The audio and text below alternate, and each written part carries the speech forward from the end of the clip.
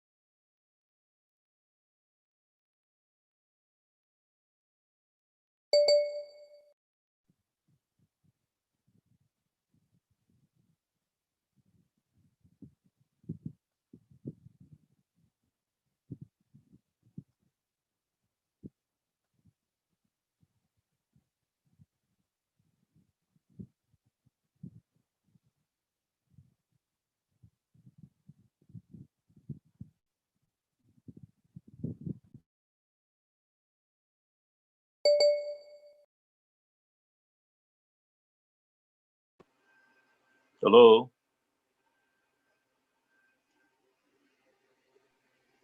Hi, Dean Ed. Hi. Who's this? Wina? Yes, this is Weena, Dean Ed. We'll Yeah, be starting. sorry hindi ako na makakonek. I just use my phone na lang. Sure, Dean Ed. We'll be starting in a bit. Okay. Can you see me, Wina? Yes, Dean Ed, we can see you. And you can hear me? Yes, perfectly. Okay. Thank Okay. you. Thank you, Wina. Thank you. Sorry for the delay. No worries, Dean Ed. Okay. Yeah. Minsan ayaw ito. So ito hindi na. Okay. Yeah. Okay na. Kasi Okay. garbled ang sound.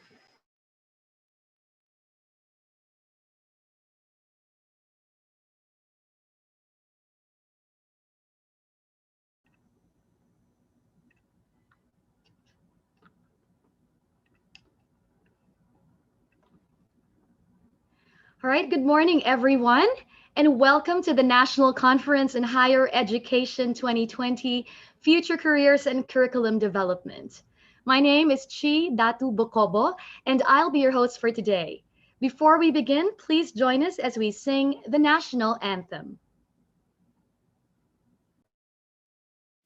Mga kababayan, ang pambansang awit ng Pilipinas. Kayang magiliw, telas ng sinakalan, alam ng puso, sa dikit mo'y buhay. Lupang hinirang, kuya ka ng magiting, sa manlulupin, di ka pasisigiw, sa nagagang tutok sa simoy at sa langit mong panggaw, ay tinatang tulad, awit sa pagkayang minamahal. Ang isang ng matawad mo'y tagumpay na nagtitindig, ang bituin at araw niya kailan pa may di magtitindig. Lumalang araw ng walhaging pagsinta, buhay ang langit sa piling mo. Ang inigaya ng pagkay mga aking, ang mamatay ng dahil sa'yo.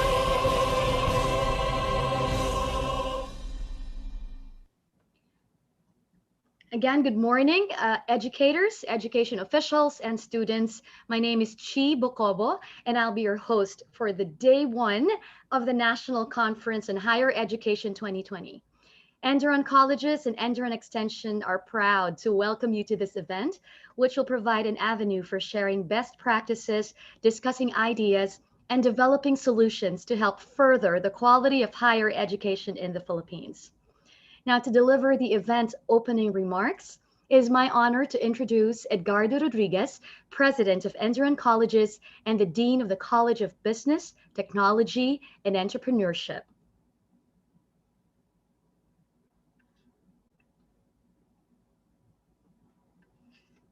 Dean Ed.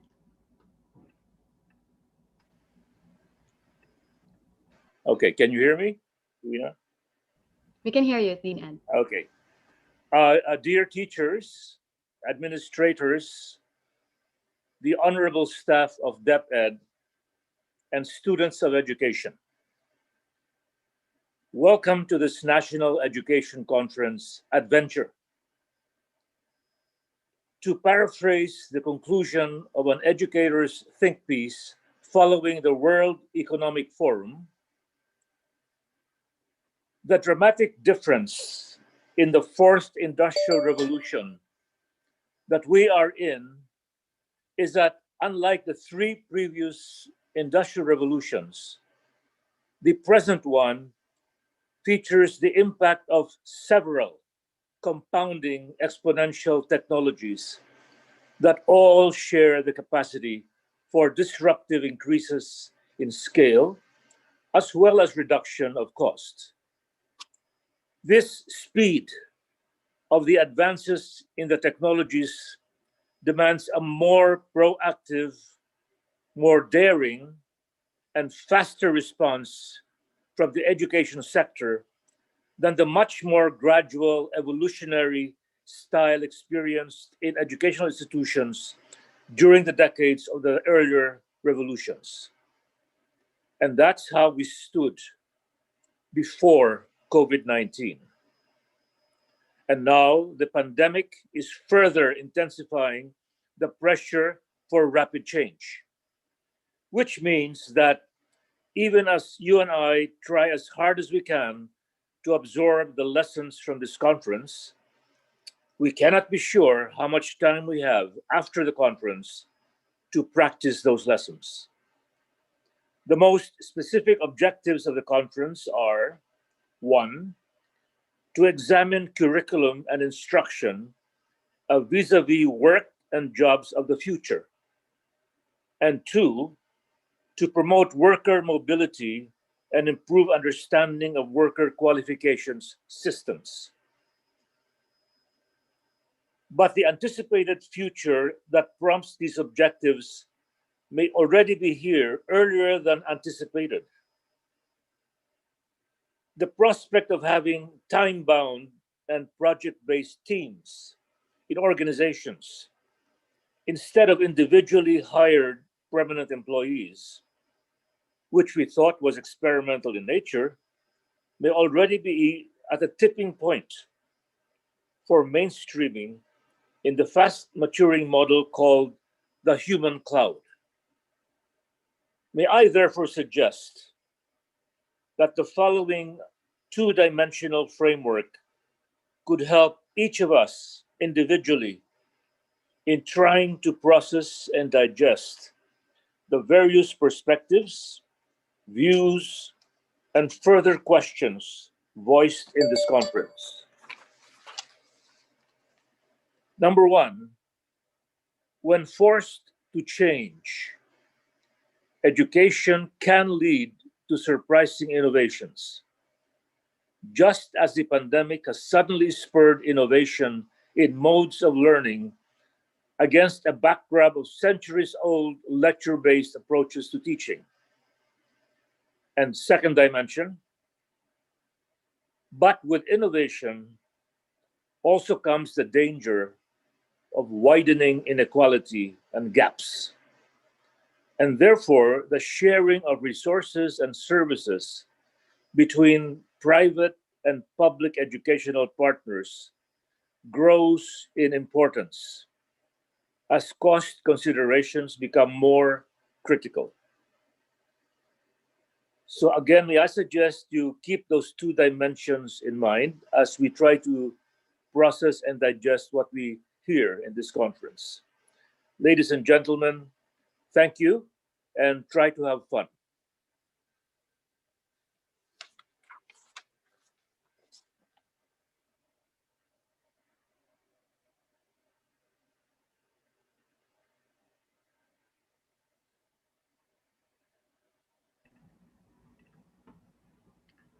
All right, thank you so much, Dean Ed. I believe you will be introducing our Yes. keynote speaker. Okay. Thank you. Yeah. Ladies and gentlemen, it is my honor to introduce our keynote speaker, no less than Yusek Diosdado San Antonio, Undersecretary for Instruction and Curriculum. Diosdado M. San Antonio is the Undersecretary for Curriculum and Instruction at the Department of Education. He holds a research PhD in education from the University of Newcastle, Australia, He has been tasked to coordinate the ongoing review of the K-12 curriculum. He also attempts to find ways of ensuring that every learner achieves authentic literacy. He pushes for transparency, ethics, and accountability in school governance. In addition, he believes that a strong rewards and recognition system is an effective way to encourage officials and teachers to aim for excellence. Furthermore, he strengthens a strong research culture towards meaningful innovations for learning. Finally, he nurtures productive partnerships with all educational stakeholders. USEC San Antonio will be giving a keynote speech on the algorithm for learning delivery modalities. Which new mode is right for you? Ladies and gentlemen, without further ado, USEC Diosdado San Antonio. Thank you very much, President Ed Rodriguez. Good morning, fellow educators, leaders for learning, and lifelong learners.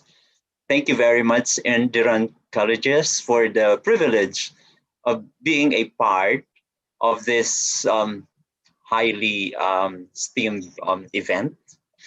I understand even our partners from the Department of Education, I mean, my fellow members of the DepEd family are also with me today. You have tasked me to explain our algorithm for learning delivery modalities.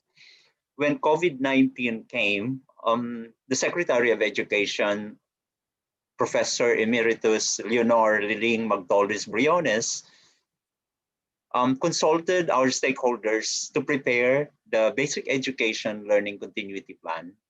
And of course, a significant feature of the Learning Continuity Plan is the identification of learning delivery modalities that the Department of Education will offer our clients.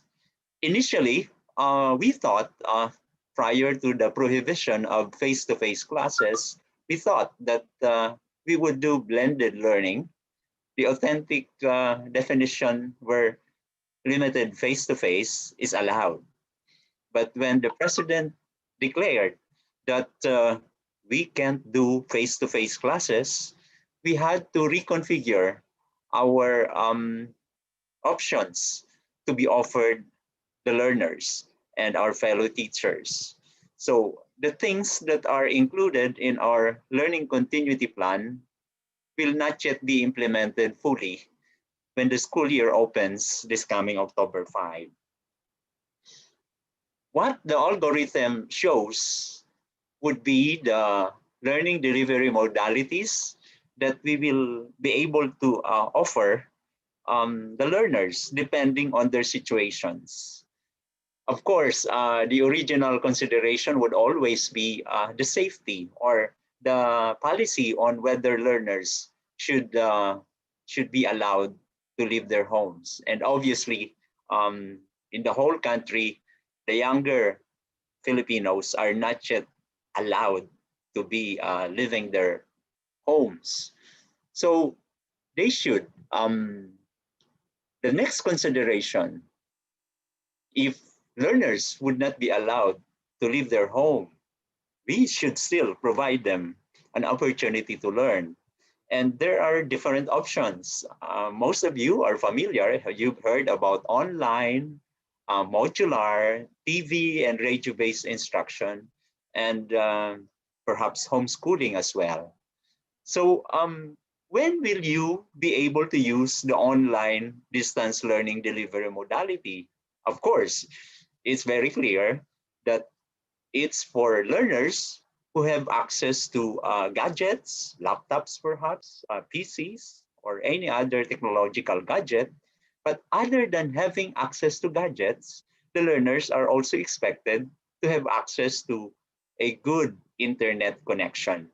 So that would be the only requirement as far as the learner is concerned. If the learner has access to an internet connection and has a access to gadgets, we would recommend that such a learner do or enrolls in an online distance learning class. And online may be synchronous or asynchronous. Um, we encourage, of course, we also believe that the online option is closest to the face-to-face class that we used to know prior to COVID-19. If the learner has no access to internet, but he or she has gadgets, the learner is encouraged to still do modular distance learning, but this time it's the digital modular distance learning delivery of modality we will be offering. They will receive the learning resources in digital formats, perhaps through flash drives or any other means, and then study the learning resources using their gadgets. The most popular among the options we have is the printed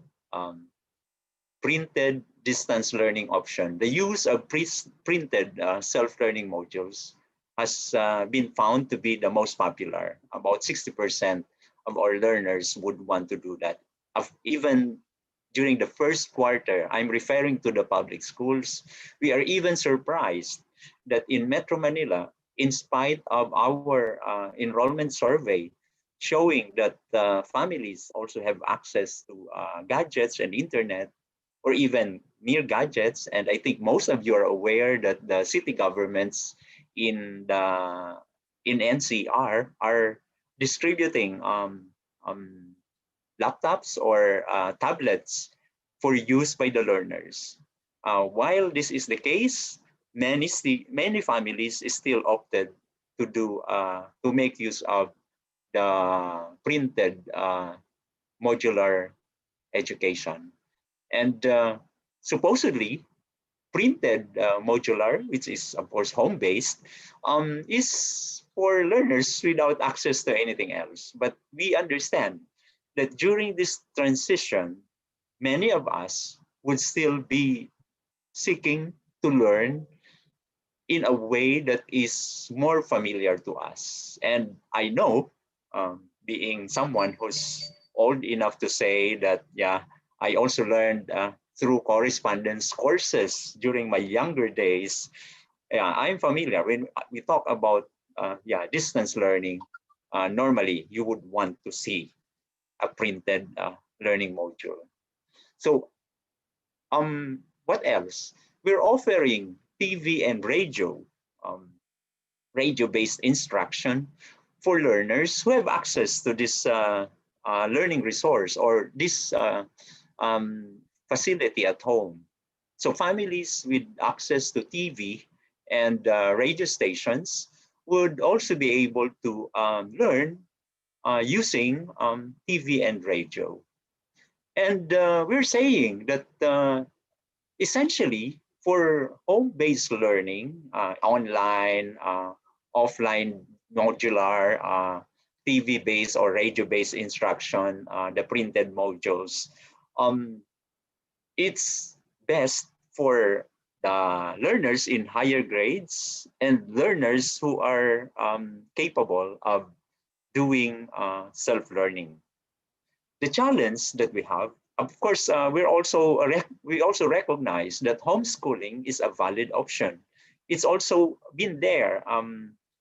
There are some families who would want that their kids are taught by them. They organize the lessons, etc. And that's also still allowed. But as I was suggesting, there would be challenges as we deliver distance learning. for our children in the Philippines. President Ed mentioned the issue of equity. We understand that seemingly, and I also tend to agree that those that will do online would have some kind of advantage because they would have like a face-to-face encounter with their teacher, although through the virtual world, but still they would have the benefit of being able to interact with the teachers. So I'm saying that while it's the case, we feel that any of these distance learning delivery modalities I have identified and the considerations for coming up with a decision as to which one is most appropriate for a particular learner, we also acknowledge that it's allowed that you can blend. So you, even if you have like TV and yet you have printed modules, then you are in a way blending your approach to learning. That's why you hear the secretary say that we are in fact offering these so-called blended distance learning delivery modalities. I was saying that ideally, those in the higher grades are the ones that will benefit more from distance learning. So one critical aspect of our efforts to deliver distance education or distance learning during this COVID-19 time is the support of parents. And obviously, it's more challenging to make learning happen among the younger ones, kindergarten learners, early grades, our key stage 1 learners, and learners with disabilities. The resource that we have developed, we just like most people or most countries around the world, when you do distance learning, you use modules, the self-learning modules, because the self-learning modules are actually a complete self-contained module that could also interact with the learner. It gives directions. When we design the module, we make sure that everything is there. So some people are even asking, why did we have to resort to SLMs when there are textbooks? While we know that textbooks may also be used, but we were thinking of what would be most convenient and a lot more easier for the learners. So we really had to select the one that is commonly identified with distance learning, the use of self-learning modules. And we did the decision to actually develop the self-learning modules. In fact, fellow educators, this is not just an overnight decision. We have long been using alternative delivery materials during times of calamity. And prior to COVID-19, we were almost done with the first mission Secretary Ling has given me, the review of the curriculum. Phase 1 was almost over when COVID-19 came. So it was easy for us to streamline the curriculum. The findings were already very clear.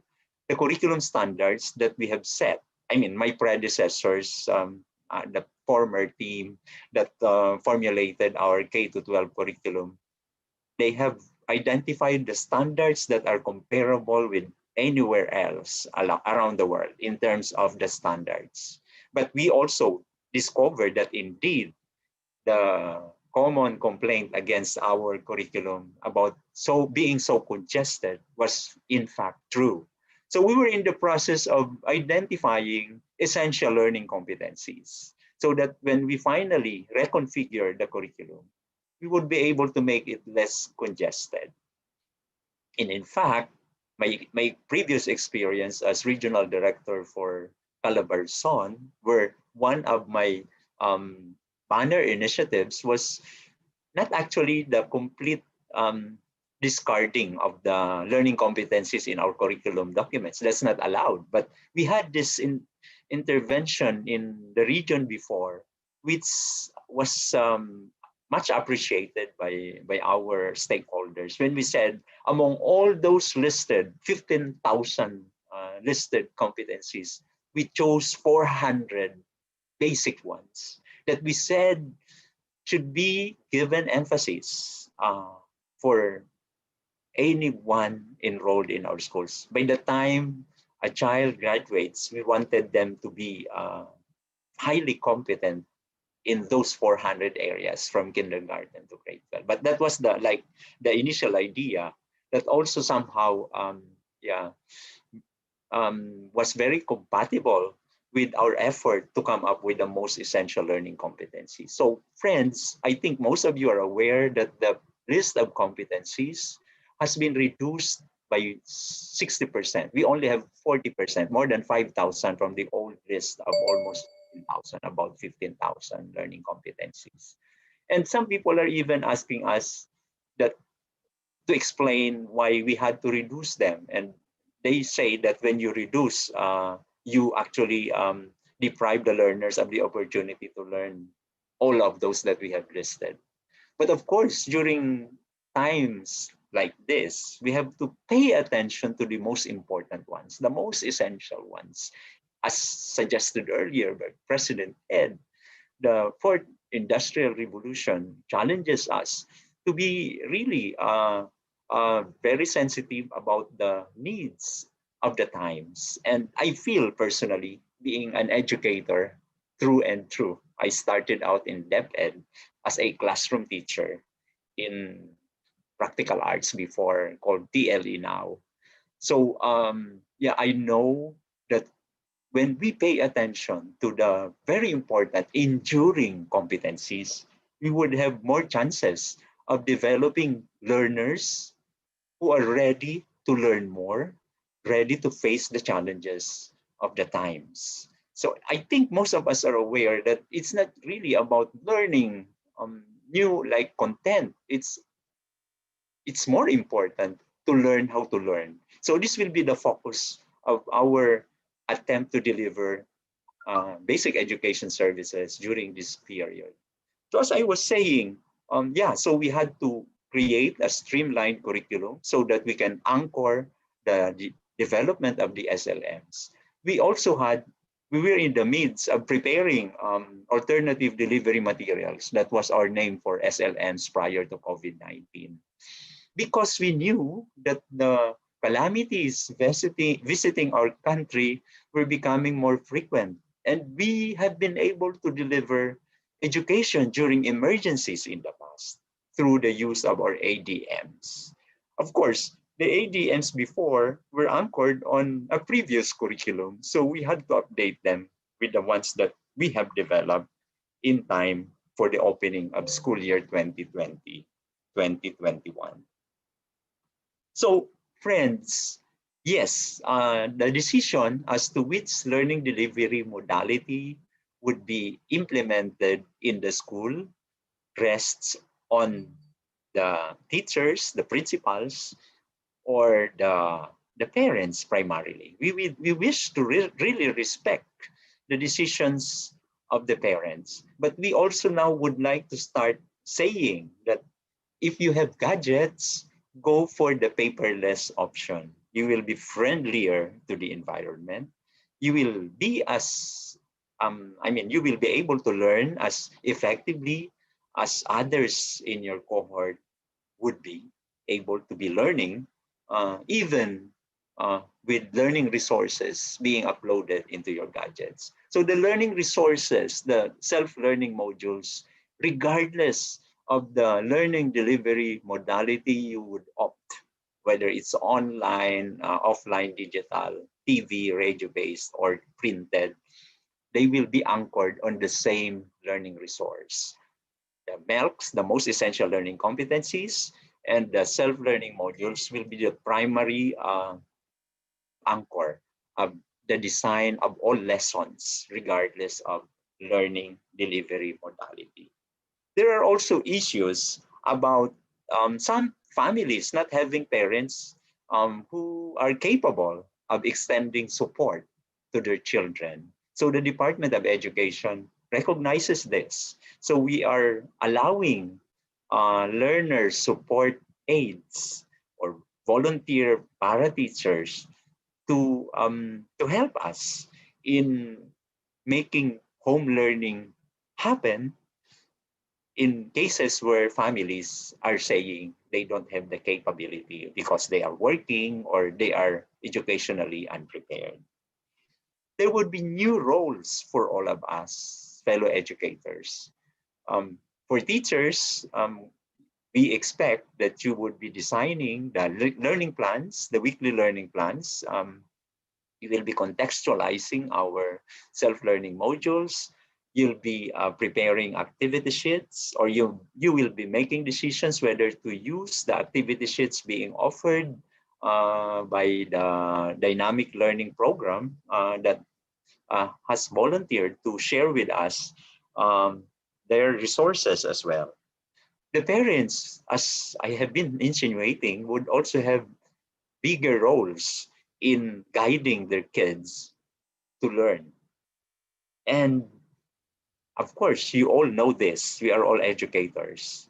There has been a conclusive proof that a child whose parents or a significant adult is available to be engaged in the learning task tends to perform better, tends to attain higher levels of proficiency academically. I think that's one reality that has been established by researchers. So when a parent is deeply engaged in the academic life of his or her child, the child overachieves or achieves it with higher proficiency. So I hope that all of us will be open to take on these new roles and embrace the new normal, the so-called new normal. I also point out when asked, what would be the effective way of ensuring that learning would happen? I would always give a very simple answer that when we motivate the child, regardless of the learning delivery modalities implemented in the school, if the child is motivated to learn, if the child or if the youngster engages himself or herself in the learning materials being studied, that child will learn. And if you ask me, how can we do this? It's very important that the school and the home, the teachers and the parents, or even the teachers and the children are able to continue to communicate. Again, it's easier to do this with the internet through calls, virtual calls, but it's also possible. We know that even the poor families have access to mobile phones. And of course, if you use DepEd Commons, if you access our learning resource portal, you don't have to pay. Our the Globe and Smart service providers have waived uh, the data charges when a child accesses or a family accesses DepEd Commons, where the learning resources would be uploaded and made available to our users. So it's very important that the teachers would have a way of communicating with the learners enrolled in their own classes in different ways. Of course, if it's allowed, and I know many of my fellow teachers would find ways to perhaps visit once in a while the learners they have identified as needing extra support so that they can personally provide the guidance. But we're not making this a requirement, but I'm very sure, having been a teacher myself, that there would be many of us who will find a way to make sure that the learners under our care are extended support in different ways. We have also learned, I was informed by my fellow teachers that when you like send an audio message on FB Messenger, it does not also incur data charges. So there are many creative ways of doing this. And I really am very proud uh, being a part of the DepEd family, the thousands of dry runs that have happened. As of Monday, we were told that there have been 30,000 schools out of our more than 40,000 schools that have done their dry run of the kind of learning delivery modality they are going to use starting October 5. We have seen how creative our fellow teachers are, the school officials are. Secretary Liling was not mistaken when she said that when it comes to contextualization, we will make the field officials handle them. We will not provide a one size fits all approach in delivering distance learning. We will allow our field officials to make decisions because they are the ones who know the real conditions in their own areas better. Finally, because I'm given 30 minutes, let me just share or invite all of you with my own my own response to this COVID-19 pandemic. Let us join a riot. Riot, RIOT. It's an acronym which is not going to intended to create chaos or quarrels. A riot which is represented by four words. As we face the very difficult challenges of making learning happen, even in these very trying times, let us always be respectful. Let us remember that all of us are human beings with dignity, whether we are dealing with learners, with our superiors, with our fellow teachers, with the parents. Let's not forget that no one has been created more superior than anyone else. All of us are creations of the Lord. The I in that riot is being intentional. The things that we should be doing should be anchored on very clear and clean intentions. Of course, if you are a teacher, the intention is to make the child learn. If you are a school official, the intention is to extend support to our fellow teachers so that they can teach with less anxiety. If we, like just like ourselves, our intention is to ensure that learning is going to continue. So being intentional is also important. And of course, we should not forget that optimism will matter. When we believe that all our efforts will bring the results we expect. And if we know that even in darkest nights, the sun will rise the following day, we can afford to be optimistic. Of course, my optimism is driven by the thought that there is an overflowing support, overwhelming support from everybody who cares about education. And finally, trust.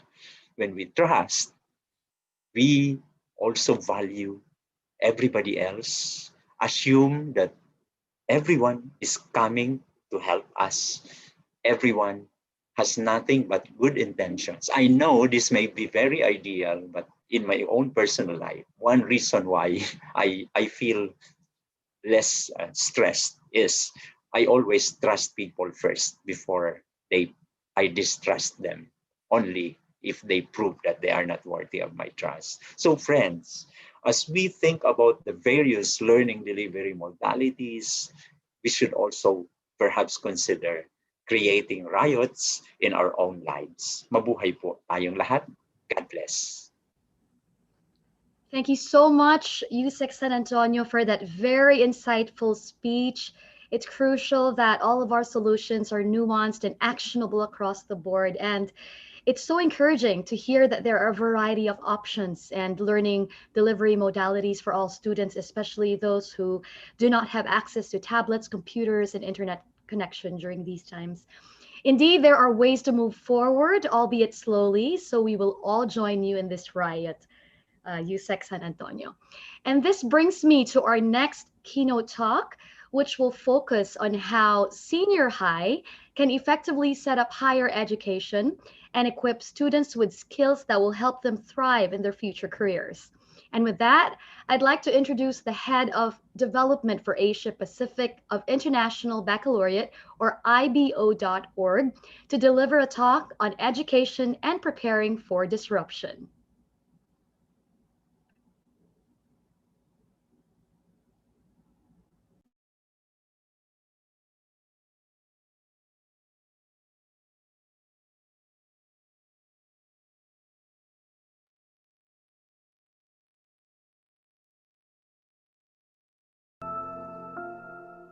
In the past 8 months, educators from early childcare centers right up to universities have all been challenged to do things very differently because of the COVID-19 pandemic. The future is characterized by changes which we cannot even comprehend yet. Many of you would have read articles published by organizations like the OECD, the World Economic Forum, research papers by government agencies and educational institutions, and so forth, on 21st century skills, or skills of the future. We have read that the roles of data, artificial intelligence, and the Internet of Things are yet to be fully realized. And this is in addition to understanding how new technologies are changing the way we live, learn, and work. We believe it is our job as educators to face these changes by creating safe environments where students take agency and responsibility for their own learning from day one. We are creating a learning experience where, at the end of it, students go out into the world holding in their hands the means to shape the world into a better place. If today's students are to thrive, they must prepare to enter a dynamic and global economy that requires rich, adaptable skills. If they are to prosper, today's nations must build an entrepreneurial workforce of disruptors equipped to reinvent, reimagine, and redefine not just the nature of work, but entire industries. This is at the forefront of educators' minds. We continuously examine how to develop students with the skills needed for the fourth industrial revolution, which is already upon us and upon them. In many industries and countries, the most in-demand occupations or specialties did not exist 10 or even 5 years ago, and the pace of change is set to accelerate. Up to 65% of children entering school today will have a job that does not yet exist. Thinking about the future of education is our greatest source of hope. Therefore, it is incumbent upon us as educators to think wisely. Consider what excites the students, what instructs them, what ignites their curiosity, and most importantly, what are they capable of? Education can no longer be about transferring explicit knowledge across generations. According to the OECD 2030 Future of Education Skills Project, we need to replace all education standards with an education framework that combines knowledge with the 21st century skills of creativity, critical thinking, communication, and collaboration. This won't be achieved by simply moving classes from a chalkboard to a Zoom call, but radically transforming the way we teach and learn science and technology skills from one-way content dissemination and memorization to personalized and self-directed learning. In a rapidly changing world where we cannot predict what technologies will be ascendant in the future, we have to teach children to teach themselves. Students need not just knowledge, but also skills, attitudes, and values to thrive in and shape their own future for a more empowered global citizenship. This has never been more evident than in the current pandemic. According to the International Labour Organization, the equivalent of 305 million full-time jobs have been lost globally since COVID-19 hit. Manufacturers, airlines, and retailers have announced redundancies in the thousands. The young have been particularly hard hit, but there are signs of recruitment is increasing in some markets. In the US, businesses added 1.8 million jobs in July, albeit at a slowing rate. Many clothing, home furnishing, and gadget retailers are recruiting, according to Bloomberg.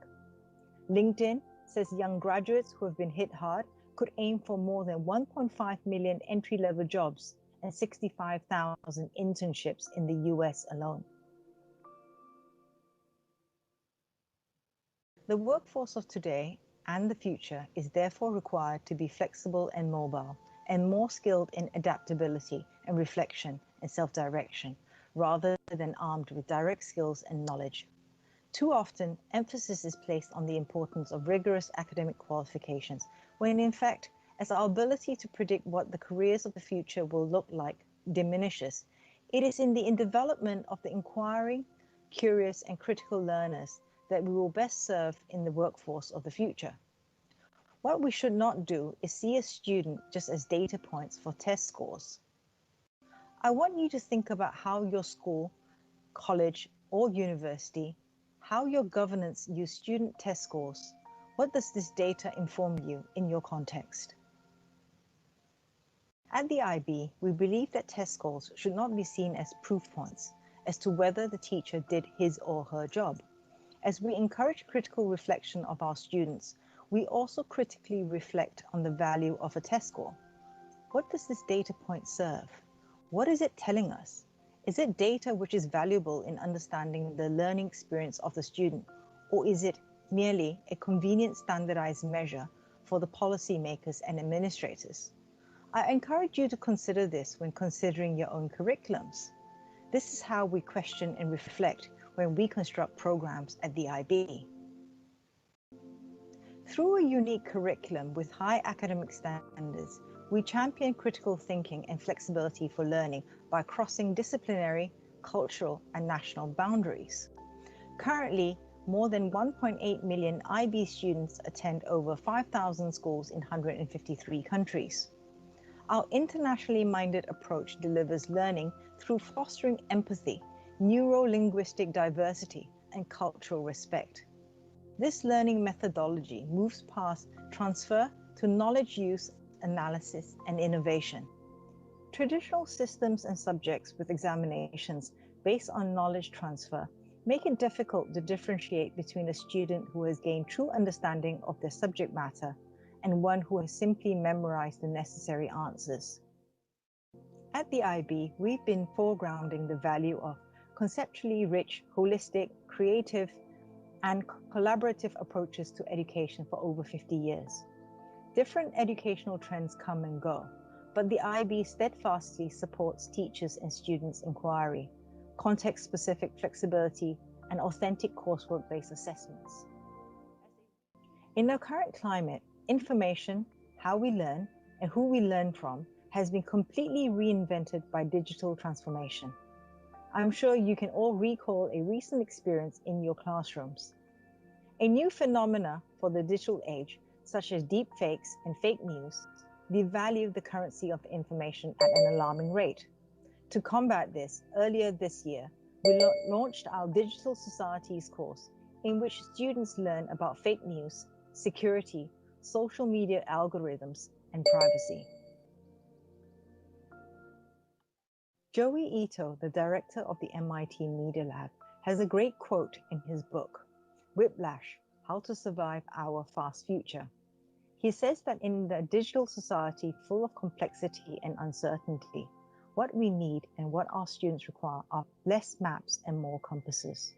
For Ito, a map implies predefined, unchanging knowledge of the terrain around us, as well as the existence of a single best route or pathway.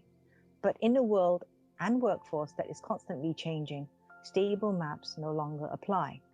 The compass, on the other hand, is a far more flexible tool that requires the user to employ creativity and autonomy in discovering his or her own path.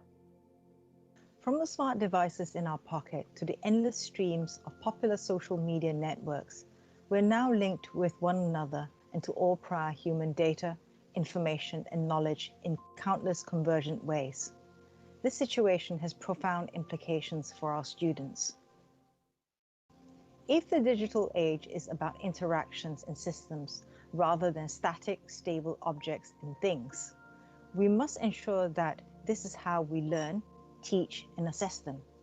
In this new digital world, It no longer suffices for students to passively study pre-established unchanging content to be recalled or evidenced in archaic analog formats.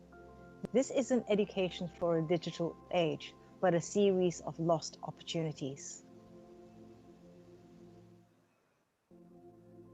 To develop our digital literacy, we require a set of overlapping professional and educational competencies that empower our students to forge their own way through this data-immersed and media-rich landscape, a landscape that we've incorporated into our award-winning middle years program e-assessment, which uses different types of tasks within an on-screen examination to test specific skills. This means that students' achievements are thoroughly tested against all subject objectives, not just the ability to recall. I urge you to consider this updated assessment method if you have not done so already. Of course, individual subject knowledge remains essential in education. But to create a better world, it is important that education also encourages curiosity, creativity, and a critical yet compassionate outlook in students, so that when they complete their education, they will seek to make positive change in the world. At times of change, this is where the IB Learner profile truly comes into action, as it will help young people to develop skills needed in the transitioning world we live in. The inquiry-based approach and solid academic foundation that the IB instills in students results in transferable, future-ready skills. It uncovers and develops the best in every child, and it prepares citizens of tomorrow who are ready to step up as leaders and contribute to their world as young adults who use their own mind. In conclusion, these are the young humans we need in the world today. Thank you.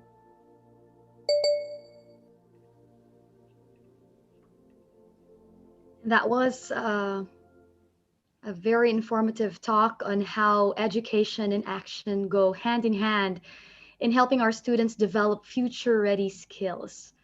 And speaking of coping with risks, our next speaker is here to present his paper on case based teaching and learning in enhancing the academic performance of students in disaster readiness and risk reduction. Let us please welcome Mr. Lemuel Abanto, Master's of Education and a licensed professional teacher.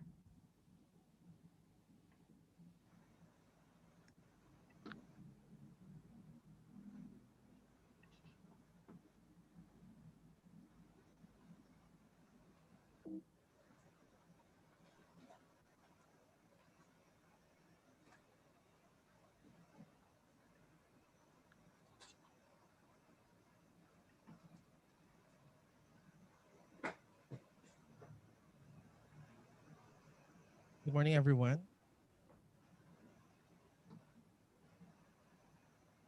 Good morning. Hi. Again, good morning. I, Limanem Abanto, from La Consolacion University, Philippines, together with Dr. Josephine Itondo from Philippine Normal University, would like to present our research entitled Case-Based Teaching and Learning in Enhancing the Academic Performance of Students in Disaster Readiness and Risk Reduction. Here are the issues related to the research. The subject disaster readiness and risk reduction is a challenge in terms of multidisciplinary nature, combining biological, geophysical, sociocultural, political, and economic factors. The subject matter of the disaster readiness and risk reduction is the fruit of a government law that is known in the name of Philippine Disaster Risk Reduction and Management Act of 2010, or the RA number 10121. Here's the research gap. To provide effective way of teaching research, of teaching disaster readiness and risk reduction, to provide positive actions such as problem solving, decision making, and thinking skills. Statement of the problem. Specifically, the study sought to answer the following questions. Number one, How do the member of the case-based teaching and learning group and non-case-based teaching and learning group be compared in terms of school ability score? Number two, what are the pretest scores of case-based teaching and learning group, non-case-based teaching and learning group? Number three, how was the case-based teaching and learning group approach be implemented? Number four, how do the post-test scores of the CBTL and NCBTL group be compared? Number five, what pedagogical implications may be drawn from the case-based teaching and learning experiment? Here's the symbolic representation of the research design. We have the two groups, the non-case-based teaching and learning group and the case-based teaching and learning group, wherein R represents the OSAT or the Otis Lennon School Ability Test for the learner's school ability classification. O1 is the pretest of the non-case-based teaching and learning group. X and CBTL is the group who were exposed to non-case-based teaching and learning. O2 is the post-test of non-case-based teaching and learning group. O3 is the pretest of case-based teaching and learning group. XCBTL is the group who were exposed to case-based teaching and learning. O4 is the post-test of case-based teaching and learning group. Instruments of the study. Pretest and post-test is the primary tool for the diagnosing the schema and the result of the intervention given to the respondents regarding the topic. The maximum value from the Cronbach alpha is 0.90. The result of Cronbach alpha based on standardized item is 0.87. Number of items is 50. The data processing and statistical treatment. We have the mean, standard deviation, and t-test. The null hypothesis was subjected for testing at 0.05 level of significance. The null hypothesis is there is no significant difference between the posted scores of case-based and non-case-based teaching and learning group. Here are the summary of the findings. Problem 1, school ability test of learners using OLSAT. The researcher utilized the OLSAT or the Otis Lennon School Ability Test to obtain the equal number of participants for each group. The OLSAT was also used to equate the school ability of every learner to eliminate the threat to the internal validity of the respondents. The equal number of participants per sections with similar school ability. For average, we have 13 for each section. Below average, also 13. Low learner, 1 for each section, for a total of 27 students or participants for each section. Problem number 2.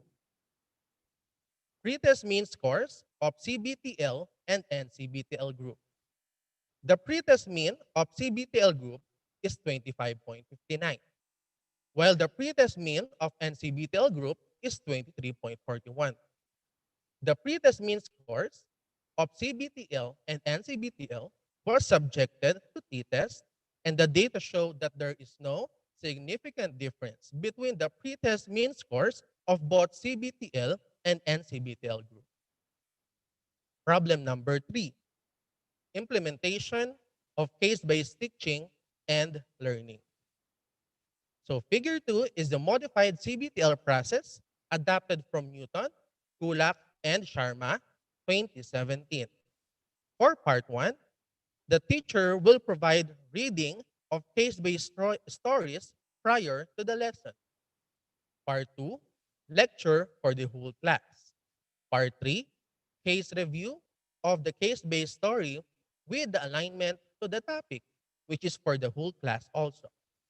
Part 4 is the assessments using OBE method, which is conducted through small groups.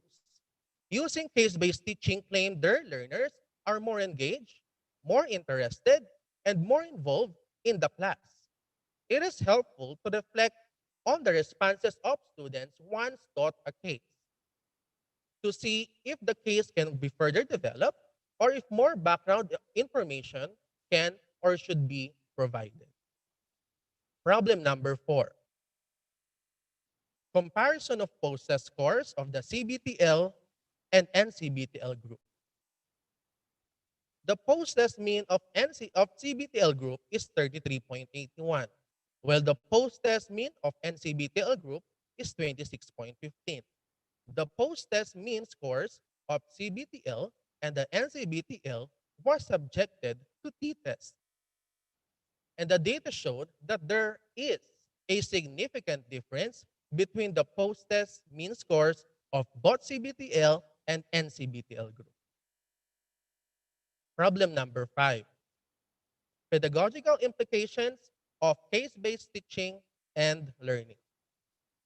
In case-based teaching, the teacher serves as a facilitator and encourages exploration of the case and consideration of the characters' actions in light of their own decisions. Using a case-based approach, students are engaged in discussing specific scenarios that are similar or typically real-world examples. This technique is focused on learners while building their understanding and working together in a group to examine the situation. Conclusion. In the light of the findings of the study, the following conclusions were drawn. Number 1, the member of the case-based teaching and non-case-based teaching and learning group was compared through their school ability score. Each group has equal 13 average learners, 13 below average, and 1 low learner, with a total of 27 participants for each group. Number 2, the pretest scores of the CBTL and NCBTL group do not have significant difference. Number 3, the teaching process used in case-based teaching and learning starts with the letter A, cases given prior to the discussion and should be read by the students. In line with this, the teacher gives a full class lecture. Letter C, conduct case review aligned to the topic. This is evaluated using OBE methods that give students collaborative tasks or activities to achieve the intended learning outcomes. Number 4, there is a significant difference between the post-test scores of CBTL and NCBTL group. This study reveals that case-based teaching and learning is an effective approach in teaching disaster readiness and risk reduction. Number 5, case-based teaching is an effective tool for enhancing the learner's knowledge and comprehension relevant to the topic. In case-based teaching, the teacher serves as a facilitator and encourages exploration of the case and consideration of the character's actions in light of their own decision. Recommendation. Number 1, this research study suggests that curriculum developers may adapt the case-based teaching and learning approach in developing lessons related to disaster readiness and risk reduction. Number 3, that the teachers generate, number 2, that the teachers generate channels for the learners to run through numerous approaches, such as the case-based teaching and learning that may suit their learning styles and preferences of the students in teaching the subject. Number 3, to provide a compelling argument as to the reasons behind the actions of individuals as adopters of an innovation. This study recommends for further research on supplementary enrichment of the activities to cater the individual differences of the students to promote significant learning. Number 4, the future researchers may add additional variables to measure, such as the effect of case-based teaching and learning towards the decision-making abilities of the learners, or to the changes occurs regarding their science-related attitude. Number five, the teachers and curriculum developers may use the case-based teaching and learning approach in teaching subjects related to science education, health science, and business education.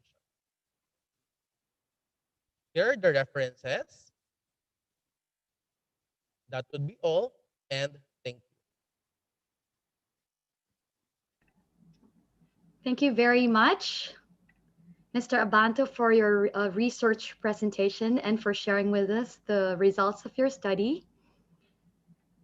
I think we have some questions from our participants right now.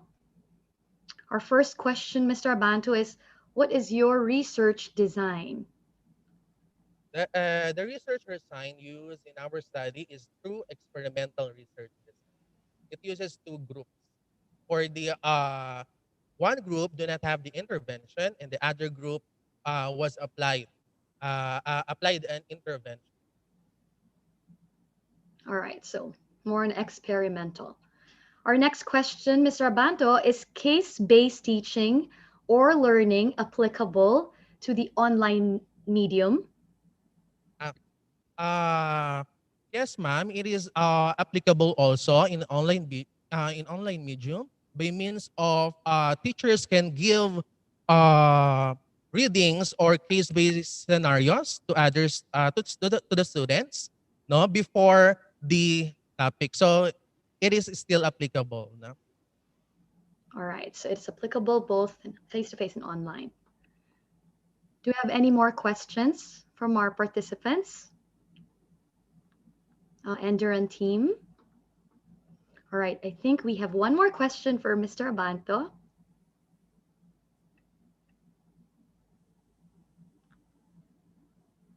So, how are lectures aligned with cases? That's a question. How are lectures aligned with cases? Okay. Some only selected subjects can use case-based teaching and learning because some of the subjects do not have or cannot be applied in a case-based teaching approach. For example, in teaching disaster readiness and risk reduction, there are some topics or most of the topics can be given, no, with a scenario. But for the other subjects, for example, in teaching earth sciences, okay, we can also give case-based scenarios. Mhm. All right. Again, a question from Ms. Grace Rafal. How can case-based teaching and learning be applied in the virtual teaching modes? Okay. Um, Based on the modified CBTL process or the modified case-based teaching and learning process adapted from Newton, Kulak, and Sharma, the cases were given prior to the discussion. So for now, during the pandemic, we can give the cases or the case-based scenarios through online prior to the discussion. All right. Thank you, Mr. Abanto. Are Thank there you, any ma'am. more questions?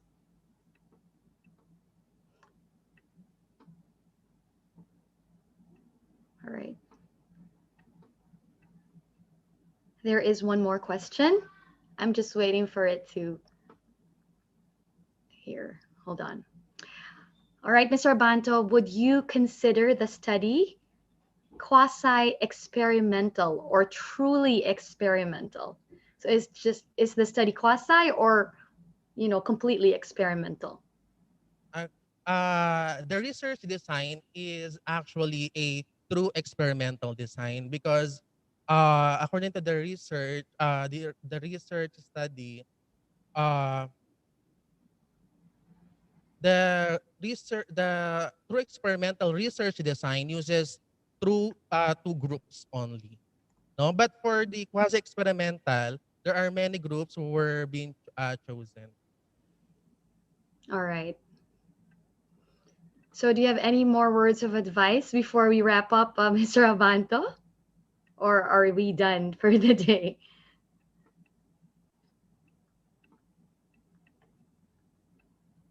Mr. Abanto, so any more advice to our participants? Parting words? Can you hear me? Ah, Again, ma'am. Sorry. Yeah. No, I was asking if you have any parting words before we wrap up because Uh, we finished early today. that's all, ma'am. Thank you for listening. Ayan. All right, we'd like to thank Mr. Lemuel Abanto for that research presentation. And everyone, thank you for joining us in this morning's session. We'll now take a quick lunch break. Actually, it's not a quick lunch break. We have about an hour and a half. We will be resuming at 1 p.m. for the next batch of exciting talks and panel discussions. Thank you, and we'll see you later. My name is Chibo Kobo.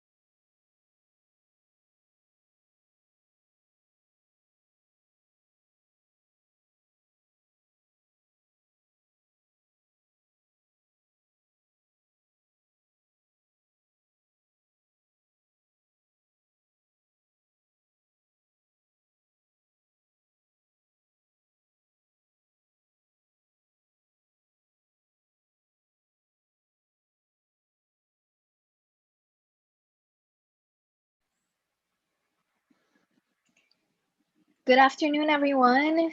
We'll be resuming in a couple of minutes. So if you need to maybe get a drink or settle in, then please do so. We'll be beginning at exactly 1 o'clock. Thank you.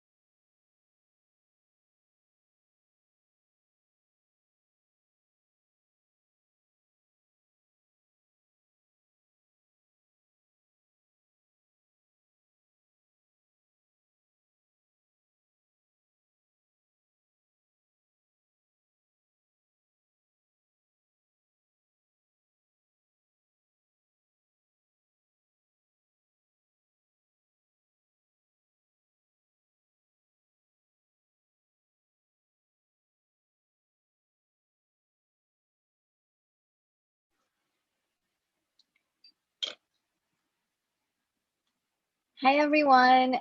Good afternoon. So, welcome to our afternoon session. I'm Wina Puangco. I'm the program manager for Enderan Conferences, and I'll be taking over for Chi during this afternoon session. So, before anything else, before we begin, we've been getting a lot of inquiries about whether we will be giving out e certificates for this event. And yes, we will be giving out e certificates, particularly to those who are able to complete both days. So, tomorrow we will be giving the link to be able to apply for your certificates. So, please make sure to stay tuned to the end for both days.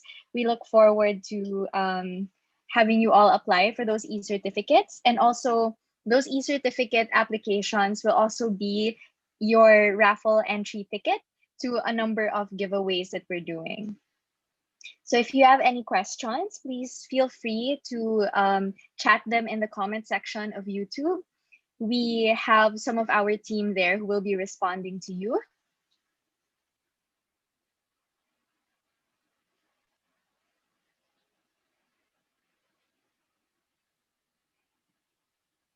All right, so we will be starting the next panel discussion in a bit. Please give us a minute or two.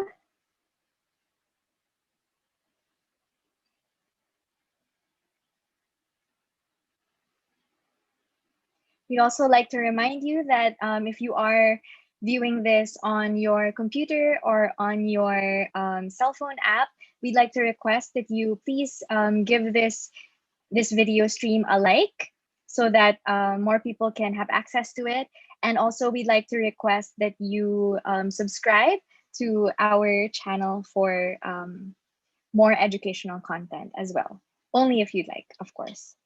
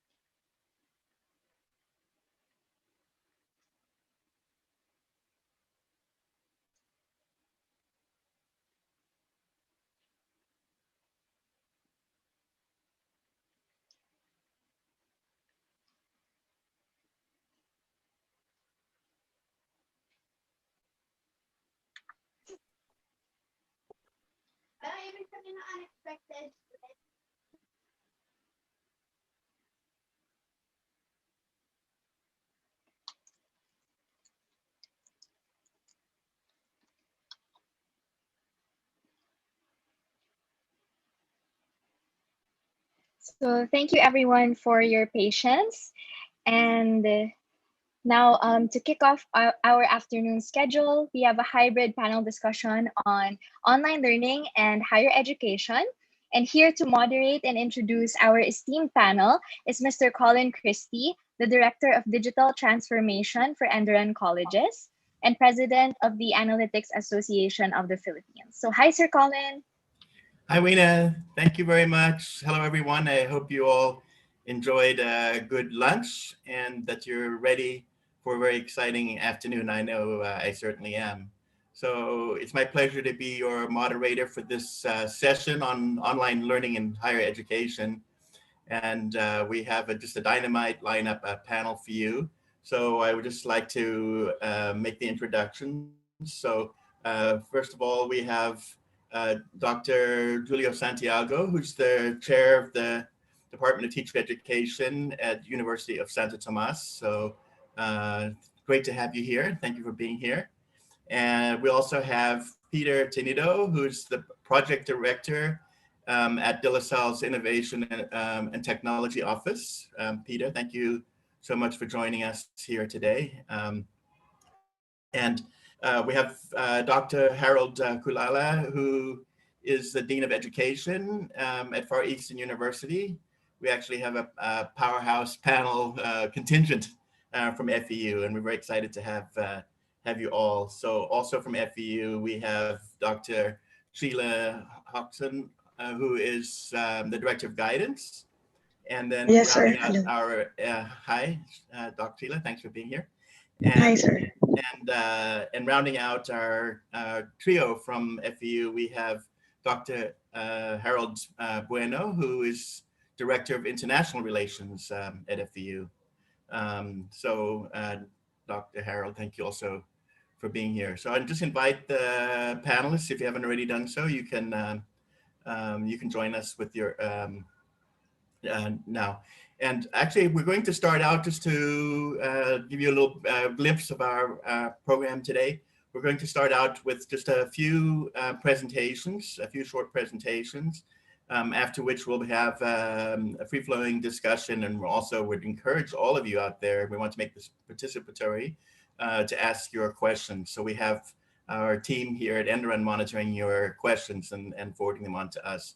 So with that, without further ado, I'd like to invite Peter, if you would, to share your screen with us and present your remarks. Thank you, Peter. Thank you, Colin. Thank you very much to the organizers of this event. The invitation to join this panel, I'm very honored to join this panel of educators, administrators, and experts. And I hope that the insights I share will be valuable to our attendees today. I think we're living in very challenging, very interesting times. I think the fact that we're doing this conference via Zoom or YouTube or wherever this is streamed, and that I'm speaking to you through a screen is a reminder of that. It can also be a little frightening because it's forcing us to adapt to a new way of living. And I think that it's likely that even if we were to get some semblance of normalcy in the future, that some of the changes that we're going through are going to stay the same. Or going to stay on afterwards. For universities, I think in particular that change could be the way that they deliver the university experience, in particular the core of the university experience, which is education.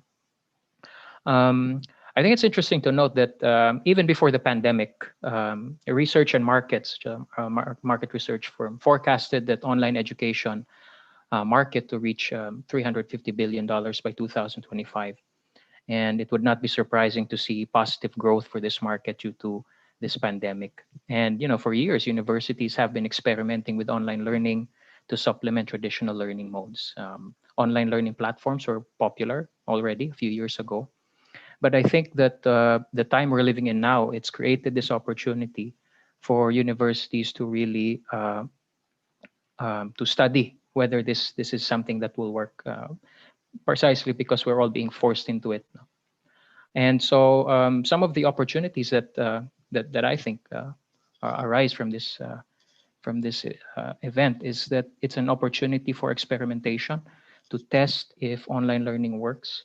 It's a way for universities to discuss and do more research on online learning, to redesign the way that they deliver content. And it's also, I think, an opportunity to innovate learning technologies and even university business models. The reduction in distance, distance has also become irrelevant. And that has made it easier, for example, to connect through activities like these, to get guest speakers and co-teachers, to meet collaborators.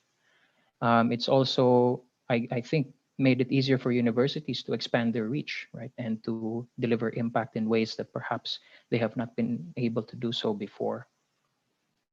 And because I come from the the patent unit essentially of the University of De La Salle University, I thought I'd take a look at some of the technological innovations related to online learning. If we could go to the next.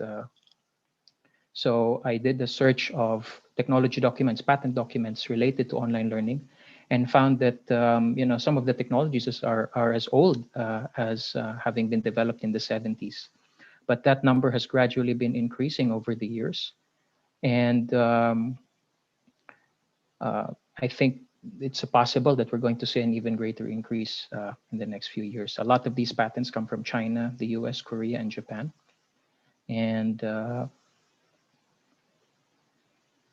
they typically relate to data management systems, educational appliances, and educational apparatuses or devices. A lot of them are computer-related technologies. Some of the top owners of these patents might actually be familiar. Companies like,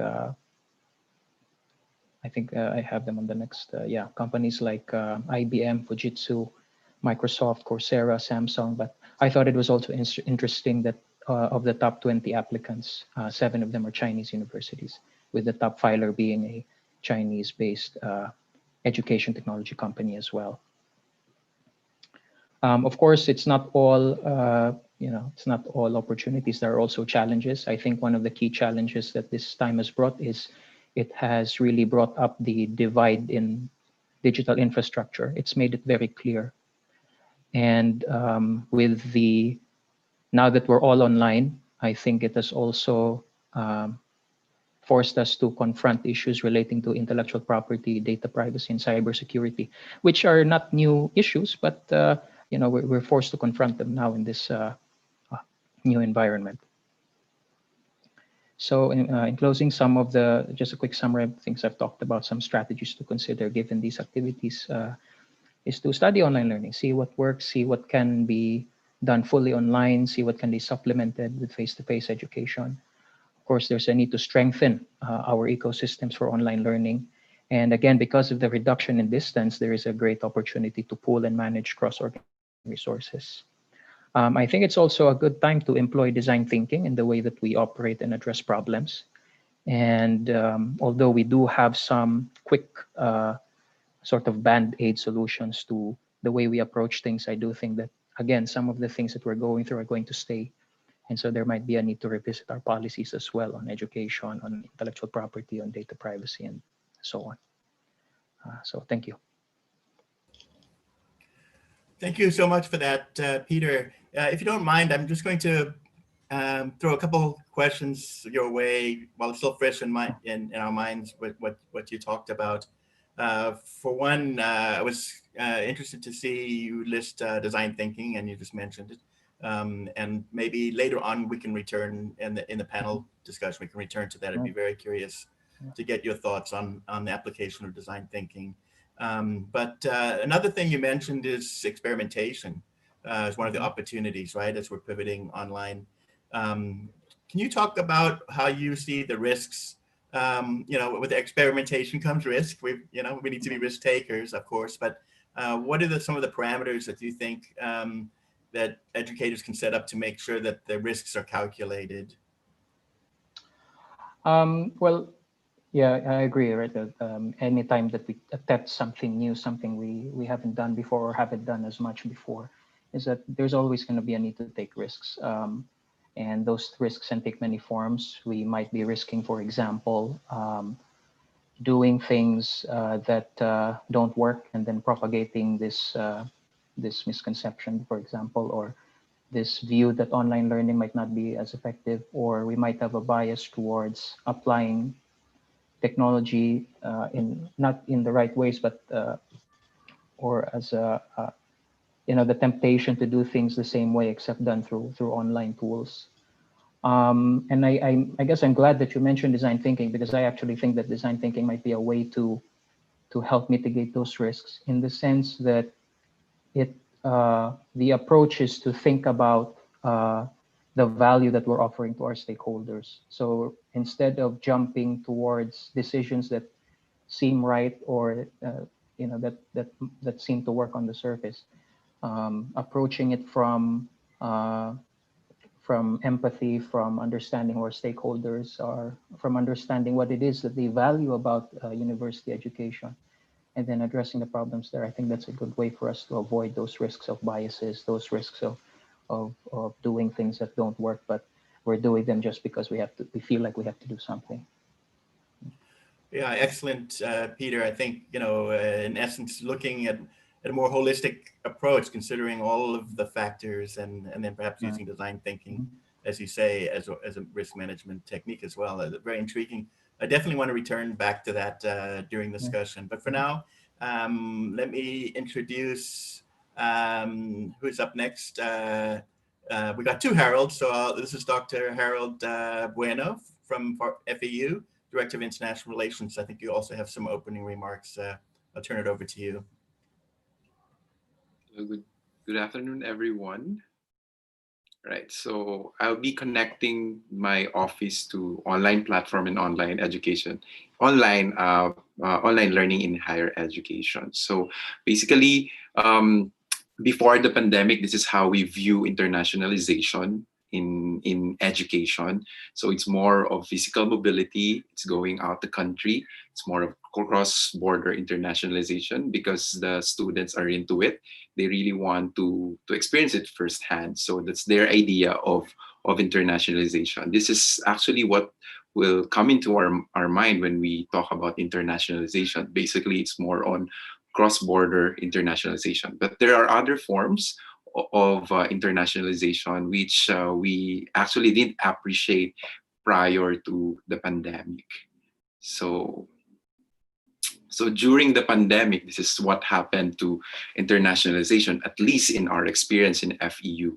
We actually stopped for a while. We had planned the whole semester of several activities, benchmarking, summer camp, and some we invited actually different faculty from abroad to join to be our exchange faculty.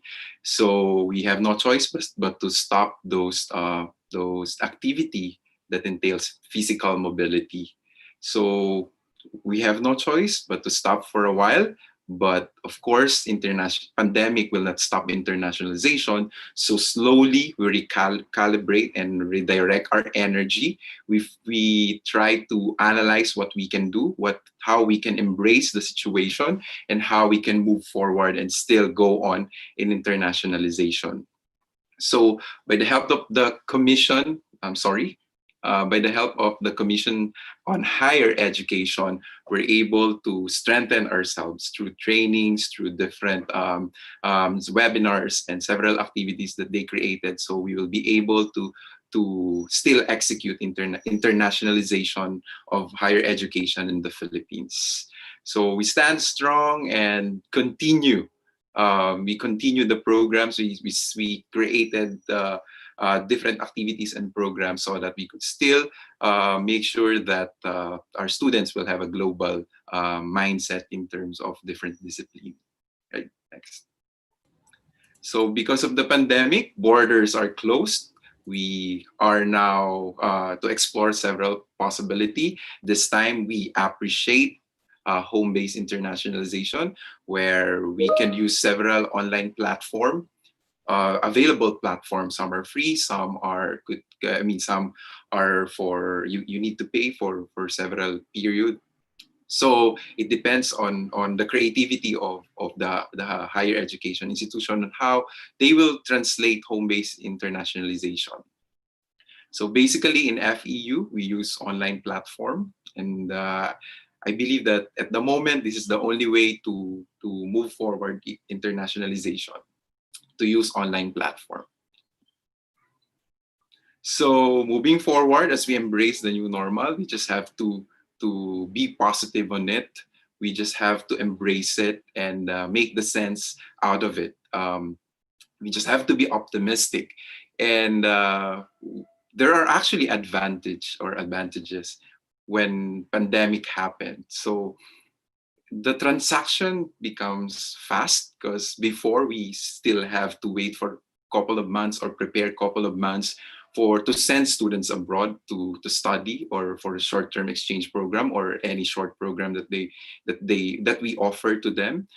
It takes a while because we have to process a visa, we have to do several orientation, we have to ask several documents from the students, and we have to wait for the embassy to release their visa. We also have to think about their passport, if they have passport, all those things for them to leave the country, and experience other culture. We really have to do that at some point, or at some time. But this time, because of pandemic, we're able to do it in the fastest way we can. If our partners send opportunity that they have this activity that they will do online, then we could do it in 2 days, 3 days. We could send students right away in that particular activity that they are offering to us. So it's fast moving, actually.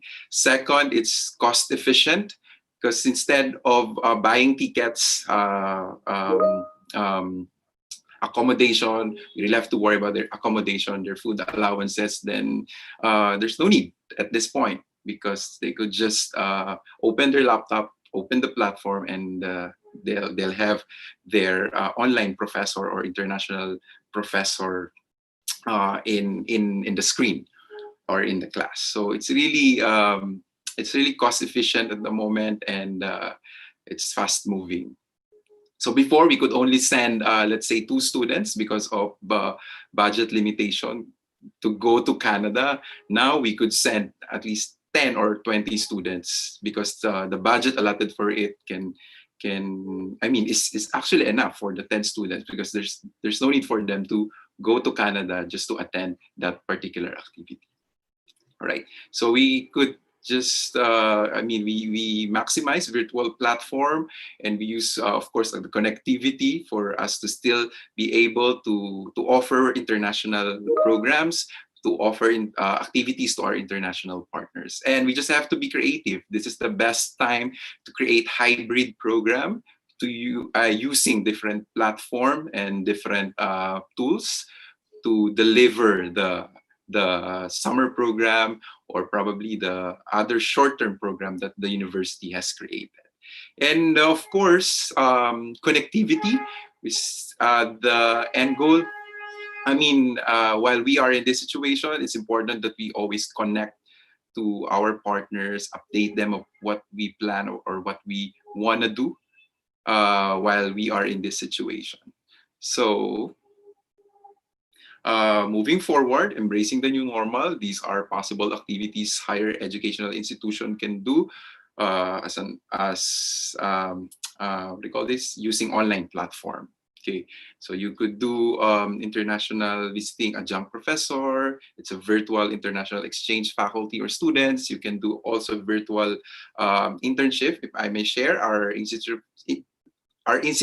of Education is offering virtual international internship to our BS education students. So they'll have their virtual internship in Indonesia by October.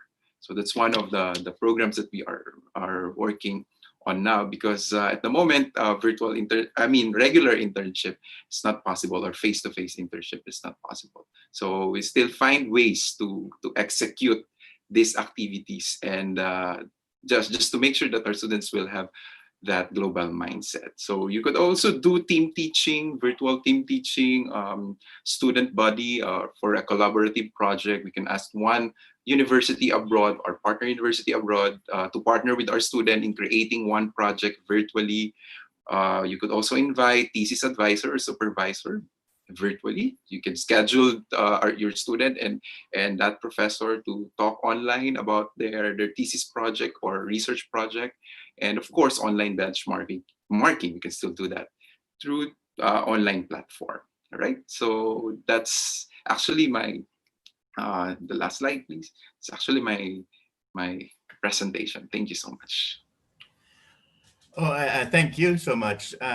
Very interesting. You mentioned global mindset. I really like that concept.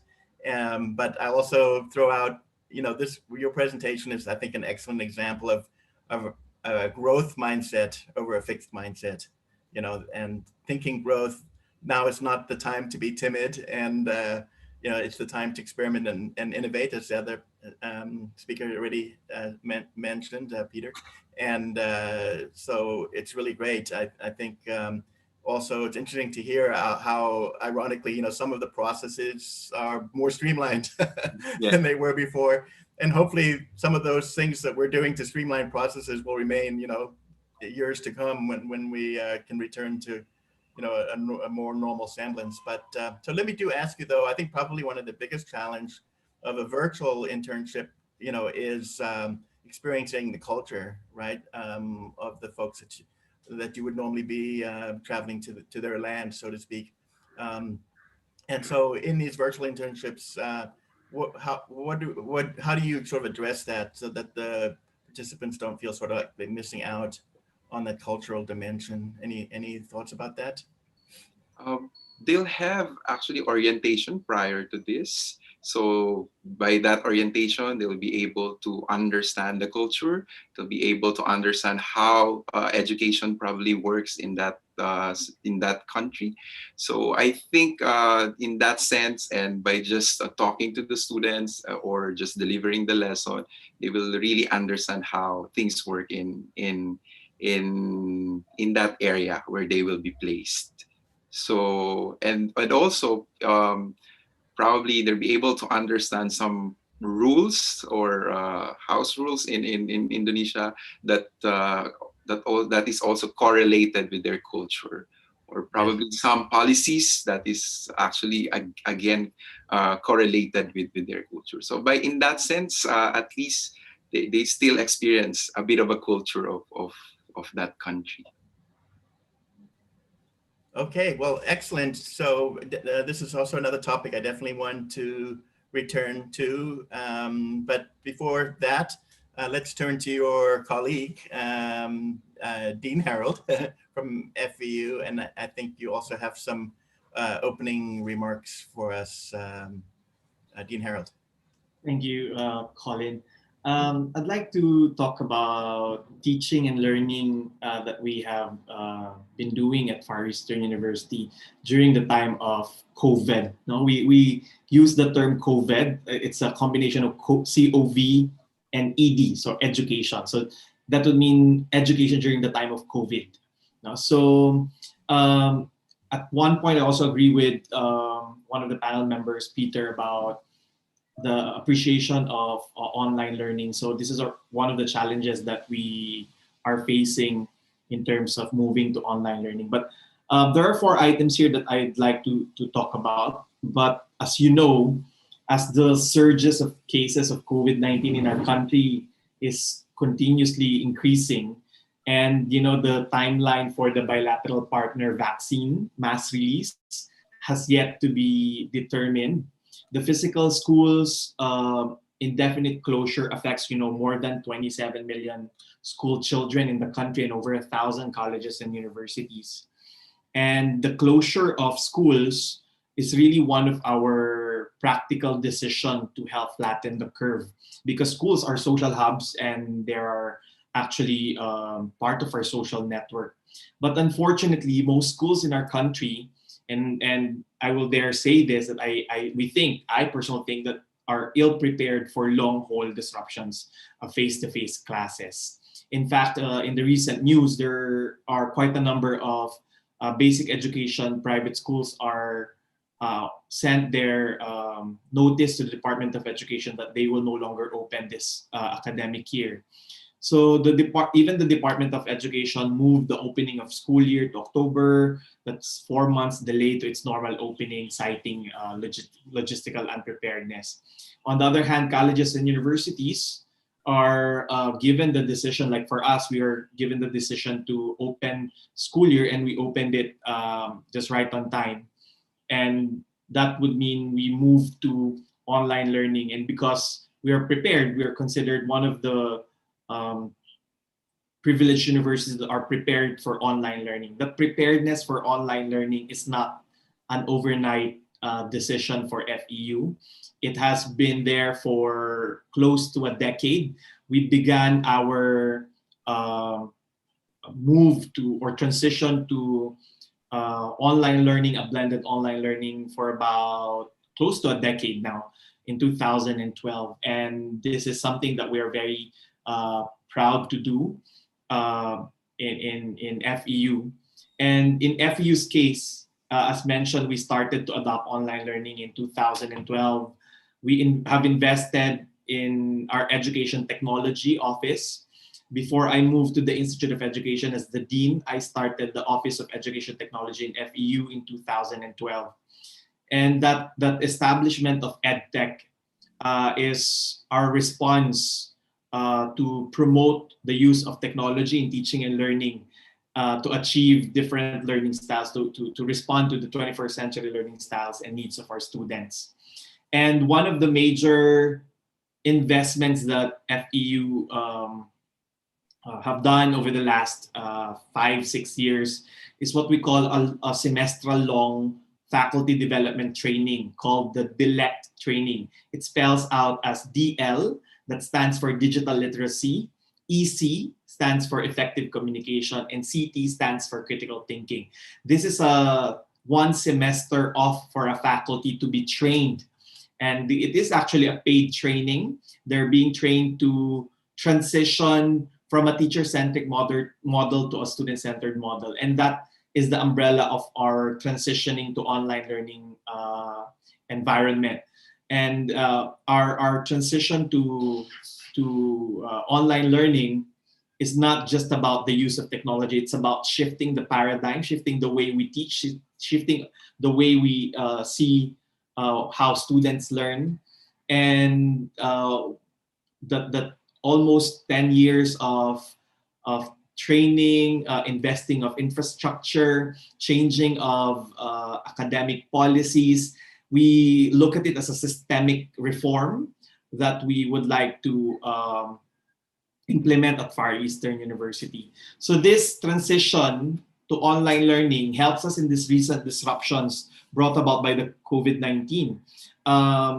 Like I've said, these years of training, investing, changing of our policies, rationalizing our policies really helped us in this disruption. So at the time of the first call for ECQ, when we closed all the universities and schools, immediately FEU moved to full online learning. And of course, there are challenges, but the transition is quite fast for us, because our learning management system has been stable for about 6 years.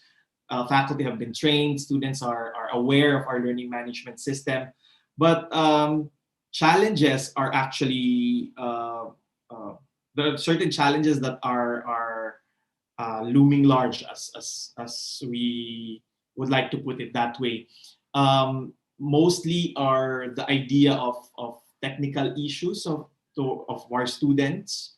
And this is also a system issue because even if you want to have good internet connection, sometimes our providers do not really offer good quality internet connection. So these are our challenges since we moved to lockdown since early March.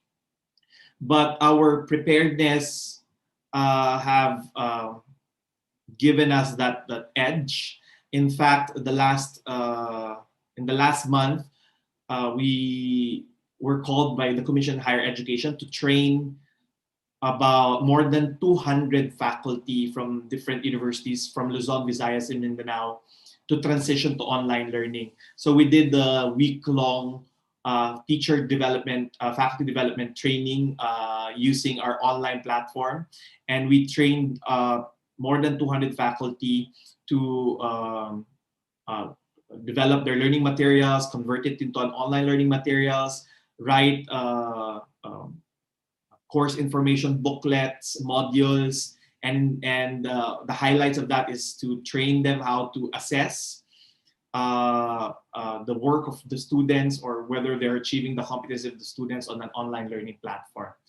So that really helps us in transitioning immediately to full online learning. But of course, FEU is not a full online learning university. So we follow a blended learning approach. But since we have been training all our faculty members and our students, we were able to easily transition to a full online learning since March of this year. So the steps that we have taken to address the issues is that we still continue to do training for our teaching and non-teaching personnel to understand not just the use of technology. And I think that's what, personally, in my experience, when I started the Office of Education Technology of FEU, the training to just use the technology is sometimes not effective. Initially, when you want to train the new faculty to a new learning platform, you will show the environment, the learning platform environment to them and make ease of use of the learning platform. That's just a tip of the, as they say, tip of the iceberg. But I think the training is not just only by the use of the technology. It's about transitioning your teaching paradigm towards to a traditional brick and mortar education and now moving to an online platform. It's not just about the use of technologies and how rigorous your systems are. And of course, that's very important. But the shift from a teacher-centric model and being used to a brick and mortar classroom that you stand in front and your students are listening to you, and now transitioning to an online learning platform that you don't have a guarantee whether they're actually listening to you, is a very important part of training our faculty. So that's a framework that we've been using for a while now. And I think this is the last one that I want to say for this item. I think it's not just only about investing on infrastructure, investing on training, but it's also about revisiting the academic policies, which I mentioned a while ago. We have revisited our class size from 40, about 60% of our general education courses are being taught by faculty, and the students are class size are limited to just 20 in a class. Our curriculum design has been revisited. The classrooms, even before the pandemic, we've started to remove the lecture halls, and we began to invest on classrooms that are more of collaborative in nature. So I guess the bottom line of what I'm trying to say is that the transition of online learning, while of course majority of our schools are forced to move to online learning because of the situation, I think it's really about a systemic reform that you would like to look into if you, as an institution, would like to really move into an online learning culture. That's all, Colin. Thank you so much, Dean Harold. Well, we're delighted to have you and your team here with the wealth of experience that you've had, and the depth of experience and thought that's gone into it. I do want to pose to you one of the questions that already came in from our audience on YouTube Live. They're asking, what challenges did your institution face in the conduct of the virtual activities and initiatives in terms of dealing with government agencies, SHED, for example? Did you face any challenges?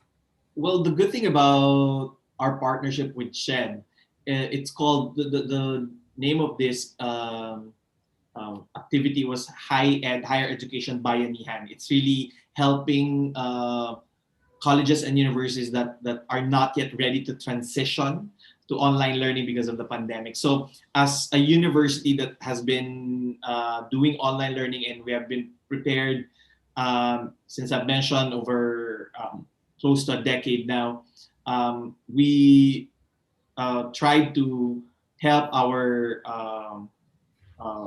colleagues from different universities from Luzon, Visayas, Mindanao. And one of the challenges, I think, in conducting training, online training, is that the typical face-to-face interaction.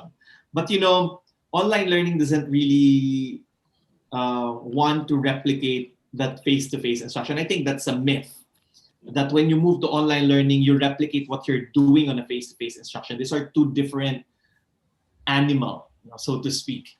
The face-to-face instruction should not be replicated in an online learning situation. Instructional design is the key word here when you move to an online learning training or online learning discussion, online learning classroom.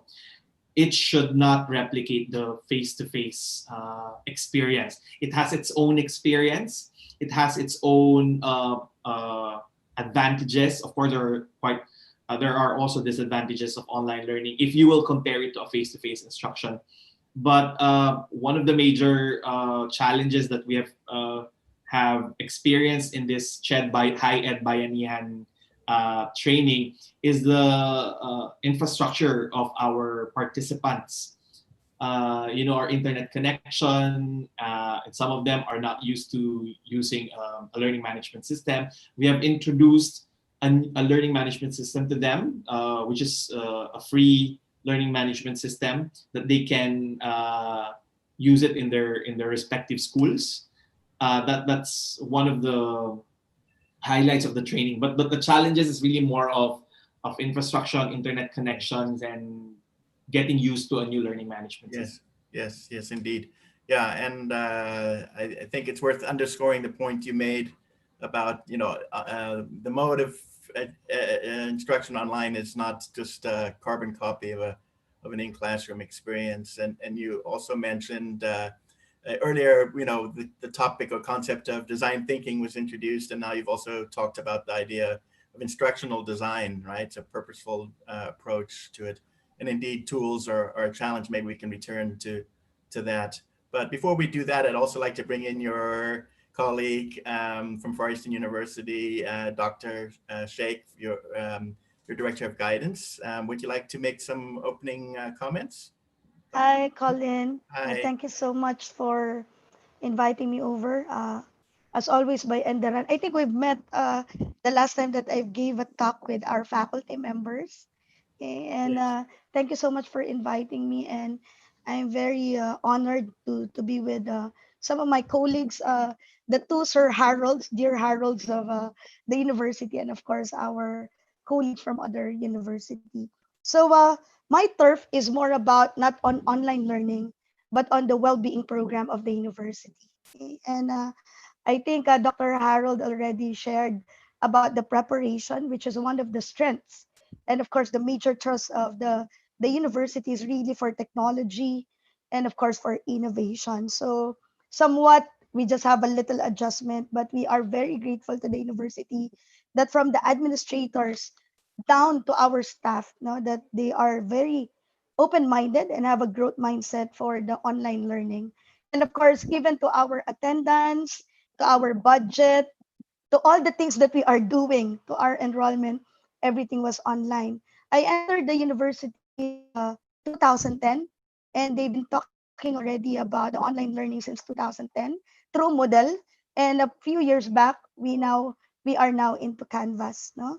And what are some of the challenges that you face? Of course, FEU, Manila and Makati, which we are handling, no, is definitely not a perfect university. And some of the concerns that we have are some internet connections. Eh? And of course, there are also some adjustments because from 30% of online learning that we are having, or the blended learning to 50%, we were all coerced because of the COVID to 100%. So there is somewhat a slight trauma. And of course, back up also by the pandemic. And of course, there are also some people who are also have the tendency to also have a fixed mindset because of the technology. So there is what they call the traditional versus the somewhat the innovative. So there are some challenges along the way with that. And I think most of the institutions also had some of that. Okay?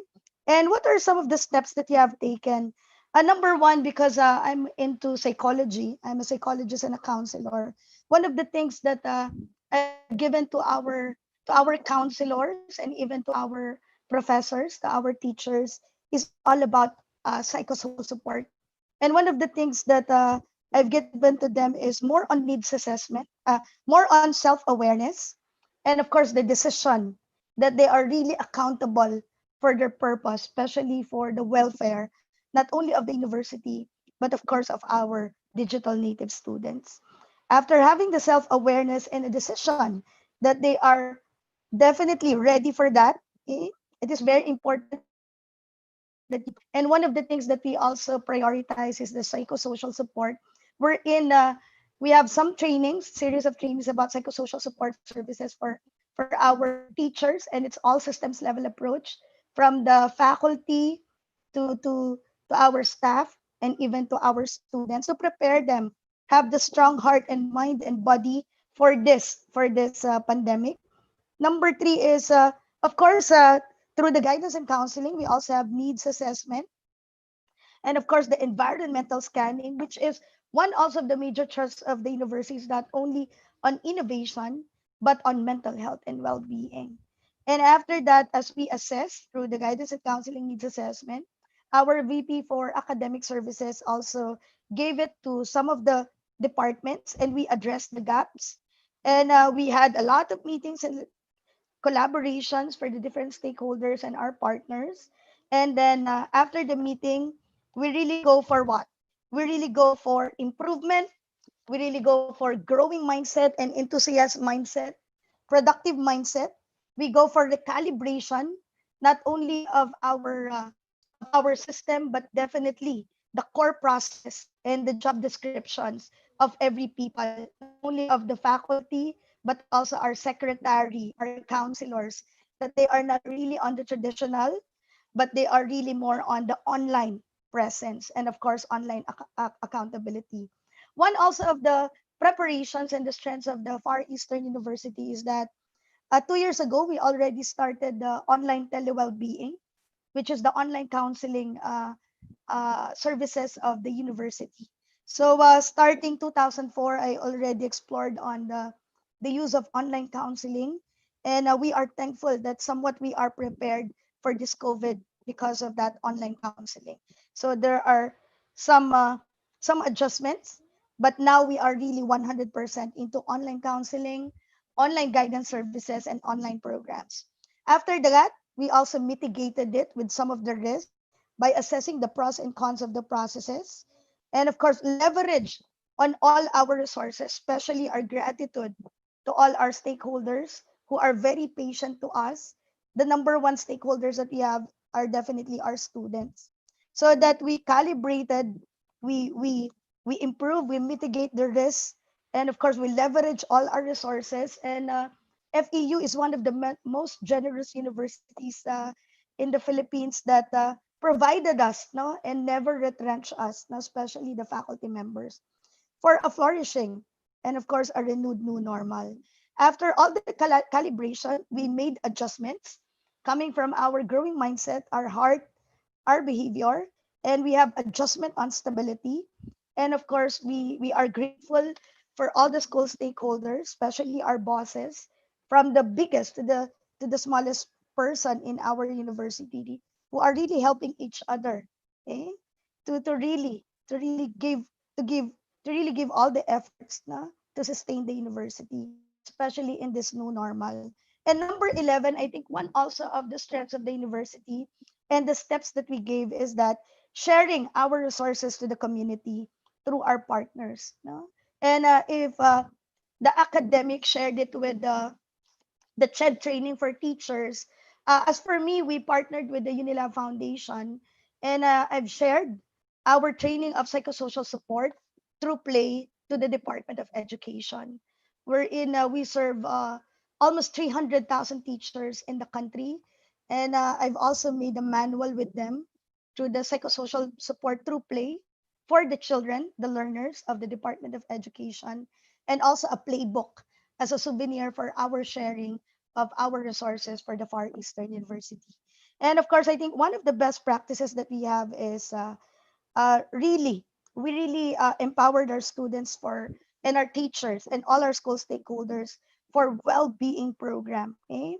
And we go for mental health programs, not only on online training, but mental health programs, inclusion, and positive engagement. And of course, we rethink coming from our growing mindset, we reshare coming from our heart, and we redesign coming from our action to also be an advocate, especially in this new normal. an advocate of technology, and an advocate of well-being. So thank you. Oh, thank you so much. Excellent remarks. And, I just would say, I know we all rely on and appreciate more than ever the guidance community, right? We all need those in our community who have empathy for what's going on, and who can remind us, of the importance of our mindset, and all of us in the community, not, all the stakeholders, from students to faculty, administrators, and parents as well. And it's great to hear the programs that you've got it put in place, and we can revisit those. So thanks very much. I'm eager to bring in Dr. Jun into the discussion, who's the chair of the Department of Teacher Education at University of Santo Tomas. I'm sure Dr. Jun, I'm sure you're busier than ever, because I think, we have as much need at the present time for new teacher education as we have for educating our students as well. So perhaps you could make some opening comments as well, Dr. Jun. Good afternoon, Colin, and also to my colleagues, and of course, everyone viewing, of course, this webinar this afternoon. Let me just share, of course, something that would possibly be for our reflective practice. So Manila Times columnist and educator, Dr. Teresita Tanhueco Tumapon, writes that the quality of the future graduates and the number we need in the different professions of human lives to survive and society to function, if unmet, would critically have an impact on human lives, on our country's economic future, and the Philippine society and beyond. And this vision of education in the new normal is a reality that every academic institution in the ladder of education must reflect on and act upon with prudence and precision. Online learning, the buzzword in the 90s, when the academic institutions have already started to recognize, plan for, build infrastructure for, capacitate administrators, academic and non-academic staff, prudently implement, and holistically evaluate effectiveness of, have indeed gone a long way since the first email of academic requirements for students sent with the hope and a fervent prayer that the students will turn over, of course, a digital version of their homework. Indeed, that has been always our electric and eclectic dream, so to speak, in the academe. With this pandemic that has thrown us into our shared experiences of imbalances of various degrees, forms, and complexities, challenging what we call as our human capacity, online learning now is a concept that permeates through our mind, body, heart, and soul as lifelong learners in a borderless world. Online learning and the demands it imposes on academic institutions will become the barometer not only for survival, but also on the faithfulness in carrying out the vision, mission, goals, and objectives of the higher education institution, vis-a-vis, of course, the respective tertiary level programs offerings under the CHED-CMO's policy standards and guidelines, with the fervent hope and prayer again that they will bring to the global community and society future-ready professionals with distinct graduate attributes and values developed through their core values. Just to share with the audience the UST experience in the University of Santo Tomas, our UST Educational Technology Center have started out with its humble beginnings back in 1993. I would know this one for sure because I was already a student in the university. I think I was in third year during that time, and counting the number of years, so that's a total of 27 plus years.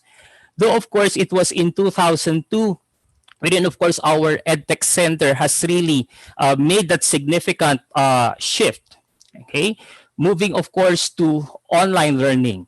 So that would still be around 18 years in total and still running. So again, in the UST campus right now, we get to have not just the 18 years of experience, but more than 2,000 plus faculty members or the academe working on this one. And there will be a service now to the more than 44,000 plus students of the university.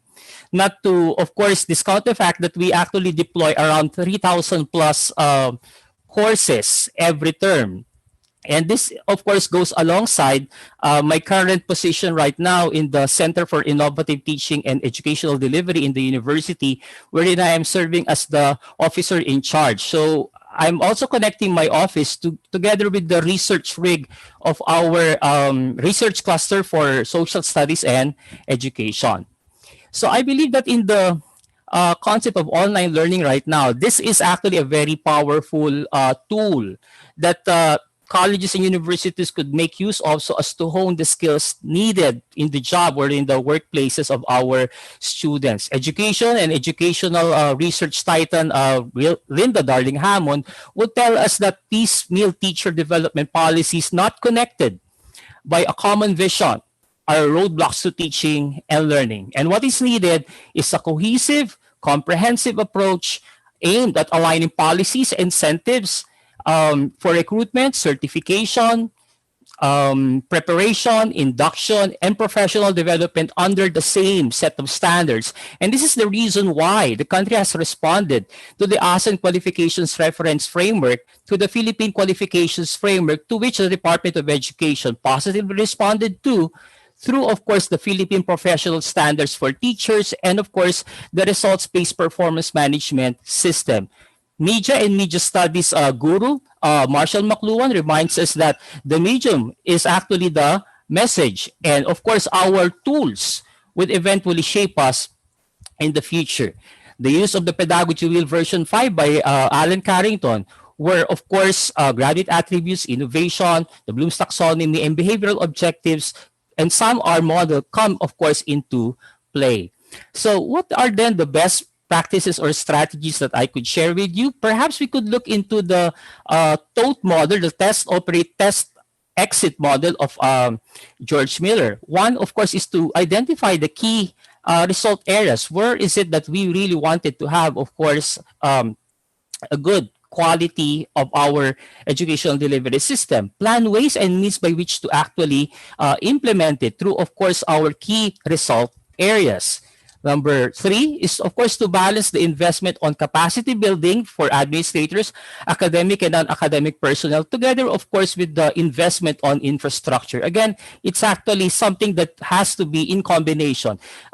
Investment on capacity building and investment, of course, on infrastructure. Number 4, conduct research studies that would evaluate the success and implementation of the projects that you have created so as to, of course, address or yield the key result areas. And of course, the last one is to review the results of the research studies, hoping that in the next implementation, everything would be fine already. So again, I end my short presentation again from Linda Darling Hammond. I quote that if we don't have a strong supply of well-prepared teachers, nothing else in education will work. So thank you very much and good afternoon. Yes, absolutely true. Thank you very much, Dr. Jun. So that's given us an introduction to all of our panelists. And so the good news for all of us is that we have a very engaged audience already. The questions are pouring in very rapidly. To be honest, I had also some of my own questions, but I'm going to really focus on the questions coming from our audience. So let me start out. This, I think, will just be for anyone on the panel who would like to weigh in. I think I'm actually going to sort of combine their question with what's going to be my opening question, which was, how are we doing? How are teachers and students and all of those in the stakeholders? How are we coping so far?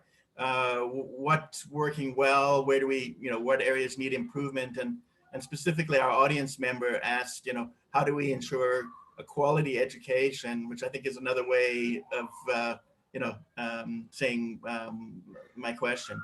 So who would like to jump in with that sort of a situational assessment as to where we are right now?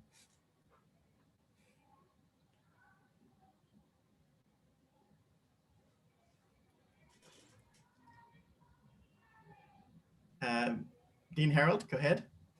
Okay, I think it's difficult to say where we are now, because mostly what you can see from the news, from social media, it's really looking at being flexible at the same time, looking at the rigor of academics. Now, in higher education, I'm not talking about basic education. So I think it is important that we look at the discussion between being rigorous and looking at the high level of academic that you normally give, as opposed to being flexible of the current situation of our students. This is the time now that our faculty should know how to navigate this flexibility. I understand that a lot of clamor in the social media is that the students feel that they have a lot of things to do as compared to a face-to-face instruction. Now they're saying that online learning is they cannot really learn on online learning. In fact, the stigma of online learning to be lesser in terms of what the students can learn versus a face-to-face instruction has been there for a very long time, but research is saying otherwise. If you start to, like I'll go back to what I said a while ago, if you start to replicate what the face-to-face instruction or face-to-face instruction experience to online learning, really you will probably not succeed. And I think the situation now is moving towards to how we can be able to navigate this clash between making sure that the rigors of your teaching, your assessments are there, and at the same time you still be flexible to your students in their current situation. And that's why good thing the group of Dr. Sheikh Hoxon is there to help us to see that perspective, because as lecturers, instructors, teachers in the university, you are loyal to your discipline. You know, you see that this is something that you don't just want to give in to your students. The rigor of your lesson must be there, but at the same time, it is also not empathetic to think about the situation of our current students. So this is the time where both, I think, the flexibility must be part and parcel of the teaching and learning repertoire of every teachers now, and understanding where they are, but not to remove the rigor of your teaching. You get what I mean? This is something that we as teachers really need to navigate. Yeah. Okay. Yes. Yeah. I think that's right, and I agree. You know, right now it is a bit difficult. You know, to sort of give that overall assessment. I think we just have to focus on, you know, the points that a lot of you already made, and it's the, you know, the direction that we should be going. So another question that's come in, Dr. Sheikh, the question is, how has mental health and guidance for higher ed students been impacted by the shift to online learning? So specifically, Yeah. how has the shift affected Okay. them? So one of the effects of online learning is really the somewhat boundaries, wherein there are a lot of students who tend to go for ranting. So one of the things that we really need to really provide in order for them not to run is definitely we have to talk to them. We have to listen to their needs. That's why one of the things that we need to do is go for needs assessment, assess the needs assessment, and talk to all your stakeholders for a better ecosystem. So if you talk to each other, collaborate each other, and of course arrive into a compromise. And in the university, definitely our administrators and faculty are very open-minded and have a growth mindset. So we really go for listening to them and really have a compromise to address the gaps. Excellent. The next question is around the international partnerships for Dr. Harold. The question is, were your partnerships involving international virtual thesis panelists and advising student buddy collaborative projects covered by an MOU with the foreign institutions? There should be an MOU in all activities that we are doing. Our practice in FEU is to have the general MOU first, And one of the clause there is, or part of the clause there is, any other activity that we would agree with, both the both parties would agree. So since it happened now, so now we are creating new memorandum of agreement, at the moment, in line to that general MOU that we have worked on with our partners. So we should guard our institution, and for us to be able to have equal benefit, then it should really be in that agreement, in MOU. It should be in black and white. So yes, we are doing it in FEU. Okay, excellent. Good to know that. Dean Harold, there's a question for you specifically asking, what are the skills that should be possessed by a teacher now that we're in the new modalities? I think the first thing that we should adopt is it's to understand the concept of instructional design.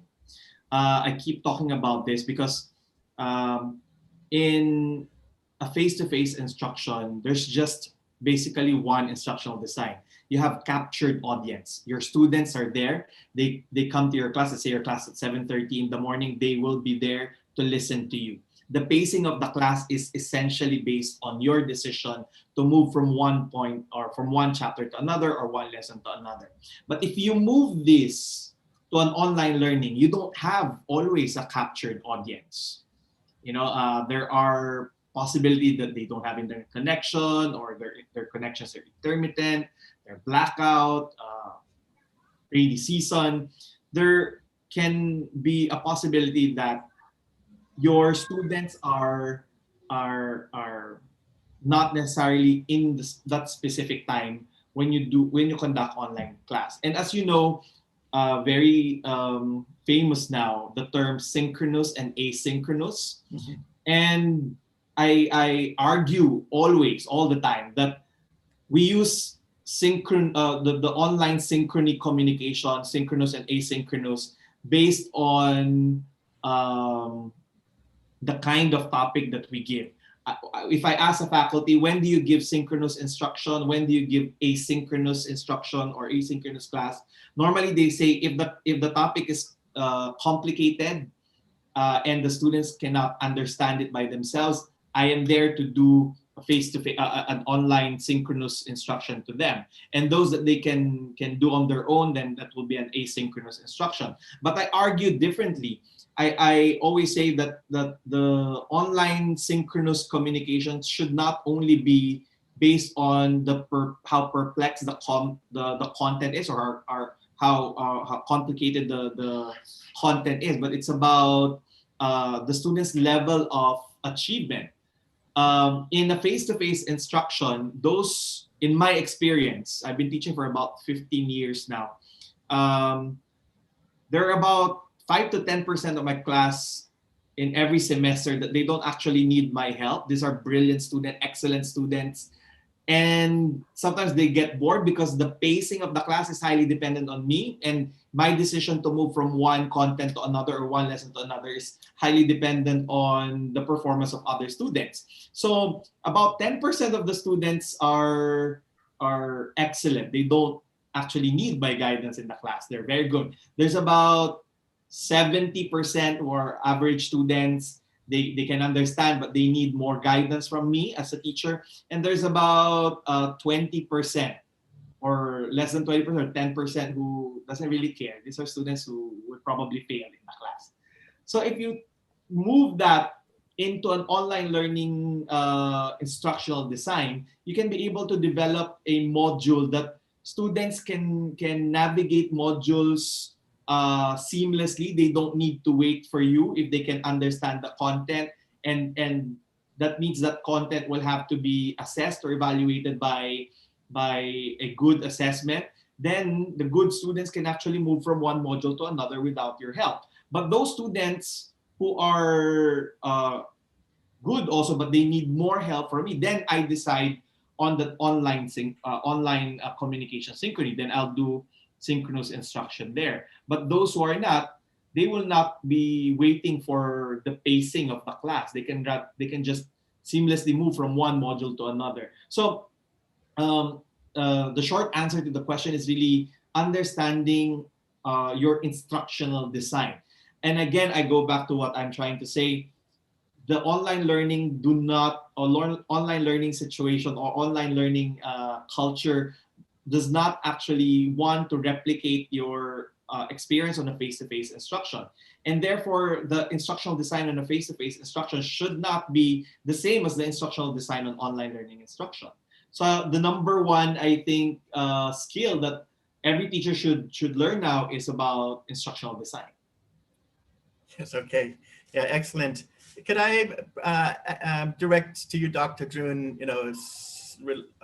staying on this topic, I think this is a really key topic in terms of, I think the idea that our students have different modes of learning, right? It's not a one size fits all. Some students are more adept at the online mode, some are not.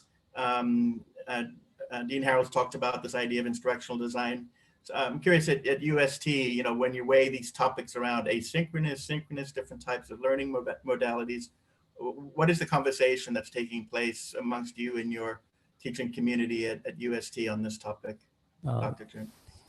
Thank you very much, Colin, for that question. In the University of Santo Tomas, when the classes were suspended, I think what was March 9, immediately, of course, we did set up our online meetings together, of course, with the different deans and, of course, the academic officials. And we really looked into the curriculum. And looking into the curriculum, we were thinking of what would be the most essential competencies that we can still cover given the situation, knowing that even if we have to be very faithful to our discipline and hardcore to that kind of discipline, we have to understand that this is not the same situation now. We cannot put it now in a context that it still is a face-to-face classroom. So that was the top priority call for us during the time. Identify the most essential competencies. That if, for example, this program has a board examination under PRC, make sure that these competencies are not orphaned. What do I mean by orphaned skills? These are the skills that are left out. So we remember, of course, that we declared these ones already and what we have submitted as a program specifications in CHED, but we have to consider what are really the essential ones that could possibly, one, ensure that our students pass the licensure examination, and number two, of course, take note of what the industry actually needs. So from identifying these two, we were able to constructively align our curriculum so that at least the process of the educational system would still continue, considering, of course, the different connectivity statuses that our students actually have. Actually, that's one thing that we immediately did in the university, deploy a survey so as to identify the connectivity statuses and issues of our students. Thank you. Yeah, excellent. So, Peter, maybe I could bring you in, still on this sort of general topic. And as I mentioned earlier, I was quite interested in exploring a little bit this idea of design thinking, right? So we're thinking about instructional design and changes and modalities of learning and whatnot. What are some of the guidance or direction that you might point us in, on, and how does design thinking come into play? Yeah, I'd be happy to talk about that. So design thinking is it is something that we advocate because I belong to the unit of the university that, originally we were established to help faculty protect their intellectual property, file patents, but now we're also gearing towards helping them with innovation-related activities, attempts to bring their research and their discoveries to the communities around them, either through technology transfer or the establishment of new ventures. And so design thinking is something that we advocate. And although it is usually associated with the creation of new products or new services, I think there is a greater recognition of the use of design thinking as a way to deliver value in general. And that could certainly be the value offered by online learning, by online modules, and maybe even the value of the university experience as a whole. So I'm quite glad about because some of the things that my fellow panelists have already said are actually a lot of it relates to design thinking. Dr. Sheikh talked about needs assessment. That's very similar, or probably the same thing as the first step in design thinking, which is empathy, understanding who our stakeholders are, understanding what their needs are, and understanding what their problems are. And we're also seeing that the problems are actually varied in this environment. Perhaps the one that is most obvious is the lack of infrastructure, the digital divide that has become more obvious because of the fact that we now need to all be online. But we're also seeing that there are problems when it comes to mental health, when it comes to navigating, when you're a young person navigating your career or your future plans, how that affects you. I also really like that discussion earlier you had with Dr. Harold about culture. I mean, if university is all about if the university experience is just taking lessons and sitting in a classroom, then maybe universities really are doomed. But that's not the only thing that universities are good for. Universities are also about for experiencing culture, meeting new people. And so when we use design thinking, we start with understanding who our stakeholders are, what their problems are, and how we might address them, and then building solutions that address those problems, um, rather than what one might call the old way of doing things, which is to develop solutions and then find problems that can be used to that they can solve. Yeah, excellent. Again, thinking about the multi-dimensional elements, right? Not just about certain instruction is at the core, and as Dean Harold has mentioned, instructional design super vital, but also then bringing in the other elements. So maybe with that would be good to come to you, Dr. Sheikh. We're talking about the people side of things, and Peter mentioned empathy. Your challenge, I think, is how do you continue your guidance and counseling programs online, right? How do you keep them effective? Can you talk a little bit about your approach? Yeah, actually, one of the things that I think my strength is really my team, no, and my team are gifted with different talents. They are coming from different ages. I have a staff who is my secretaries are 50 plus. My counselors are older than me. There's 50, there's 40, there's 30, and there's 20 plus. And I combined all their resources and talents and capabilities, and then I group them. So most of the millennial people that I have are really on the social media plan. Okay? So they are the one monitoring our social media plan. We have Monday inspiration anchored with the strengths-based question. Tuesday, having the character strengths. Okay.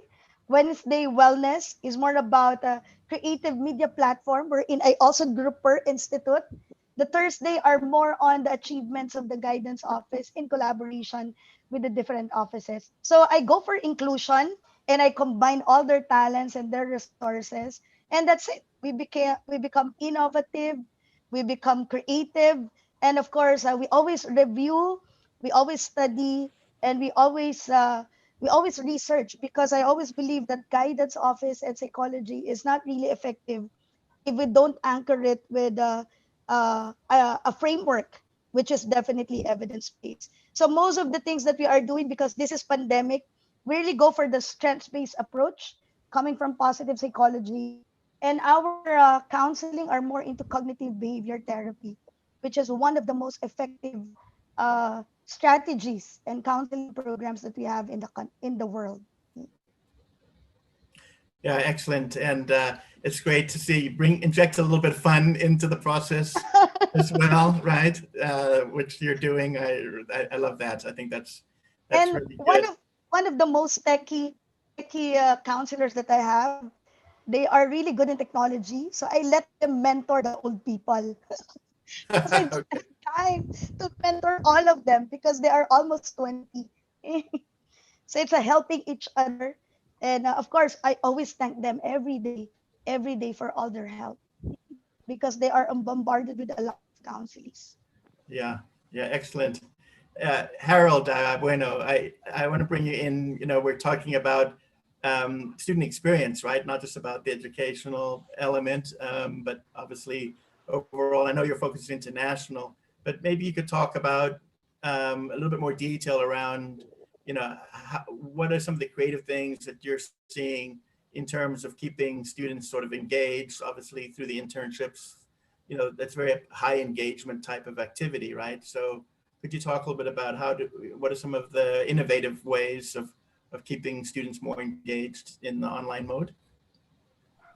Actually, at first, I thought that the student will not really apply in these opportunities, global opportunities, which are free and it's online, because in their mindset, going abroad going out the country will give them the best experience to be able to understand culture. But I was surprised because when we offer now opportunities to students, we have a lot more of interested students. So we're doing orientation before their application, and they are really interested about this program that our partner is giving them, although it's virtually. So to give you like right now we have what we call the summer camp, or English summer camp for some international students, and surprisingly they're very interested to it. We have like around 400 students now taking English program online from abroad.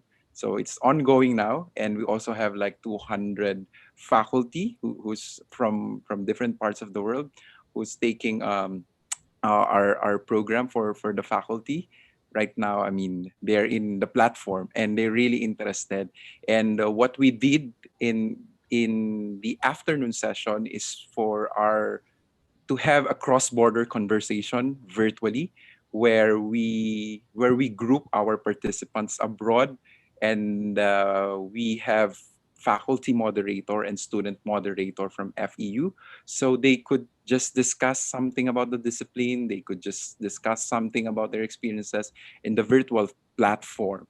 And I was really amazed and surprised that the good energy, the good conversation, the good it's like they build connection in different parts of the world, even though it's virtually. It's just they reach out in their social media, and they're now friends, even though it's virtually. So I think that's one of the activity that we have done that really has an impact. And I'm also surprised that even it's virtually, they're able to talk, they're able to discuss something, and now their friendship is beyond that platform. Yeah. Look, there's nothing good about having a pandemic for sure, but sometimes I think, in some respects, if it had to happen, happening now during sort of the millennial generation, and one imagine if this happened 15, 20 years ago before the advent of social media and mobile and whatnot, we may have been connected, but it would have been such a shift. Harold, could you say just a little bit more about the tools, or that you mentioned platform? Obviously tools are a very important part of this. Are there any advice you could give to our audience who are thinking about doing a similar program to you, in terms of how do they go about getting their hands on the right sort of tools? Right now, we're really maximizing. We have Canvas as our platform. So if you have if you have exchange student, a long-term, like a semester exchange program, then we are using our Canvas, our FEU's platform, online platform. But for the short-term program that we are offering, we're maximizing Microsoft Teams as our platform, and of course Zoom. I think most of our participants are comfortable using Zoom, and since in Zoom we can do breakout session, we could create several rooms, so we could ask our faculty and students and our international participants to really converse and talk to each other. Right. Okay. Yeah. Again, like I say, it's a good thing we actually have these tools available to us at this time. So here's another question coming in from the audience. I've been involved in some of these other online educational conferences, this always comes up. I'm going to address this to Dean Harold and Dr. June. It's around assessment. How do we assess, especially like challenging subjects? They say subjects like mathematics, where solutions may be, more important than the final answer. How do we properly assess our students in an online mode? It's different to in an in-person classroom. Yeah, either one. Dean Harold, would you like to go first? I think we need to clarify also what kind of assessment do you give to your students. We are very used to pencil and paper type of test, and I think it has been asked quite a number of, every time I speak to a webinar, they've been asking that's difficult to assess because we don't know whether they're cheating, we don't know whether someone is answering it. So there are quite a number of alternative assessments. So I want to go back, and which is connected to what Dr. June of UST mentioned, that you have to go back to what the competencies that you want to measure. And just one assessment that we have been using for face-to-face instruction can be not necessarily applicable now, but there may be other alternative assessments that you can use to measure or parallel within what you've been normally using in a face-to-face instruction. So go back to your expected learning outcomes, and mostly you will see that there may be some other alternative assessments that you can do other than what you have been using in your face-to-face classes. Me personally, even in mathematics, my undergraduate is in math also. And there are a lot of constructivist strategies in teaching mathematics that already debunk the traditional way of teaching math. But of course, I'm not saying the traditional way of teaching math is wrong. I'm not saying that I learned that way. And I think a lot of people learn effectively in that way. So I don't want to spark in a high debate of whether this technique or this strategy is better than the other. So I'm just saying that go back to your expected learning outcomes and try to rationalize what you want to achieve or what you want to measure at that particular content. Excellent. I hope that's helpful. Dr. June, same topic in your way. Yes, thank you very much, Colin and Dean Harold, for of course concurring with me regarding, of course, going back to the curriculum map, especially on the most essential competencies that you have to cover. Though of course you have to be also faithful to your program. So in the university, what we actually did in terms of assessment, since we are within outcomes-based education, we look into the possibility of integrating the course inquiry project. A course inquiry project for us is something that is required for every course. So what we did is to meet as a team and find out what could be one format of a course inquiry project that could bring in several courses wherein the teachers would simply look into one particular aspect of it, develop his specific rubric, but the student would only give one particular output. So the only things that the student now would have to be concerned with is of course that of the written assessments. And even for the recent term, what we did is that we limited also our paper and pen test. So we were actually using, of course, our LMS, which is UST Cloud Campus powered by Blackboard. So again, one of those things that's within Blackboard is the online assessment, and we actually make use also of the Respondus Lockdown browser. But of course, as we know, if we use the Respondus Lockdown browser, that would actually demand so much in terms of the internet connectivity and bandwidth of our students. Thank you. Great. Yeah. Okay. Peter, we have a question on innovation and patents. And the question is, during this time of being limited to online. How do you deal with the topic of patents and innovation? Well, because we're glad to see that our country's international property office, the IPO field, is also being forced into the world of online. So they're doing all of their transactions online. So interestingly, we've actually seen I would say, I guess, an increase in the number of inventions that we're seeing. They're not necessarily related to COVID-related innovations, at least the innovations that are coming to us via patents. But it's essentially we're trying to move our operations online. So a lot of our discussions are now online. A lot of our meetings are online, and a lot of our educational activities are online as well. So our office is also experiencing the changes in the way that we deliver content and education as well, even though our unit is not really like a teaching unit. So we continue to make ourselves available to the community. If they do have innovations that they'd like to patent, if they do have innovations that they'd like to maybe test in the market or to do some studies on. So I think it's also a matter of adapting to this environment where everything has to be done digitally. Great, thank you. So panelists, believe it or not, we've exhausted our allotted time. It's gone so fast, I can't believe it myself. And unfortunately, there's so many questions yet unanswered. Maybe I could invite you, if you have time after this, to join our YouTube channel live stream.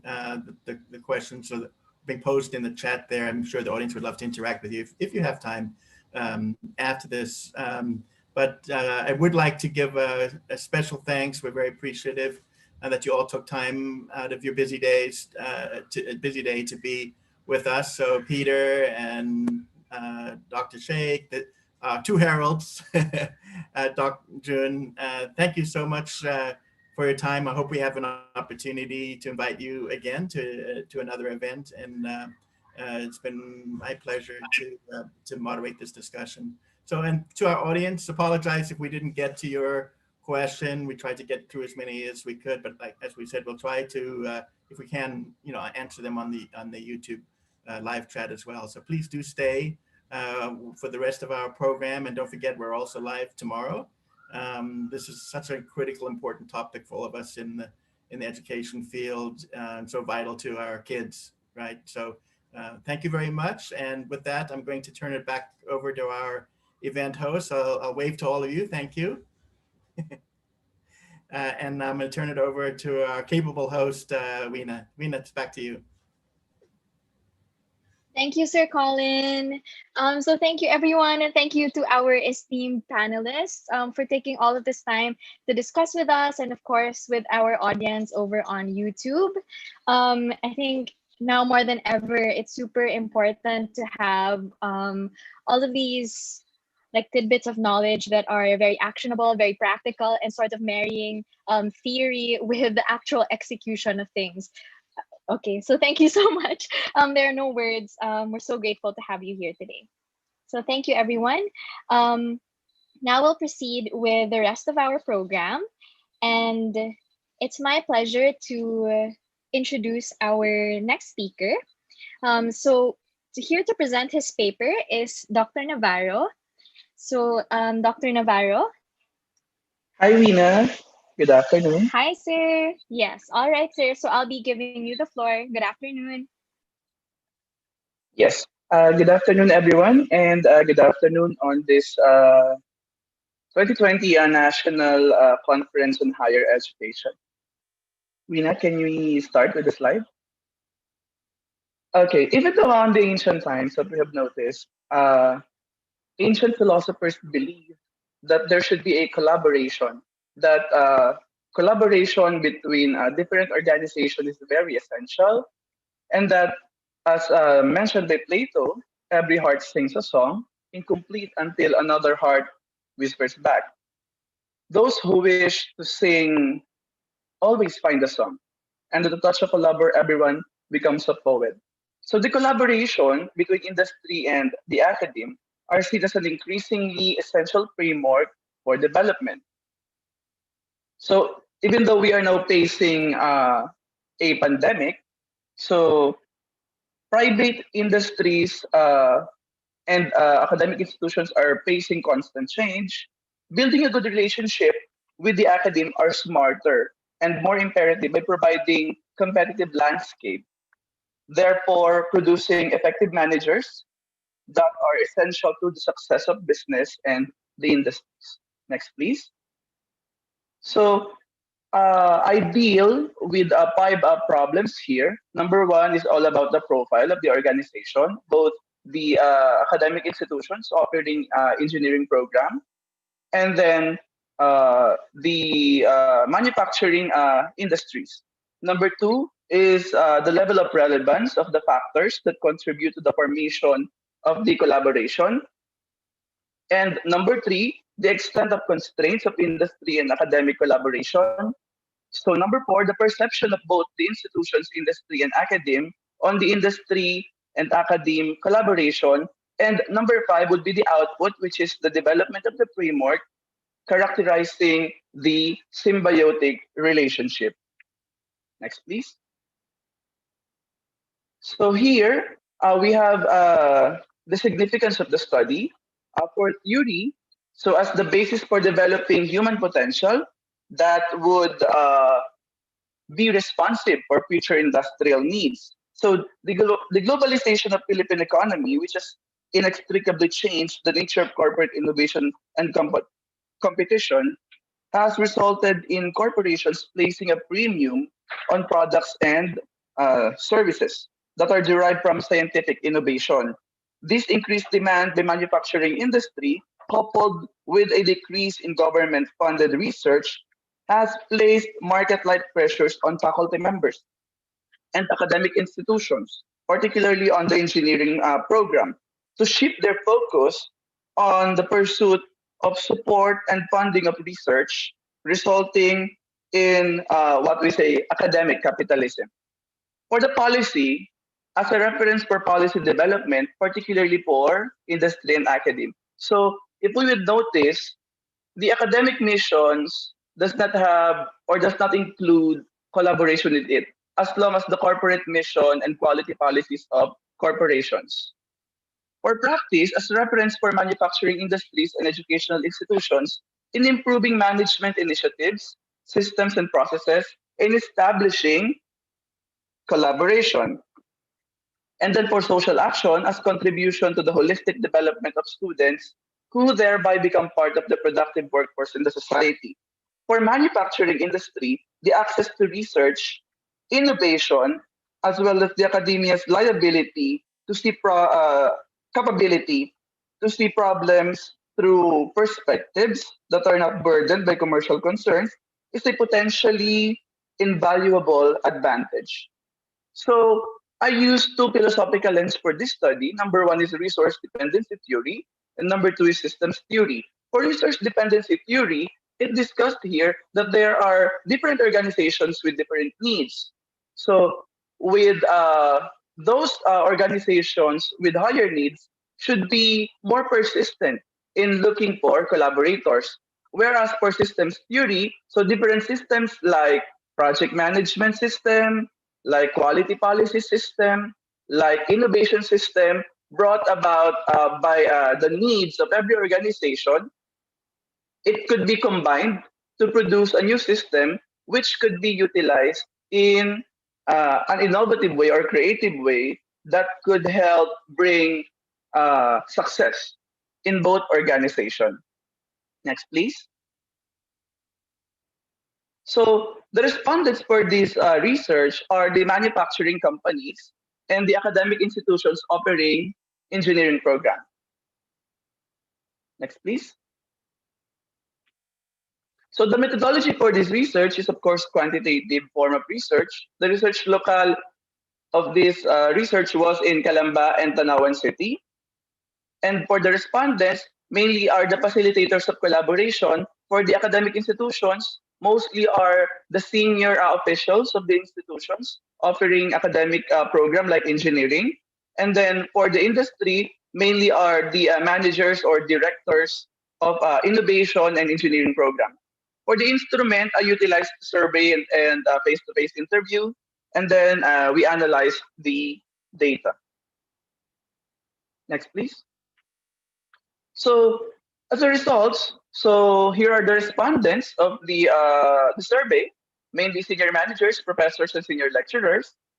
So funding source, surprisingly, or should I say not surprisingly, the only funding source that the academic institutions mentioned are the tuition and fees. So meaning to say they do not have any funds coming from non-governmental organizations or other resources that could be used to make a worthy and innovative research. For the description of the academic laboratories, it is only adequate for teaching, but suddenly it is inadequate for conducting research. For the financial allocation, it's very, very sad. So industry mentioned that they could allocate up to 2 million per project, whereas for the academic institutions, they could only allocate 50,000 because academic institutions here are the more resource dependent one. So for the present type of collaboration, so for the academe, they only have seminars, on-the-job trainings, industry knowledge. For the industry, they have knowledge sharing and job placement. So if you would notice, these are only soft types of collaboration. So these soft types of collaboration should be strengthened in order to form uh, a strong bond between the academic institutions and the industry. So what are they willing to offer now if they would be given a chance? So according to the industry, they are willing to offer seminars and consultancy. And for the academe, they are willing to offer seminars, training, and training of industry personnel and consultancy. Again, these are only soft types of collaboration. Next, please.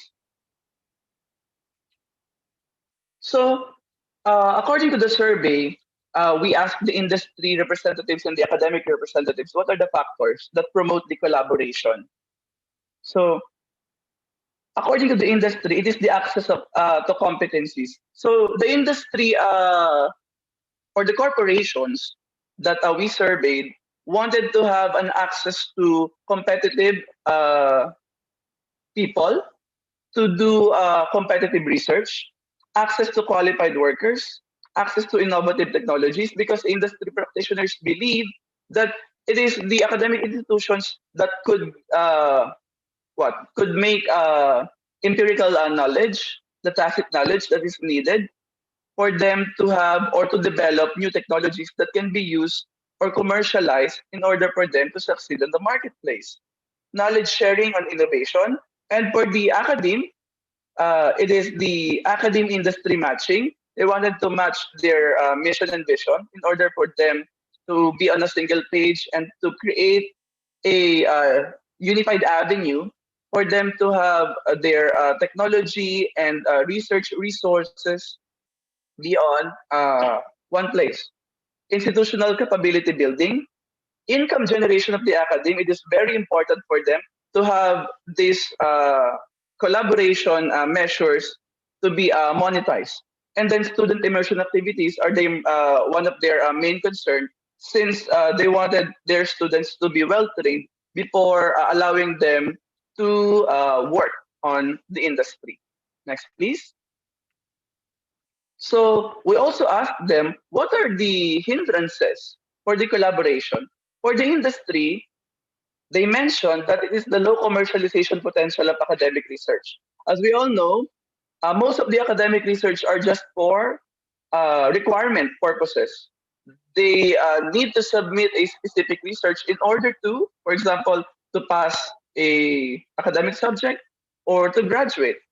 So no proper mechanisms to collaborate with the academe, lack of clear intellectual property rights, because if you would ask them, they would mention that who would benefit more if we are going to commercialize certain research.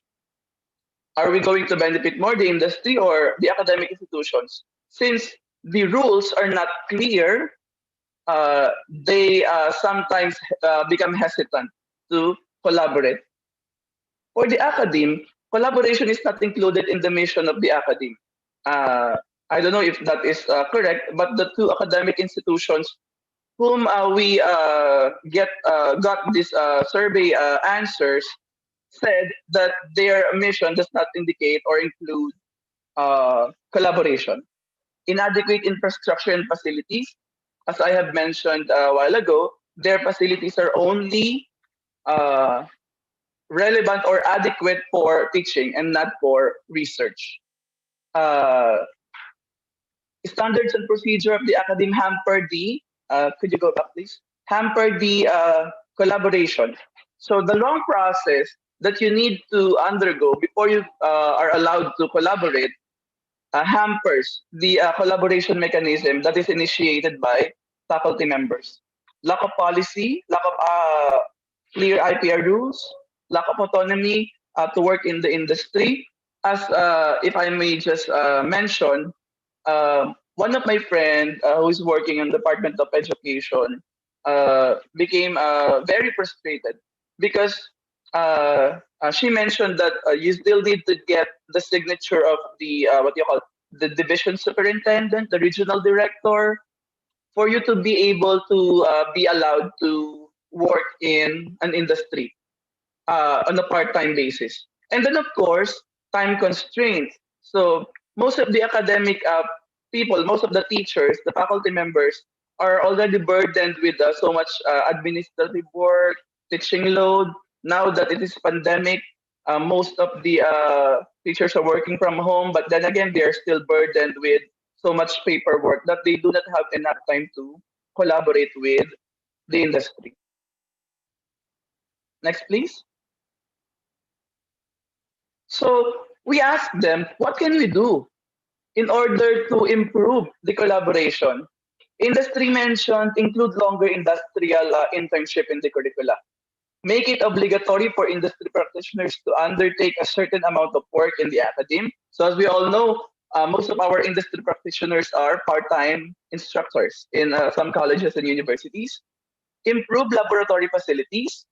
Use academic collaboration as a criteria for salary increments and promotion of industry practitioners. So they wanted that when it comes to giving them a promotion, they wanted the corporate world to consider their inclination to these collaborative measures to or with the academe. And according to the academic institutions, they should be given more autonomy to work with industry, improve laboratory facilities also in order for them to conduct worthy research, conduct seminars, workshop for staff from the academe.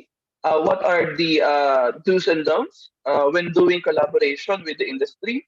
Use industry collaboration as a criteria for salary increments and promotion for the academe. So they wanted that also for the promotion of teachers or the academic people, they wanted this collaboration to be considered as valid or they wanted this to be used for their promotion. Next, please.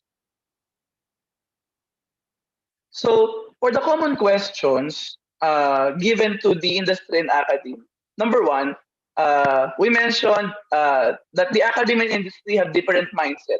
They are living in different worlds. So the industry agree to this, while the academic institutions disagree. So given the fact that the industry is more exposed to collaboration since they are very what do you call this? They undergo constant change in management, in mergers, for example. They agree that the academic institutions and the industry have different mindset. So number two, industry prepares proven solutions with a low risk. Academia is interested in creating new solutions with high innovation rate.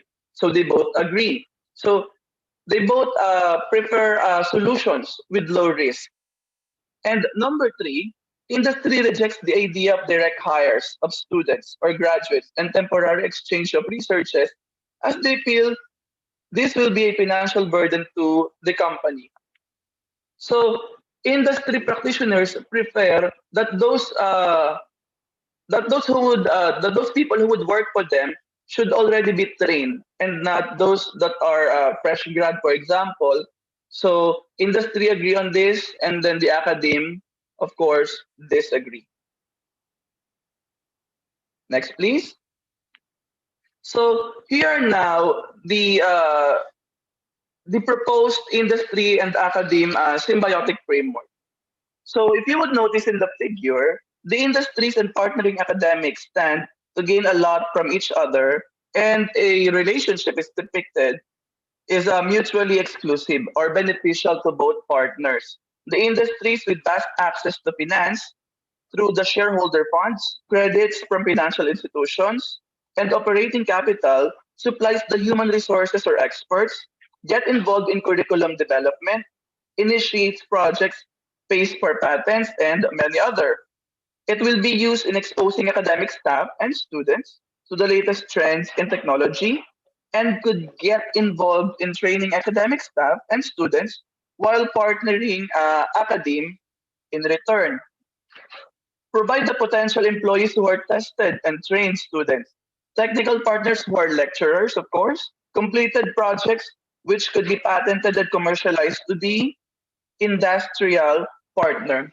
Research and development potentials and the chance to network with other academic institutions and academics are also some of the benefit accruable to the industry. Next, please. Next, please. So for the conclusion, so collaboration between industry and academe faced significant problems, including the fact that these organizations were driven by different management, organizational, and incentive system. So both industry and academe have different management systems. That is why it would really face a significant challenge for them to collaborate. Number two, there is a divergence of objectives between the academe and the industry.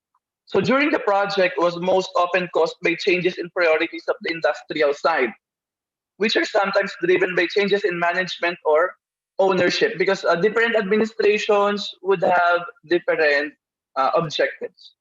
So the nature of industry academe involvement of the academe is a positive indicator that partnerships of industry and academe in the Philippines can be strengthened. So I also believe in this.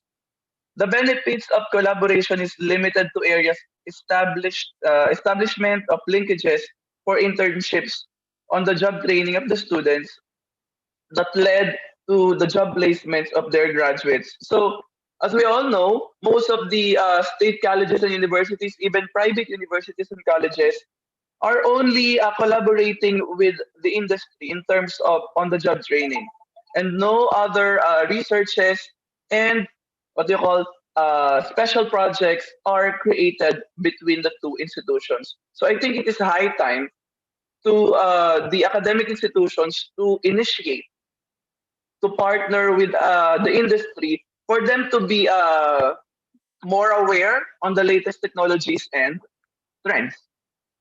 Next, please.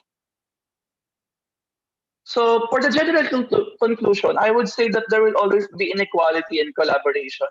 So since the academic institutions is the one more resource dependent, they should be the one to make greater efforts. So one will benefit more, of course, and one will have to share more. Next, please. So what are the recommendations for this study for the academic institutions? Number one, they should build more understanding and awareness on the role and importance of this collaboration mechanism among administrators of the institutions, faculty, and students. So I think this can be included on their objectives and academic mission. Have commitment and vision. So when you start a project, of course, you really have to finish it, especially if it is well funded. Number three, promote and facilitate partnership and improve the flow of communication and connectedness. So most of the academic institutions, I think, are very, very conservative when collaboration is being discussed, because they wanted to protect their, I think, their researches and their properties. Next, please. So for the industry, they have to revolutionize corporate mission of the industries and include partnership goals and commitment in their own corporate philosophy and social responsibility. So more than corporate philosophy and social responsibility, they could really devote funds in order to collaborate with the academe. Since the academic institutions on the other side has the knowledge and they have the funds, I think they could well blend, and they could be what do you call this? They could easily collaborate if some policies and rules can be created for them. And then commitment and vision for long-term partnership with academe need to develop and prevail in the industry. Next, please. So allow me to end this presentation with a quotation that the children are the priority, change is the reality, and collaboration is the strategy. So let us collaborate with one another and let us build a stronger educational foundation and system through collaborative measures. Thank you very much and good afternoon. Thank you so much, Dr. Navarro. So we have a couple of questions coming in Yes, ma'am. from our YouTube audience. Okay, so the first question has to do with your mention of policies and rules that can help sort of govern or facilitate the collaboration between the academe and the institutions. So the question is, what are the specific examples of these kinds of policies that can be put in place or that you could recommend? Like, is Miss there Mina, like a certain could we go business back? model? Could we go back to the framework, please? Sure. Ayan. Okay. If you would notice, on top of the framework is the regulator. So the regulator is the one that would provide support between the academic institutions and the industry. So to create a partnership, the partners need to have a shared vision on related ideas or concepts, which should address the specific needs of all partners in the partnership. So this nature, which is the academic and industry partnership, is not new actually, and several models or framework for such mutual cooperation have been proposed. So the major responsibility of the academy is to provide trained manpower to meet the needs of the industry professional sector. So their output must cater to the actual need, the requirements and expectations of the industry, of course, and they should have an updated curriculum, of course, to be constant feature in the field. So interaction between industries and academy is vital for the successful development and manpower. Okay, thank you so much, Dr. Navarro. So we have another question coming in. Someone from our YouTube asks, can we use meaningful youth engagement or MYE and youth economic empowerment or YEE concept, considering that the Philippines has a lot of challenging social realities? I think this will be what do you call this? This would depend on the initiative, or what do you call the strong push by the academic institutions, because since they are the one who catalyzes, who harness the knowledge, who nurture our youth. I think this would be very much dependent on the policies and regulations that the academic institutions would create. I think academic institutions should encourage and should provide more research funds for the students.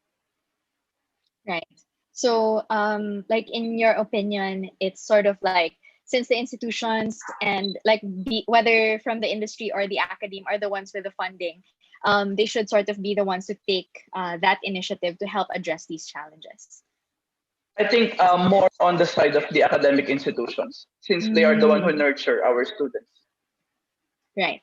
Okay, thank you so much, Dr. Navarro. Mhm. Would you have any closing statements to sort of round off your presentation? So I'd like to give emphasis on the what do you call this, especially on the Department of Education side, because I noticed that there are only few teachers, I think, or faculty members who do collaboration. So I think if the Department of Education could include this on their, could make an action research regarding on the level of collaboration or inclination of faculty members with collaboration, I think they could certainly create a framework like what I did to help their faculty members find a research institutions or research industries that could help them build a worthy research. So again, I welcome, I think my contact number and email address is included in the presentation. I welcome those some questions, or if you could consult to me better. So thank you very much, Miss Wina, and thank you to Endiran Conferences. Okay, Dr. Navarro, just to sort of clarify, actually, Mm-hmm. after this, for those whose questions were not addressed here during the Mm-hmm. live stream, we will be compiling all of the questions from YouTube Live. So please, if you have any more questions for Dr. Navarro, we would appreciate it if you could first go through the Enderon Conference's email. So we will be the ones to screen the questions and hand them over to Dr. Navarro. So that's conferences@enderoncolleges.com. So thank you so much, Okay. Dr. Navarro, for presenting us with that paper. All right. So I'll give away to all the audiences. Thank you so much. Thank you, sir. Take care. Thank you so much. Thank you. All right. So before we head into our next panel discussion,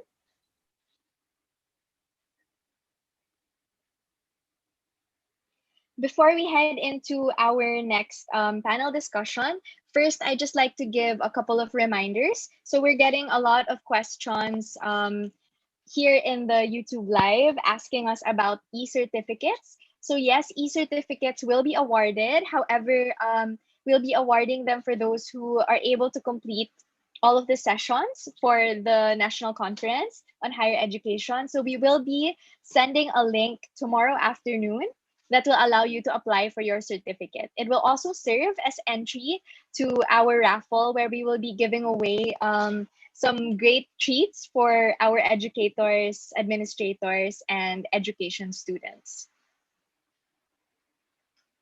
All right. So thank you very much, Dr. Navarro, for that super intriguing talk. I think it's always sort of been in line with our interest to marry industry and academe, because that is like the way that things can move forward. We're always trying to look for ways in which learning and application can go hand in hand. So now we'll be moving on to our next panel discussion.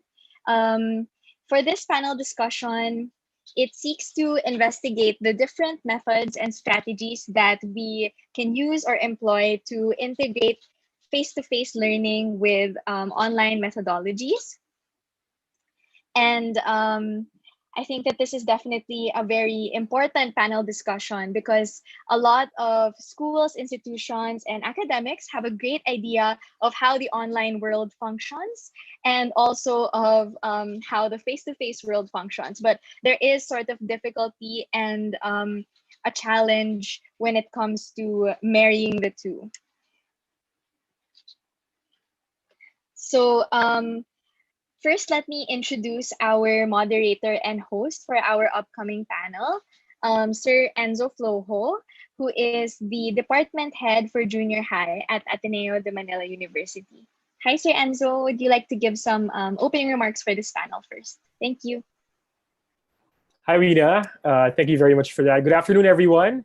As you just heard, I'm Enzo Flojo from Ateneo de Manila University, your moderator for panel 2 of the National Conference on Higher Education. And I'm particularly excited to be part of this panel for a couple of reasons. The first one of which is the fact that our topic for the panel, integrating face-to-face curricula with online learning methods is extremely timely, especially for us teachers who are at the front lines of online learning in the greater context of the COVID-19 pandemic. And as teachers dealing with this on a daily basis, we certainly have a lot of questions floating in our minds. For instance, what are the challenges of migrating or adapting our traditional time-honored face-to-face content, activities, and assessments to an online platform? And on the flip side, perhaps what are the advantages or opportunities we can find despite all these challenges?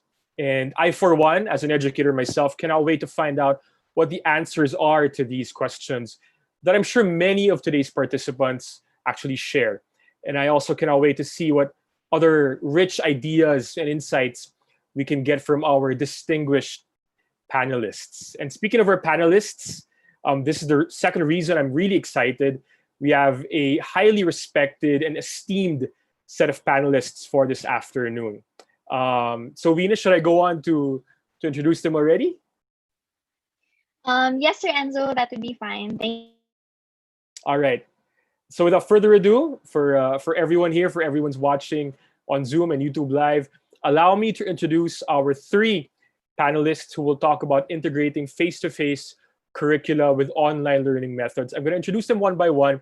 And after introducing them, each of our panelists, I think, will be giving some inputs for us. And after all three panelists have given their inputs, I think that's when we can finally dive into our main panel discussion already. So allow me to introduce our first panelist for this afternoon. Our first panelist is one of the deans of the country's premier state university.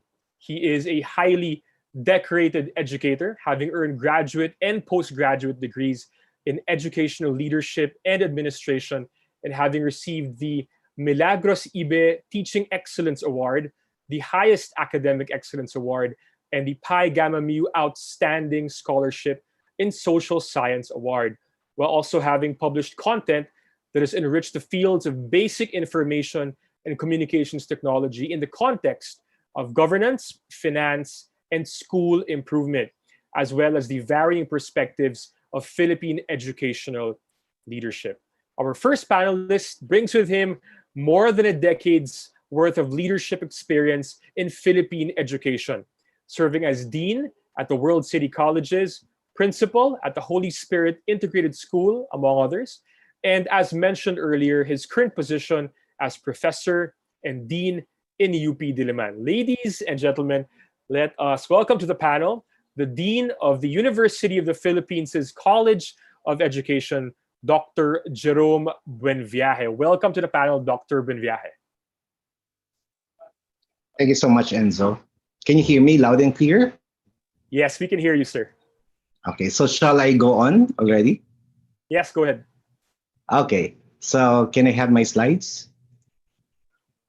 As I'm going through this particular topic on integrating face-to-face curriculum, I was actually having a dilemma with the title because looking at the principles of curriculum, I prefer to present the ideas as implementing the curriculum through online learning methods, because curriculum can be face-to-face, it can be also online, but it's actually the strategies that we change depending on the modality. So going through, there are 4 questions that were given to us that should be used as a framework for this. And the 4 points will be talking about the integrity of the curriculum as we deliver it in the online learning.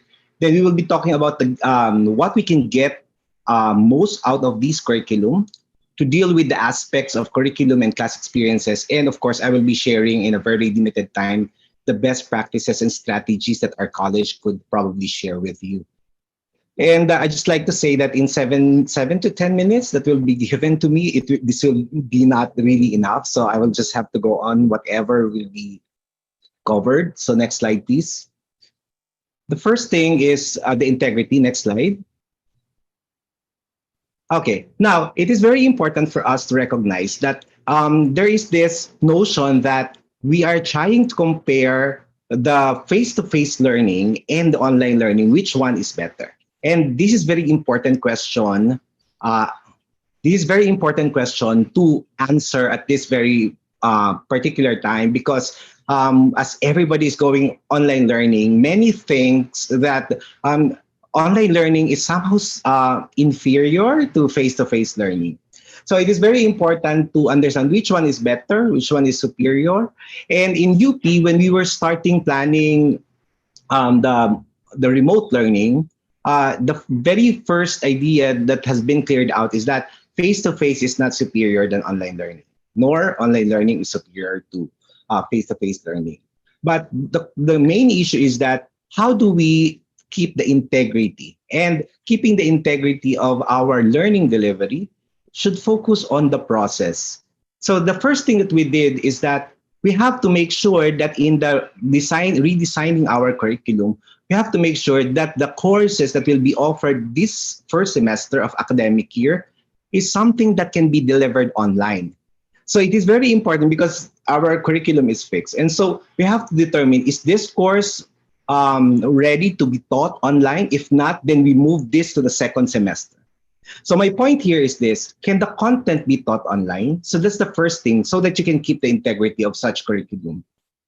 And it is very important to take note that competencies, the outcomes that you are actually giving your students should not change in this kind of modality.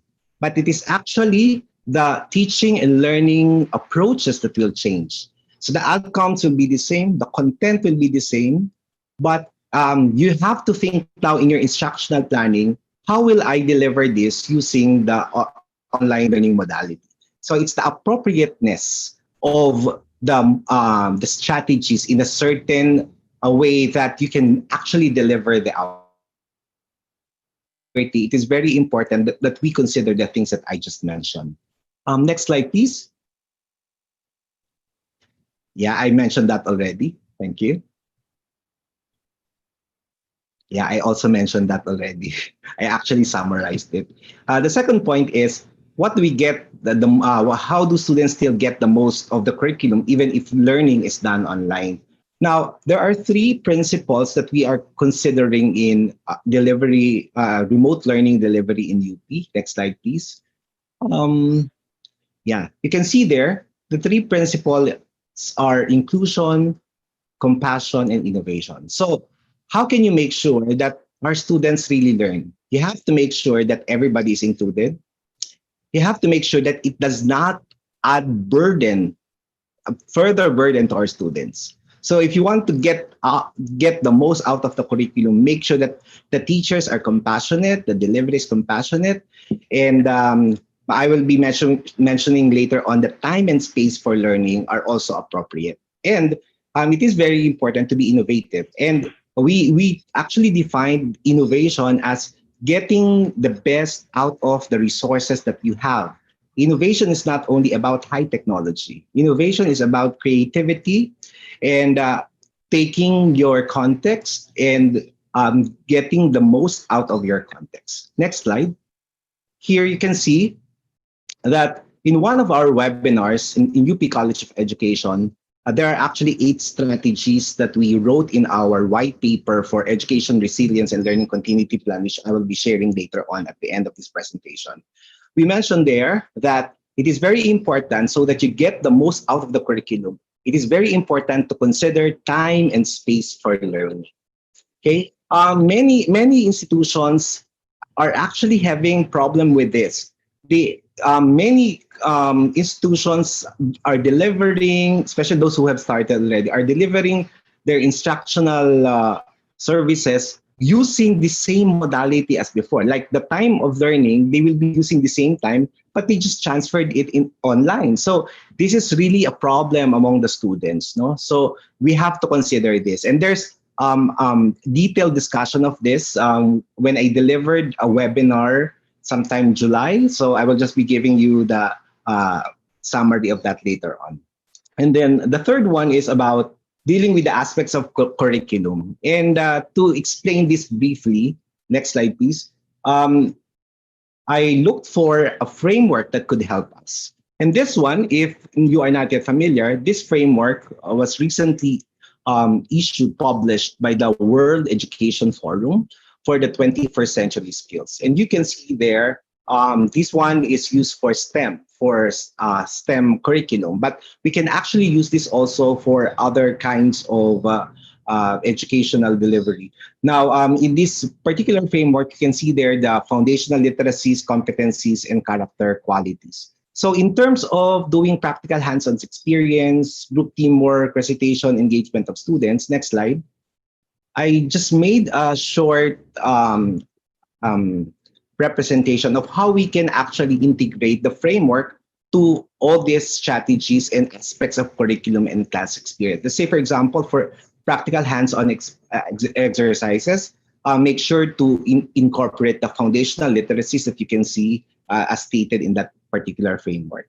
And then for recitation, if it is either oral or it is written, make sure that you integrate character qualities so that it will be meaningful, no, and relevant for the students. And lastly, next slide. What are the best practices and strategies we can share with you? Last May, around third week of May, the UP College of Education actually produced white paper. So I cannot really explain everything because it's a very long discussion, but we called it Educational Resilience Learning Continuity Plan. Next slide. It is composed of 3 principles that were mentioned a while ago. Okay, when we do deliver our curriculum in using online learning methods, make sure that it is inclusive, okay, it is compassionate, and it is innovative.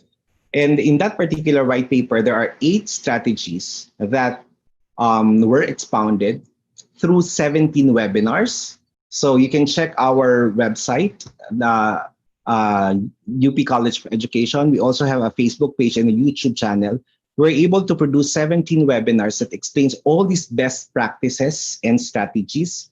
And for the last 2.5 months, when we actually did the webinars, we were able to have 1.7 million users. So if you like to get a grasp of all these best practices and strategies, it is very important that you visit our website. You can also download the white paper that we did. We submitted this white paper to the Senate, the Congress, and CHED, and other non-government organizations who could benefit from all the best practices strategies that we have been doing in UP, all the researches that we gathered, and this was actually formulated by around 17 to 20 experts in our college. So to wrap up my sharing this afternoon, because it's very limited, it is very important that we implement the curriculum through online learning modality, making sure that everybody is included, that all these things do not add burden to our students, making sure that the assessment, the time of learning, the space for learning, all these infrastructure are available. Of course, for the private school, we are quite blessed, no, for those who are in the private sectors, because you have the facilities. But we have to consider also that in higher education, there are many state universities which socioeconomic profile of students are not really that well, and we have to consider them as we deliver and implement this curriculum using online learning modalities. So that's it for my very short sharing. I hope that you have learned something from what I shared. Thank you so much. Thank you very much, Dr. Benviaje, for all your wonderful inputs about the different modalities that teachers should consider, especially in this new context arising from the COVID-19 pandemic. And definitely, we can dive into those concepts and ideas a bit more later after we have our next 2 panelists. But I'm sure we're generating a lot of buzz and questions already in our YouTube, both in our YouTube and Zoom live streams. Moving on, our second panelist is one of the most prominent leaders of higher education in the Philippines, serving as the president of the University of Asia and the Pacific. His extensive experience and research as an industry economist and business strategist has also made our second panelist a highly sought after expert and consultant by industry associations, policymakers, and various companies, helping them navigate the areas of industry policy, corporate strategy, business sustainability, and governance requirements. And he will draw insights from his extensive experience in higher education, especially as someone who's been part of the University of Asia and the Pacific for close to 3 decades, holding various positions from associate professor to school secretary to vice dean of the School of Economics to dean of the School of Management and to his current role for UANP. Ladies and gentlemen, let us welcome to the panel the president of the University of Asia and the Pacific, Dr. Winston Padohinog. Welcome to the panel, Dr. Padohinog. Good afternoon, Enzo, and good afternoon to everyone who is joining us in this channel today. I know that many of us are facing challenges, and let me share with you a very concrete experience that we went through in order to hurdle and deal with these challenges. Now, next slide, please. Now, if you have to consider the issue that we are facing, one of the most important perspective we need to take is the perspective of the learner. And if you take that viewpoint, of course, two major issues you have to consider. Of course, one of them is connectivity. Do they have the equipment? Do they have the internet connection? But of course, that is not the focus of my discussion. But the focus of my discussion will be on faculty competence, because a lot of the learners will have to depend on the competency of the faculty. Now, in the university, we spent summer after adjusting from emergency remote teaching mode to the current mode that we are in. We introduced what we call a certification program that all teachers, both full-time and part-time, will have to consider. It's very important for teachers to, first and foremost, as shared by a previous speaker, the importance of empathy and well-being. The teacher cannot just take that disposition that it has in a typical classroom setting where, the standards are different, the interaction is different. But what is important is to take into account the condition of the students, their well-being. You cannot immediately talk about standards. You cannot immediately talk about requirements. It is very important that on the other end of the channel, the students will be able to feel that we also understand their circumstances. Now, one of the important outcomes of our certification program, which all of the teachers will have to go through, otherwise they won't be able to teach for this semester that we have, is to ensure constructive alignment. And this is very important that teachers in this case will have to make sure that in an online environment, these three things are aligned. They are aware of the learning outcomes, the teaching and learning activities that they have to deliver, and how to assess them. It is important that these three are all aligned, that outcomes can easily be measured by the assessment tool, and the assessment tool is connected very well and can be delivered through the teaching and learning activities. So a very interesting challenge that teachers will have to go through in refocusing their teaching and learning, as the previous speaker said, into an online environment. So very, very challenging. Now, the second step that we did, so first, empathy, and ensuring that the revised curriculum that they are making is aligned, constructively aligned. And then the next step that we did is, that's where finally the teacher must establish his or her presence in the classroom. That's the next step. You cannot first begin, let's say, having to establish the faculty presence. No, it has to be first student empathy, and then the consistency of the tool, of outcomes, assessments, and learning activities. Now, the next one is that the teacher, in starting the session, perhaps or throughout the session, must be able to communicate clearly to the students across the screen, not only the content, but to give feedback as well. Because the feedback online is very different from giving feedback face-to-face or in person. No? And then the teacher must be able to set very clear expectations in this very specific virtual environment. So when you say clear expectations, what time they should be submitting, no? How they should submit, how is attendance strictly monitored. So just in case they will be receiving pre-recorded information, is this ensured that privacy and integrity is also preserved? And the teacher must also introduce the technology that is being used. Of course, it's not really much of a problem for the student. Yes, I have to admit, a challenge for many teachers, but very important that both parties must be oriented to technology. In the university, UANP, we make use of, as a standard, the Canvas learning management system. So that's how we started with a certification program. And lastly, a continuing improvement, that not because after the first delivery everything is okay, because of the constant feedback, the teacher must be able to take into account how the learners are adjusting. No? They must be able to have what we call continuing improvements, like, for example, the exam or the assessment tasks that are given.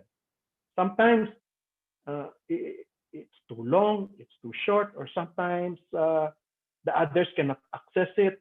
What happens when there is a cut-off? So there should be continuing improvement in the process. The teacher must be open to that possibility. And finally, here also in the certification program is very important that the two important frameworks that is in education that we use is the TPAC. They call it the TPAC. And it is so designed in the training and certification program that this constructive alignment that I said earlier must be delivered in the context of TPAC, because these three things must be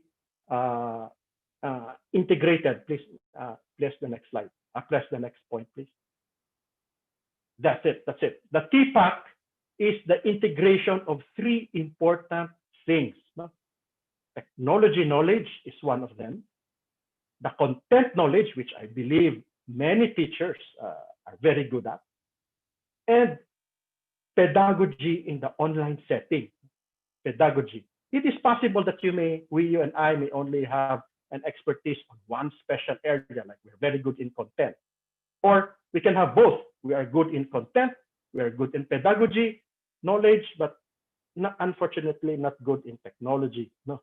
Or it is possible that we may be good in content knowledge and technology knowledge, but pedagogy is not around. These three important frameworks must be integrated very closely in an online setting. So TPAC is a very important challenge. No? So in light of constructed alignment, you have to make sure that there is also TPAC, integration of technology, knowledge, and pedagogy together. And finally, since this is learner-oriented approach, my last slide, please. Learner approach, we just have to make sure that this SAMR framework, this is coming from the teachers, obviously, are also well integrated into the system. That learning is not just a matter of uploading data or letting them read information or watch video. No. That's not just, or just listening purely on a discussion like what I'm doing right now. No, that the learning environment per se must make sure that there is not only the basics or the substitution, the I know this is very technical terms. We can discuss that later, perhaps in the open forum. That in the context of learning, there must also be online, virtual, augmentation, modification, and redefinition. So that's the three concrete steps I like to share with you on how we have tried to enhance faculty competence in order to focus on the learners. So we went through an LTTO where we bring together both the technology and the pedagogy with the School of Education faculty members who redesigned all of our programs. So all teachers are given 30 hours to finish the certification, and they have actually 2 months to do that. Now, the output of the certification program that they're working on and which is being evaluated is the same output that they will deliver during their classes. So very, very productive activity. Of course, it's not easy to change suddenly the mindset of a teacher who has been trained on in-person to purely online. So those three important things: focus on the learners, establish faculty presence, and make sure that you have these frameworks of integration well embedded in your training program. So I hope we're able to share with you our concrete experience, very much focused on enhancing faculty competence in online and in pushing an online learning methods. Thank you so much, Enzo. Thank you so much. Thank you very much, Dr. Winston, for your sharing. I'm especially interested in how we can operationalize, I guess, empathy in the classroom and in the TPAC framework. And I suppose we have more than enough time later on after our final panelist to be able to talk about those things and some of the other questions that have already come up in our live streams. Thank you very much, Dr. Padohinog, once again. Next up, our final panelist is an author, editor, trainer, researcher, and distinguished leader in higher education from National University.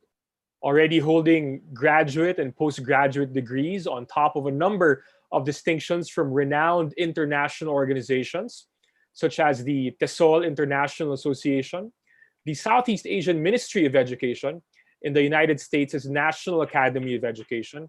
Our final panelist was also recently cited by Project Acumen as one of the country's top scholars and researchers in the fields of language and linguistics.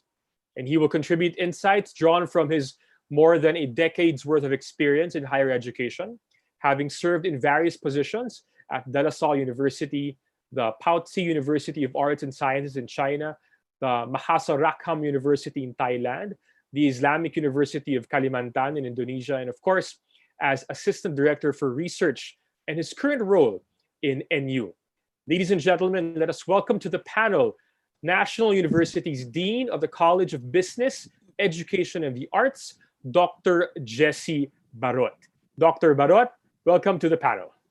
Okay, thank you so much, Enzo. Good afternoon. Am I clear or not? Yes, so? we can hear you, Dr. Jessie, and Okay, you can begin with your inputs already. Yeah, thank you so much. And good afternoon to all the participants of this conference. No? My lecture will be very, very brief, around 5 to 7 minutes, because I'll just focus on the 4 key questions that were thrown to us that we have to address during this conference. No? But the first thing that we have to clarify is we have to differentiate first the different contexts under flexible learning. Now we have currently, because many people are really confused, is online learning equivalent to remote learning? So there are some confusions that are happening regarding the different types of flexible learning. So essentially, there are four. No? There are four contexts that we have to consider under flexible learning. The first one is face-to-face online. It can be face-to-face online. This happens when you're doing lectures inside the class, the one that we had before the pandemic, no? And then the students are allowed to do some online activities. So that's face-to-face online. We also have face-to-face offline. Face-to-face offline is purely the teacher is lecturing inside the class without any use of online learning tools or online learning materials. And then we have the third one, it's remote online. So when we say remote online, we are doing the classes in our own respective homes. At the same time, there is this synchronous or asynchronous sessions. Of course, when we say synchronous, that's real time. Asynchronous, that's not real time. And then we also have the remote offline. So remote offline, students are, let's say they have this printed instructional materials and then they process it at their own, their respective homes. So that is remote offline. So we have four different contexts under flexible learning. So that has to be clarified. The first question that was thrown to us is how does one preserve the integrity of face-to-face class using an online medium? I would say that this question is a bit misplaced because we cannot really and we should not attempt to use all the things that we do in face-to-face and migrate it to online learning because there are some nuances there. So that's why when we do online learning, we have to, what's important is we practice principles-based teaching. So what are the usual principles? When we say principles-based teaching, as long as you're following the current and established principles in teaching and learning, that would be fine. No? But as much as possible, you align it to online context. There are a lot of literature that talks about talks about that one. No? So what are these? Principles? Number one is, I think that was mentioned a while back by the previous speaker, is the outcomes based. No, it has to be because we are in the Philippines and we are adhering to the outcomes based education. More particularly, it's actually outcomes based teaching and learning. No? Because OBE is not really made in the context of teaching and learning. So Biggs from a university in Hong Kong coined the term outcomes-based teaching and learning, and that is so specific for classroom practices. So that's one principle that you can adopt. And what's important there is the constructive alignment that was mentioned a while back, and that should happen at the macro and micro level. When we say macro, the institutional learning outcomes should be aligned with the program learning outcomes and the course learning outcomes. When we say micro constructive alignment, your course learning outcomes should be aligned to all the assessment activities and teaching learning activities that you are doing inside your classroom. So that's the first principle that you can adhere to. And then you can, of course, you can adhere to the principle of constructivism. You minimize the lectures in your class, especially if it's online. Usually, and some studies have confirmed that the most efficient duration of when it comes to the attention of students is around 30 minutes only. So minimize the lectures inside the class and allow students to do a lot of activities. But of course, when you do and when you administer activities, they have to be strategic also and logical. Also, of course, even if it's online, you can still do collaboration, right? You can ask your students to develop a video and then group them based on their strengths. You can ask them to do some peer critiquing. In fact, the interaction between the teacher and the student is also a form of collaboration. So just make sure that we are applying collaboration inside the class, no, in an online learning environment.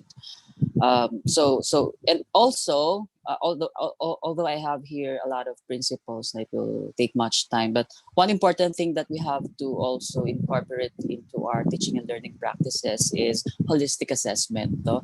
When you have there are so many teachers who miss this one. If you have one learning outcome, be sure that you have at least two activities for that one. No? One is formative and one is summative. But you can also integrate, sometimes you can hit several outcomes using one activity. So you do that also, so that there are not many activities that you are asking your students to do inside in your online class. So that's for the first question. The second question is, how do students still get the most of the curriculum even if learning is done online? Of course, the first thing that you have to do is you focus on the essential topics and activities. That's why in our college, no, I require my program chairs and my heads to tweak or to revise the curriculum. The curriculum that was prepared for a face-to-face class would not be that efficient when you use the same curriculum or syllabus, no? In an online environment. So there are differences there. So that's why when you tweak your syllabus, be sure that you are only focusing on the essential topics and essential activities. Those that are not so essential should just be embedded to the main activities that you will ask your students to perform. Also, the good thing about this online learning is you are also giving your students the opportunity to develop their ICT skills. Now, before they are not used to using different LMS platforms, but now they are really compelled to utilize this platform. So this is an opportunity also for our students to be ICT literate, although they are familiar with it, but of course they don't have that certain level of competency when it comes to using this ICT or these different technologies or learning technologies. And thirdly, the good thing about doing online learning is it allows students to practice self-directed learning. No? So if we allow students to practice self-directed learning, it further empowers them as a learner. So that's why the teacher should really just be a facilitator in an online class. No? So don't do a lot of lectures, just be a facilitator and focus on the specific weaknesses of your students for them to be engaged in self-directed learning. Now, let's go to the third question. How does one deal with the following aspects of curriculum and class experience, particularly in the area of practical or hands-on exercises, group or teamwork, presentation, engagement of students? I did so many webinars just for the past 3 weeks regarding this one. And there are three things that you can do. The first one is for the practical and hands-on exercises like physical education and what's that one? Science subjects, no? Wherein you do some experiments. You can resort to virtual laboratories. Some of the most popular virtual laboratories are, we have Labster, if you're familiar with Labster. That's good for physics, science, and biology. We also have that one. For writing, there is Purdue Online Writing Laboratory. There is this iCoach for physical education. So we have to explore these virtual laboratories. Though. But definitely, it's not as good as the usual face-to-face laboratories that we are doing, the laboratory activities that we are doing, but at least somehow it will simulate those hands-on activities. The students also, we should allow them to do a lot of online exercises. There are so many online quizzes available. You just have to type in the search engine in Google online quizzes, and then you use the word and, no, and capitalize it. That's Boolean strategies, no? And then you type the topic that you would want to focus on, no? So you ask your students to do also online quizzes and online exercises. The good thing about online exercises, it goes beyond what they have learned during your online class. Now, there are definitely questions there that were not discussed during your online class, and these things forced your students to search more for answers for those items. So this is very much related to engaging learners to self-directed learning. Also, you can ask your students to use a lot of learning technologies in producing different outputs like advocacy videos. That's very timely. You can ask them to do an advocacy video related to COVID. You can also ask them to prepare infographics. You can also ask them to come up with tutorial videos, for example, in physical education, since the students would not be able to go out and do some physical activities. So you just ask them to come up with a tutorial video, let's say about Zumba, or about how to play table tennis, no, if they have equipment at their house. So these are the things that the students can explore to at least somehow do the activities that they do during a face-to-face mode.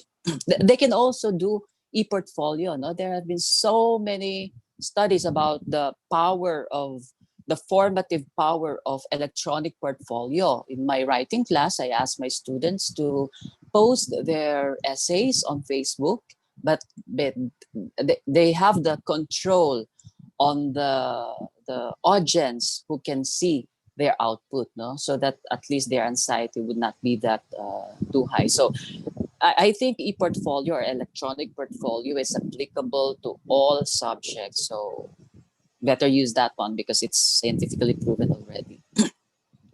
And then the final question is, what are some of the best practices and strategies that you can share or propose for higher education community with regard to integrating traditional curriculum into online learning methods? Now, I will give two general tips, no, from a macro level, from a macro perspective, and from a micro perspective. From a macro perspective, this is for the administrators. When we migrate to online learning, actually, it's not really the generic online. What we're experiencing right now is an emergency remote teaching. It's an emergency remote teaching because after this, it will be a different scenario already. No? So in this particular instance, probably what the administrators can do is, number one, they have to study the situation. No? They should analyze the situation, gather information from the perspective of students, from the perspective of teachers, from the perspective of staff, from the perspective of administrators. And then after getting those relevant information, they have to make decisions and come up with an implementation plan that would address the realities of their respective schools, no? Because one strategy for one school may not be effective in another school. These are the nuances of different, because there are class A schools, there are class B schools, there are class C schools, no, in terms of resources. So that's the first thing that has to be done. Analyze the situation.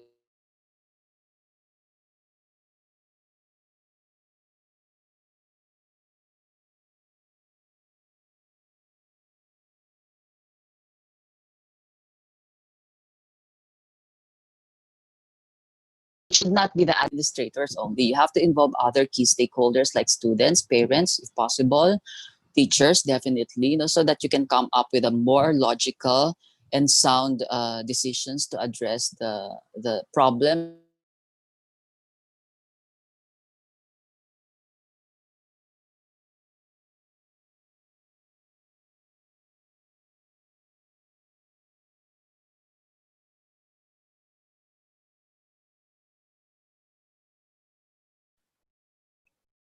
Hello, everyone. Yeah, we apologize. We think that Dr.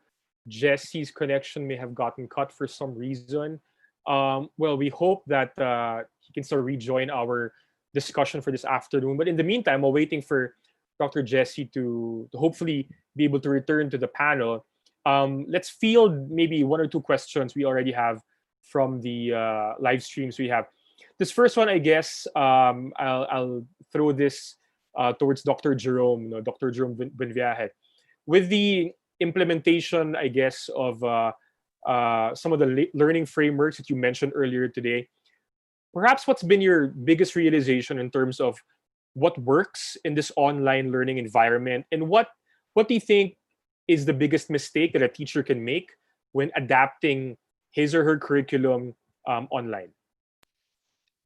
Okay. Well, Enzo, our classes in UP started last Thursday, and it's actually September 10, and we had an extended registration because everything has to be turned online. So even the registration has to be extended because we need so much time for validation of the payment and checking the curriculum so that we could really advise the students on the right courses that they have to take. And in terms of realization, because some faculty already started their classes last week and this week, and one of the things that we really have to factor in, and I'm an advocate of this, is that we have to prioritize the safety, the health, and the well-being, most especially the well-being of our students. And that when you do planning and when you deliver your instructional plans, the best realization is that make sure that you are not really a burden to your students, because we are in the time of emergency. And I think that's something that is not really factored in by some of the faculty when they do prepare their lessons.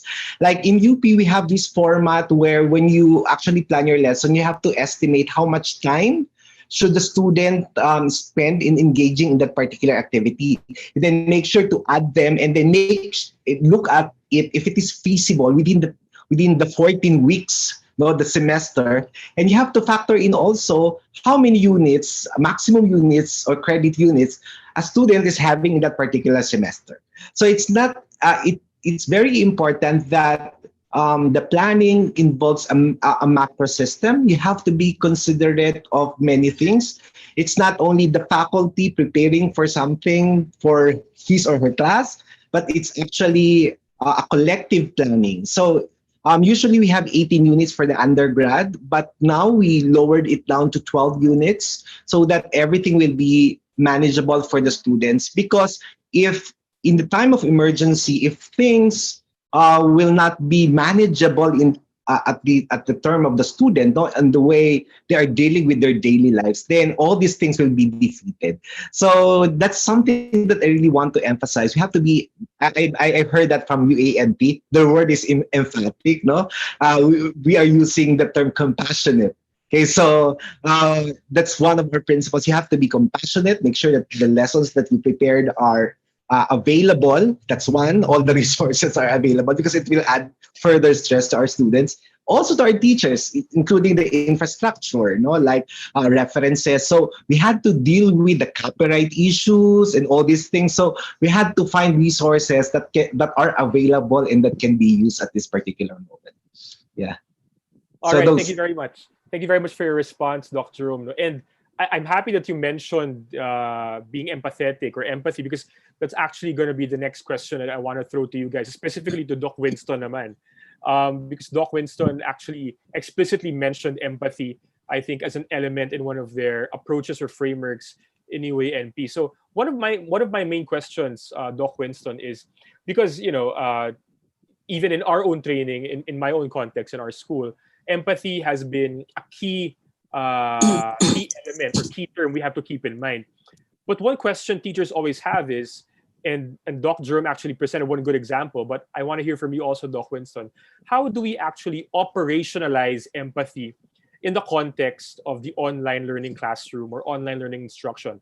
Does it mean easier tasks, fewer items in a test?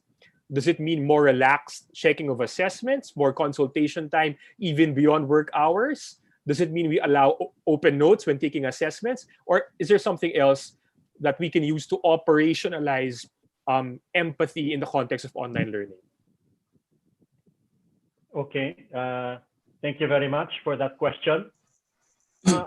First, there are two levels. I would like to borrow the term of Dr. Barot.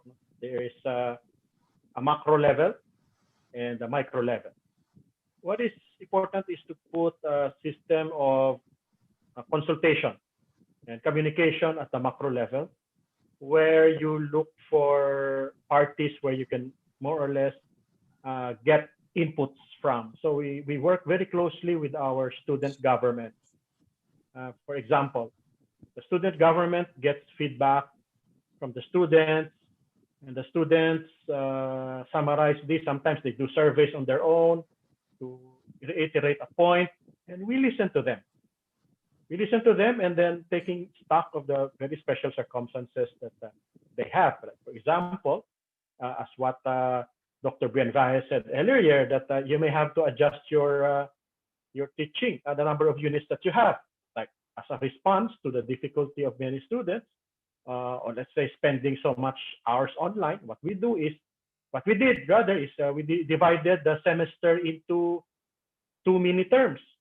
So first batch of subjects, let's say 5 subjects, maybe for the next 9 weeks. Then the other 9 subjects, maybe 4 or 3 subjects. You do that because you cannot, as Professor Bienvaya said earlier, you cannot load them up with 18 subjects or 15. They won't be able to do that. You will fail in the learning aspects, and they cannot hack it staying on screen for long hours. So these are very concrete feedback that you get from the students. Second, you can hear that there are some students struggling with connectivity. They don't have the computer. They don't have the internet access. So from there, you find a way. You try to empathize. I think that's what UP is doing, and what we're doing, trying to raise funds to help these students as well, so that they will be, as we said, inclusive. So this information are not information necessarily captured by people on top at the macro level, unless they hear this from the micro, then from the broader aspect, then you can adjust your policies. At the micro level, I'm referring to the teachers. The teachers cannot be unreasonable. There are many circumstances, special circumstances that are different. Unlike in a classroom where everyone else is in the same circumstance, they're all there, you have your attention at a particular time. You just don't know what is the circumstance of that particular student in your classroom, in the virtual classroom. Perhaps he may actually be struggling to look for a study place. There's no study table because the study table is the dining table, and everyone else, all the family members are there, for example. So you may need to know this very specific circumstance. The others may have traveled to the provinces, and the internet quality there is really bad. So some accommodations may have to be given, like, okay, if it is difficult, then let's have pre-recorded short lectures, making sure, as what has been enforced, that intellectual rights are also preserved. So you adjust. So that's what we do. We have the micro level and the macro level.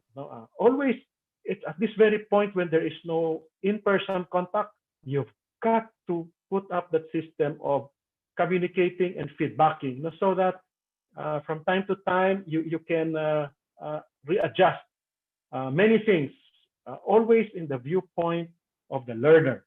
And of course, that recently we also have been preparing also to help our teachers. They also have facing a lot of difficulties as well. So they are also tough, so they have to deal with the students at the same time. Their children are running around. They still have to cook. Suddenly, their children, which was used to be outsourced to some school during childcare, now they have to do both childcare and student care simultaneously in one setting. So it's a mess. So the teachers also may need some support too. All right. Thank you very much, Doc Your Winston. question. Yeah, thank you very much, Doc Winston. I can actually relate with that because as a teacher, I still do online learning, but I have 2 young kids as well. So it's a very interesting situation and time we live in right now. I'd like to welcome, by the way, Dr. Jessie back to the panel. Dr. Jessie, welcome back. And I have one particular question for you, Doc Jessie. Yeah. Something that I kind of thought of as you were speaking earlier today, giving your inputs. Because so many teachers have gone through so many changes in terms of adjusting their curriculum and adjusting their approaches, I guess, and even their mindsets because of what happened with COVID-19. My question for you, Doc Jesse, is this. Once the COVID-19 pandemic has ended, or once we, I guess, return to a semblance of normalcy, whatever that's going to look like, should schools continue to implement or keep the gains of online learning? Or should schools just return back to their old models or the old normal, so to speak? What's your view on this, Doc Jesse? I'll go back to the last question that I got caught because of the connection. It's very much related to that one, and it's on the design and development of the implementation plan. All schools have to have a roadmap in the next 5 or 10 years, and in that roadmap, the schools have to stipulate or clearly stipulate or indicate the directions that they want to go to. No? If they want to go to full online in the next 10 years, or they want to strictly implement blended learning. But there's no other way but to go to blended learning, definitely, when we go back to the new normal. So I hope that all schools will have a roadmap in the implementation of online or blended learning. And in that roadmap, of course, you will indicate there the milestones per year, the resources needed, the people involved, and the strategies that the schools and the key stakeholders should do in order for them to achieve the target that they set in that roadmap. All right. Thank you very much, Doc Jesse. I guess the important thing is, schools should be able to look ahead and tell themselves, what do we want from our institution, and what kind of students do we want to produce in the near future, and how Yeah. can we do that? And like what you said, it's very important to have a roadmap, a good set of objectives that will guide you in what kind of decisions you're going to make for the foreseeable future. A bit of a time check. We still have a lot of questions actually, but unfortunately we are a little bit tight in terms of the time we have right now. So I guess I'm going to wrap it up very, very quickly. But what I want to say is I want to thank all our panelists for today: Doc Jerome from UP Diliman, Doc Winston from UANP, and of course Doc Jesse from NU. Thank you very much for gracing us with your presence, sharing your wealth of knowledge, of course drawn from your experience in higher education. Your inputs and your answers to some of the questions, of course, were very, very rich. And I think our participants were able to gain a lot of knowledge and a lot of wisdom from all your inputs for this afternoon. Of course, I'd like to thank our audience as well for attending our panel discussion this afternoon. I'd like to thank our organizers, Enderon Colleges, of course, and all the sponsors for the National Conference on Higher Education. For our participants, please don't forget you have your breakout rooms later. They're going to open at 4:30 p.m. The breakout room links can be found below the YouTube live stream.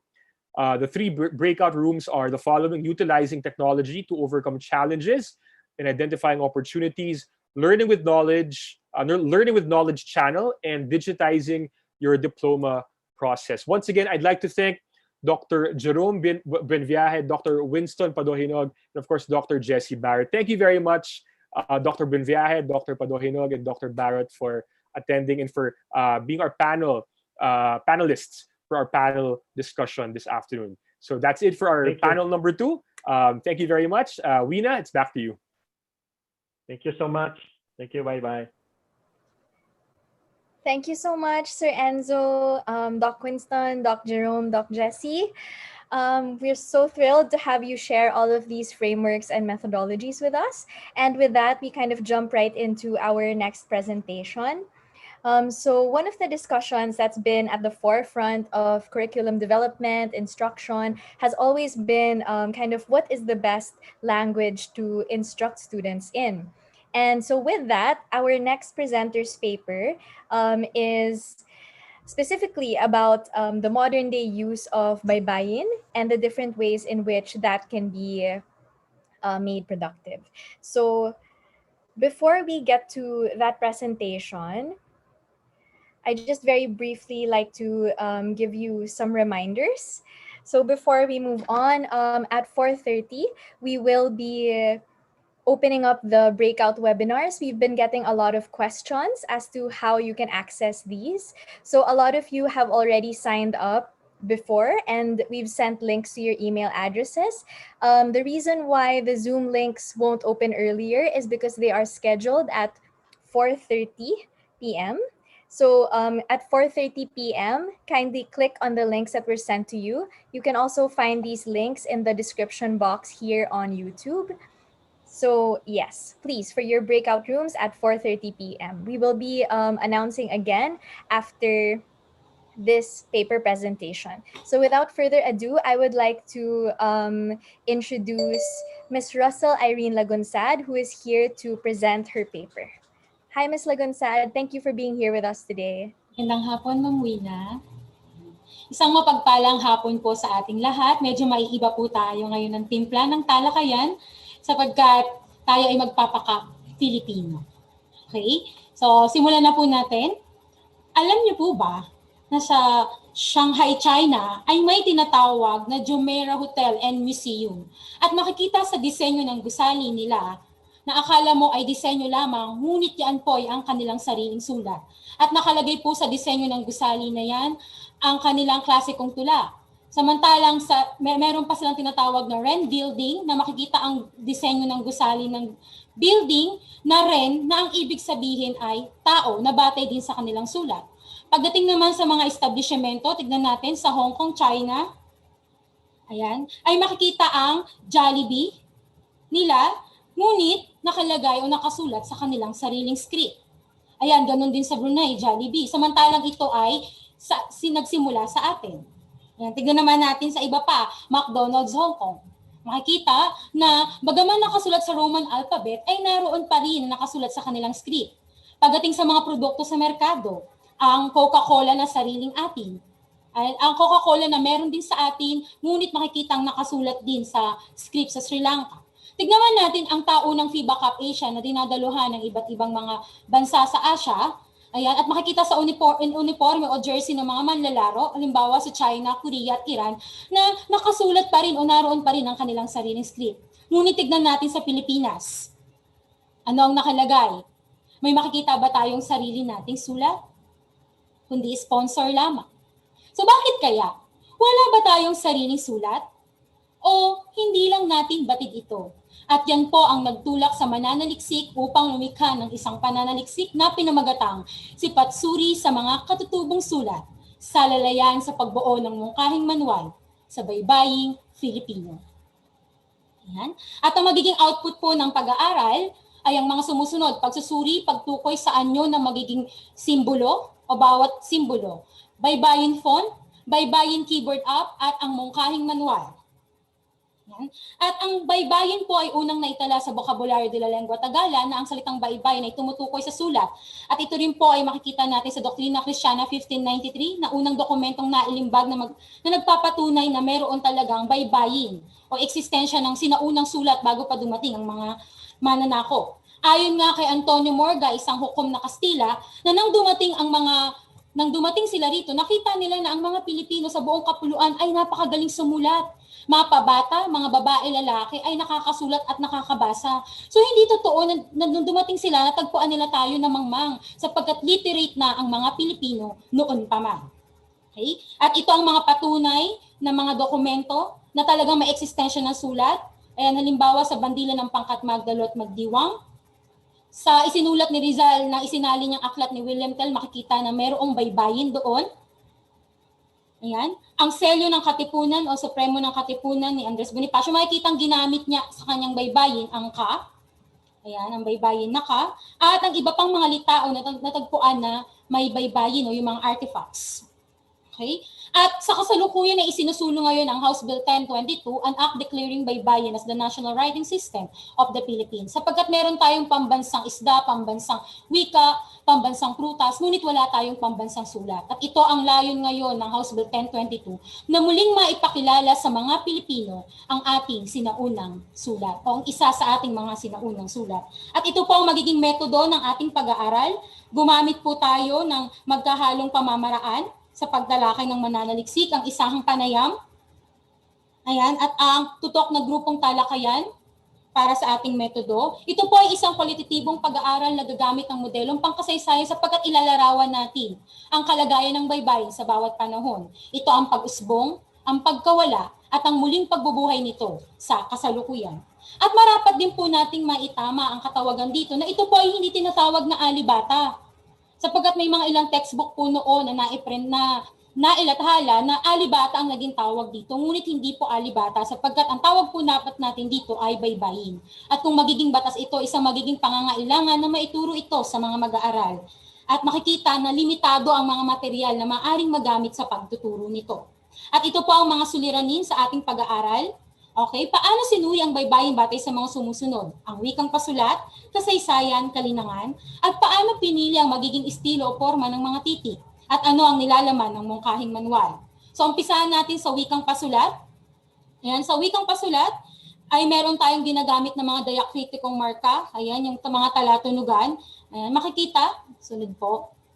Ayan, na ayan, meron tayong sistema ng closed circuit na ibig sabihin ng grupo ng tao ay nag-usap at sila yung nagkakaunawaan sapagkat alam nila yung konteksto na naroon. Kaya yung mga patinig na EI, OU at DAR ay isa lamang ang simbolo sapagkat ayan, sa ating mga wika ay likas po na kahit magpalit ang mga ito ay hindi mababago ang kahulugan at kaya itong maunawaan. Kaya makikita po ninyo dyan, ito po ang ating baybayin. Makikita na ang EI, OU, DARA ay iisa lamang ang simbolo na ginagamit.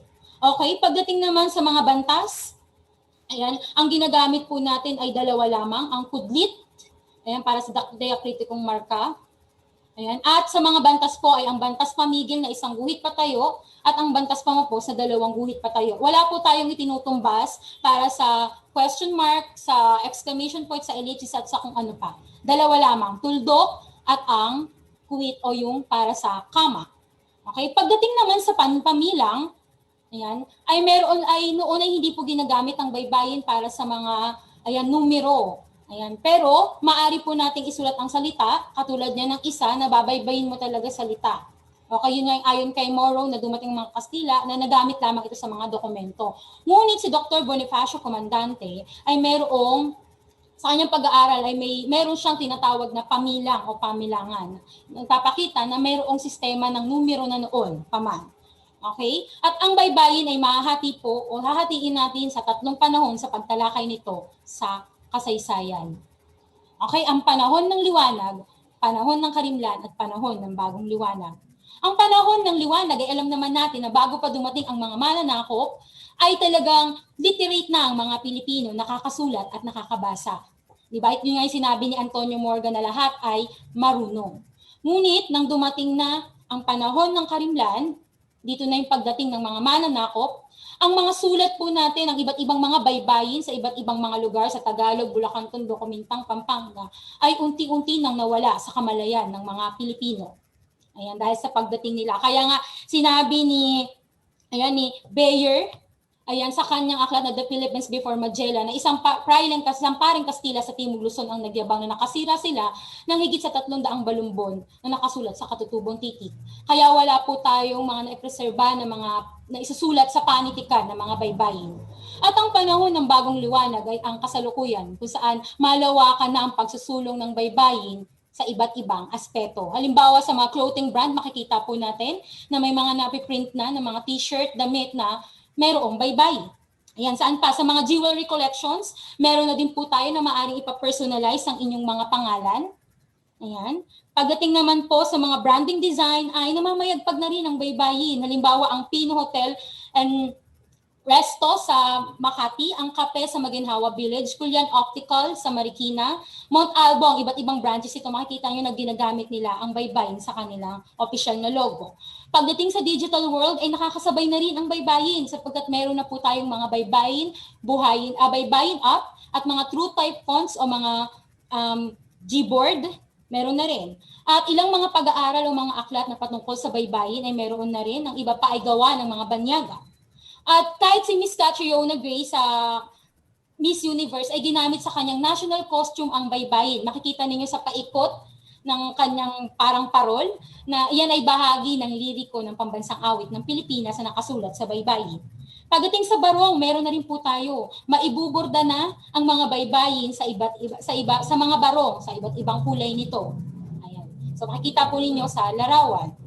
Ayan. At nakita yan ang suot nila na may nakaburda dyan ng mga baybayin. Pagdating sa mass media ay makasasabay na rin po ito sapagkat may mga teleserye at pelikula na po na tinatampok nila ang baybayin kahit sa mga poster nila. Kagaya nito. Ayan. Sa telebisyon, sa mga commercial, Memo Plus Gold BDO ni Catriona, makikita na meron ding baybayin. At ang ilang mga ahensya rin ng gobyerno ay gumagamit na rin po ng kanilang logo. Yeah, maaaring nakikita natin pero hindi natin alam na baybayin pala ito. Halimbawa sa NCCA, mukhang alab lamang, ngunit yan po ay ka, nang ibig sabihin ay kadakilaan. Sa CCP, 3 ka.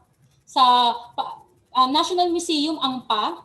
Ayan, at sa medalya naman ng Order of Lacandula, makikita ninyo, ito yung pinakamataas na karangalang pwedeng ibigay sa lingkod bayan. Makikita pa ikot ang salitang Lacandula sa medalya. Ang ating pong mga passport ay meron ding baybayin na nakalagay.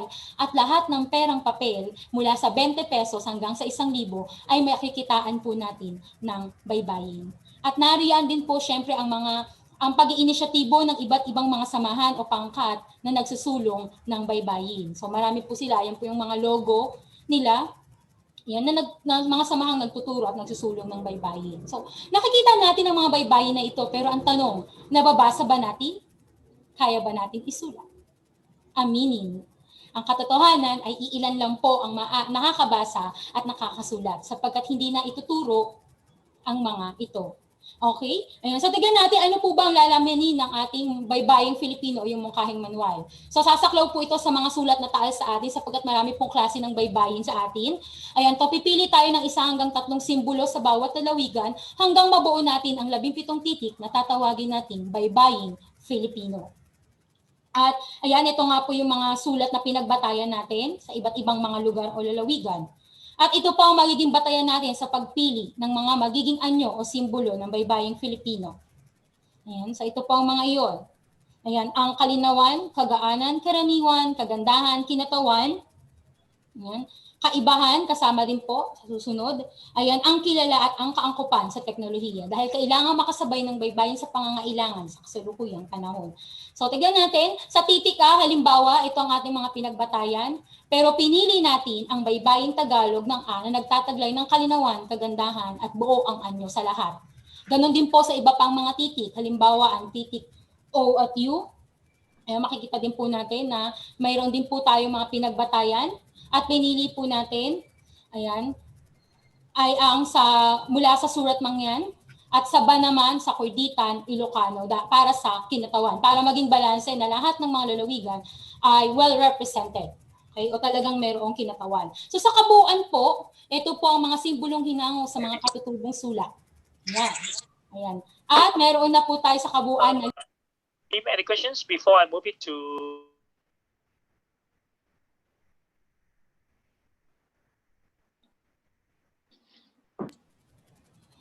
Okay, so meron na po tayong 17 ng mga titik na bumubuo sa baybaying Filipino.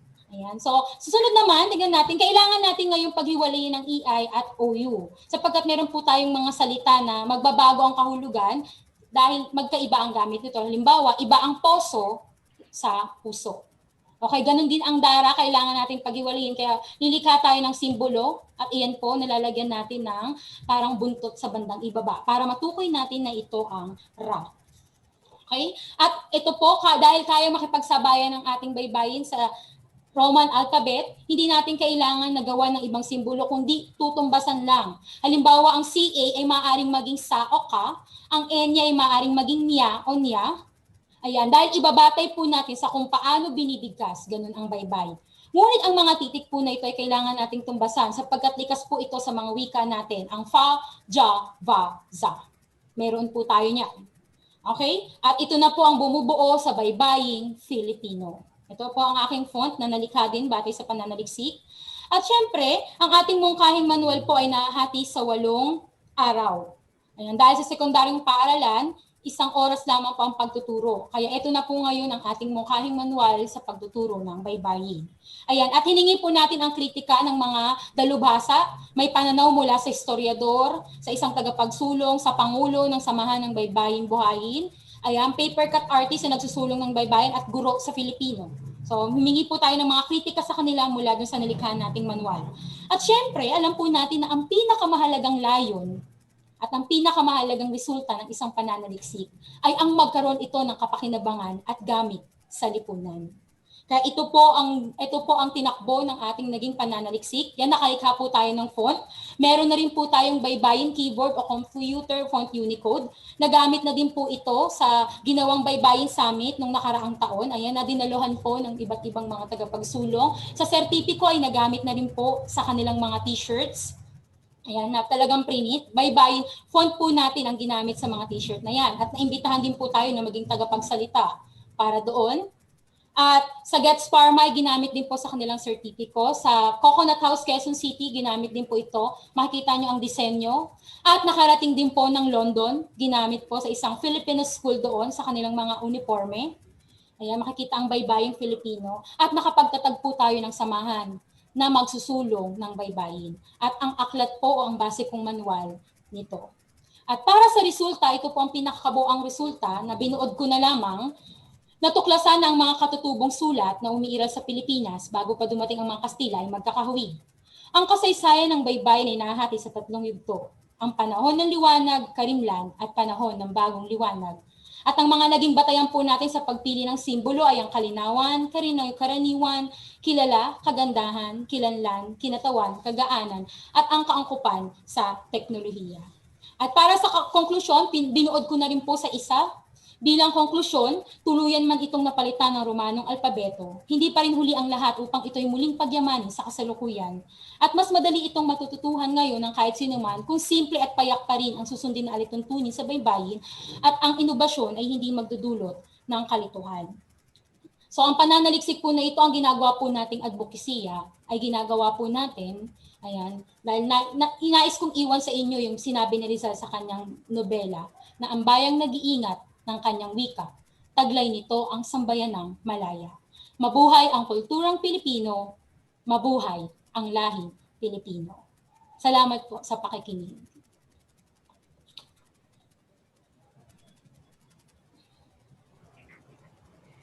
Salamat po, Ms. Lagunsad.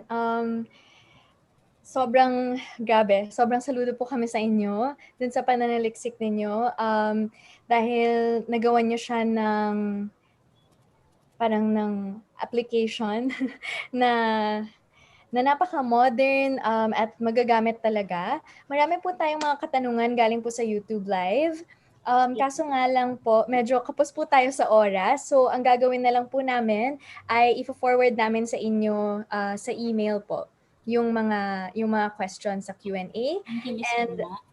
thank you, Ms. Lagunsad. And sa audience po, for those of you who would like to send questions about Ms. Lagunsad's study, please don't hesitate to send them to conferences@endurancolleges.com. Thank you so much, Ms. Lagunsad. Thank you, Ma'am Lina. Thank you po. Thank you po, audience. All right, so good afternoon, everyone. Good afternoon, everyone, and thank you so much for joining us today and for being with us from 10 a.m. all the way until now, which is already 4:30. I feel like the entire day has just really flown past. Thank you so much for being here, and we have another round of really great opportunities for you. So a lot of you may have already gotten an email a couple of days ago prompting you to sign up to a number of our amazing breakout webinars with some of Enduran's really good partners for this conference who are really helping us out and extending these opportunities to our educators, education officials, and administrators. So right now, you can find in your email inboxes the links to the webinars that you've pre-registered for. You can also see it in the description box of this YouTube video. So you can click and you will see the links. I know that previously some of you had been trying to enter these webinar rooms, and the reason you were not able to get in is because they are scheduled now for 4:30. For those of you who did not pre-register, you can remain here on this YouTube channel, and we will begin a really great learning session with Lenovo shortly. So again, in case some of you who are watching now missed it, for those of you who pre-registered or signed up to some of our breakout webinar sessions, you can find the links in the description box below, or you can find them also in your email inboxes. So even if they didn't open previously, they will open now because this is the time slot in which they are set. And for those of you who did not pre-register to any of these sessions, you can stay right here in this YouTube live, and we will begin a great learning session with Lenovo in a couple of minutes. Thank you.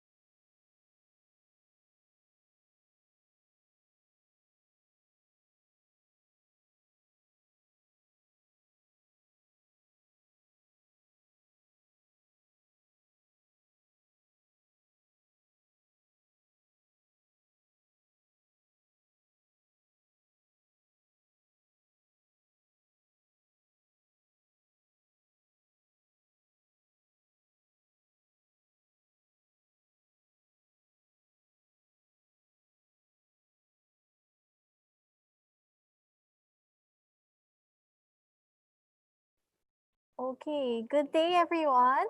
Get ready to know more about smarter technology and how you can collaborate and take advantage of it during these times of pandemic. Before we proceed, here's a quick video from Lenovo.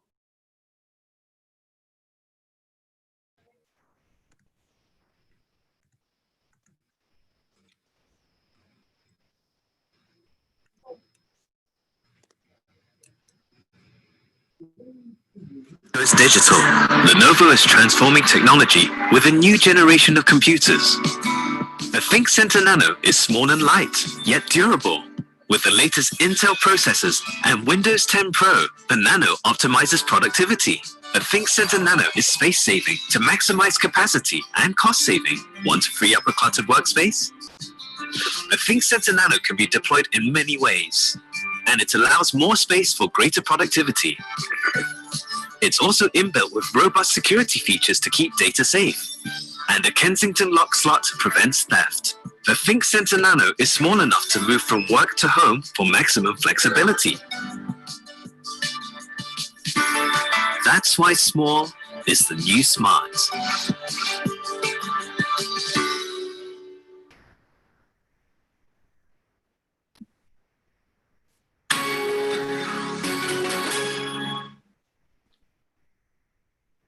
All right.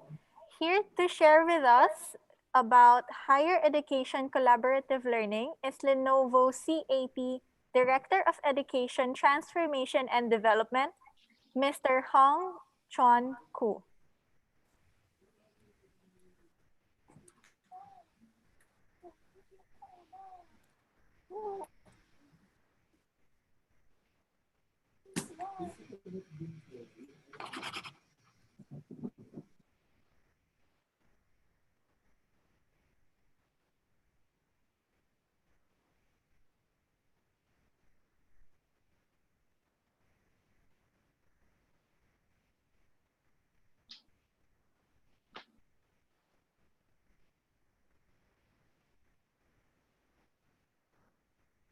Um, Okay.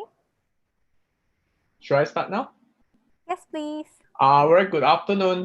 Let me share my screen now. I'm actually Ku Hang Chuan, the Education Director for Lenovo for Central Asia Pacific,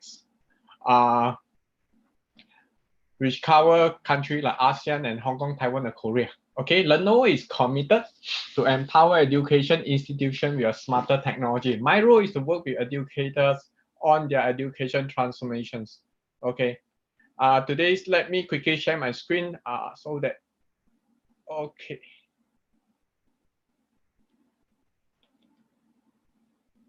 Okay, very good afternoon.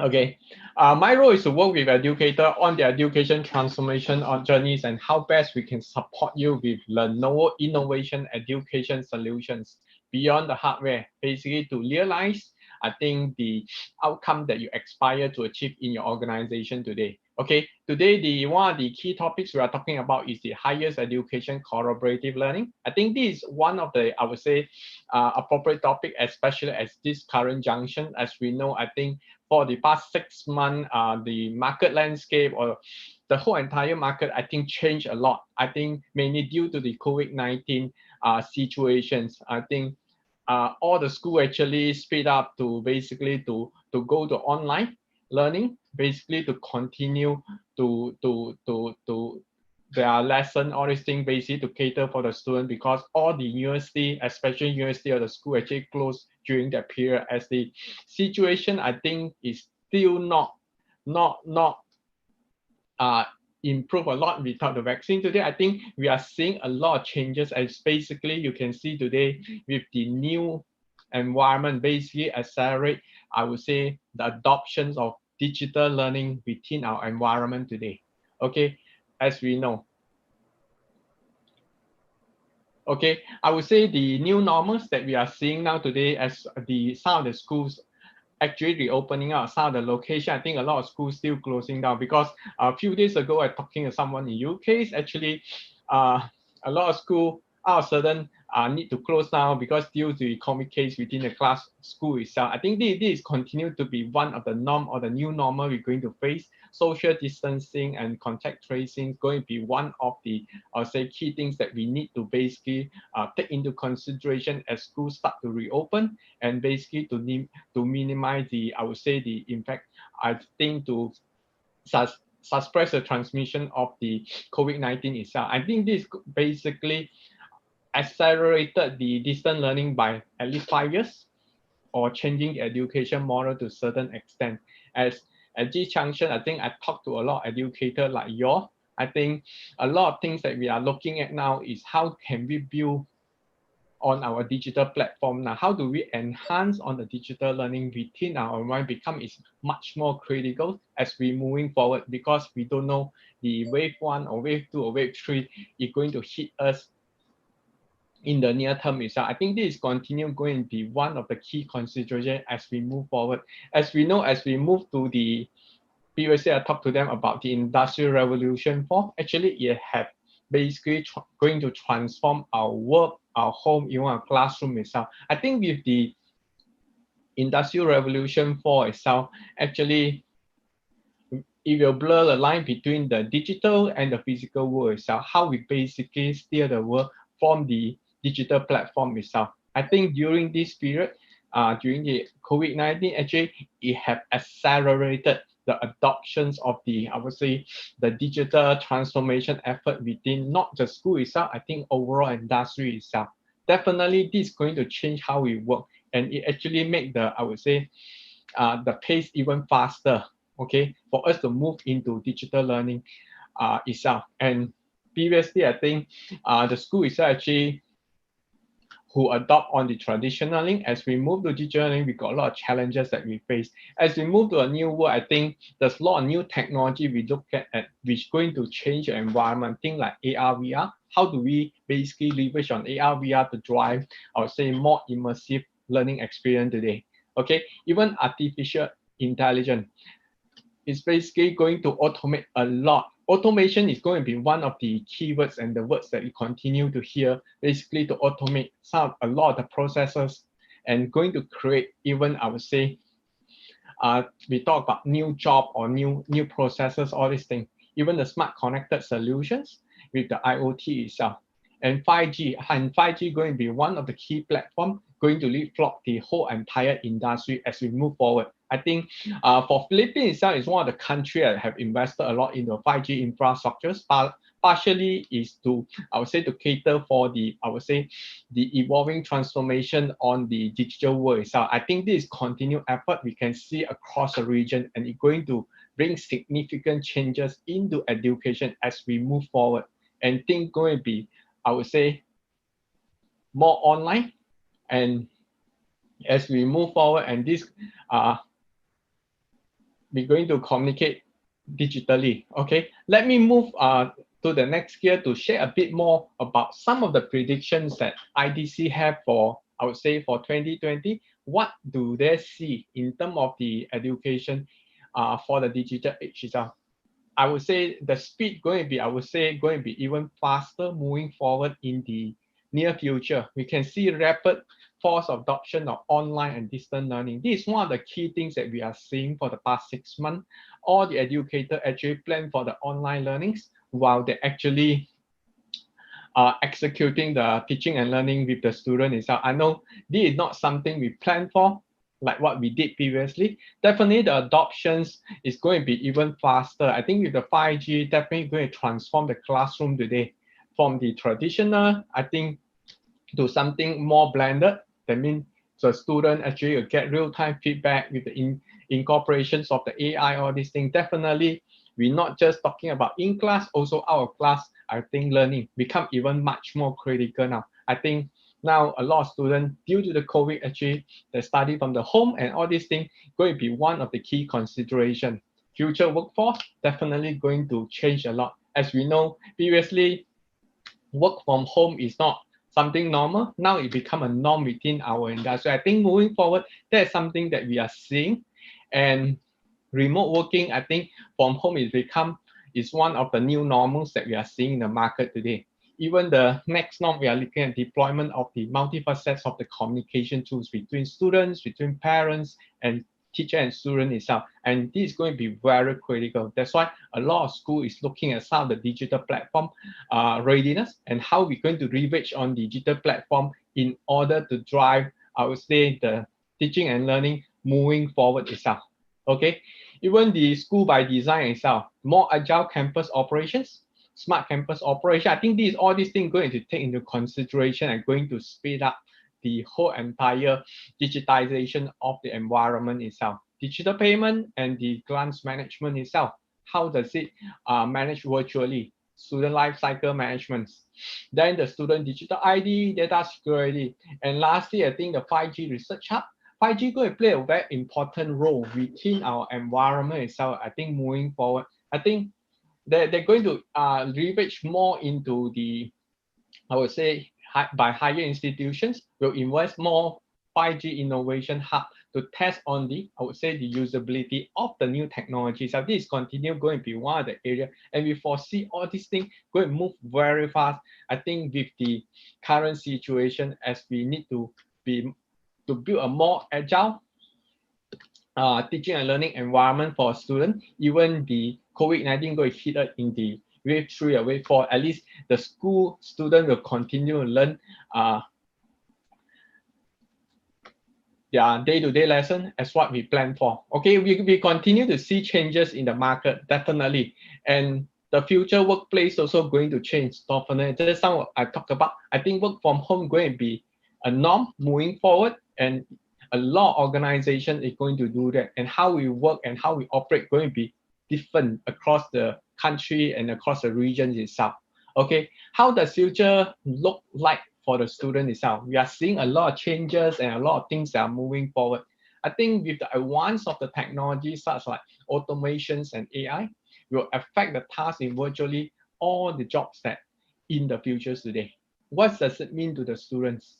I think more than 65% of the students in grade school will perform that have not been invented yet. That means we don't actually know what is the job happen, I think, in the next 4 or 5 years going to happen. And 47% of the job are expected to be taken over by machine during the next 2 decades itself. There's a lot more IT jobs coming on with 2024, especially on the cloud-based related, more than 65K. And 33% of the world demand for employees with technology skill going to be very critical. That means everyone need to have certain tech, I would say the IT skill or knowledge itself, because we need to be, I think the new technology, things like blockchain, IoT, things like AI, it's going to be across the segment, it's going to be used and going to be implemented across all the industry itself. I think we need to have certain background itself. If the fast growing in terms of the, I would say, changes in the market today, what are skill set that I think school is looking for beside the subject matters? I think higher level cognitive skills such like collaborations, problem solving, critical thinking, and career become very crucial as we move forward to the new and unknown environment. I would say this become the core skill that I think school will continue to cultivate, which is in line with the discussion today we have on the collaborative learning platform that we want to incorporate in the school today.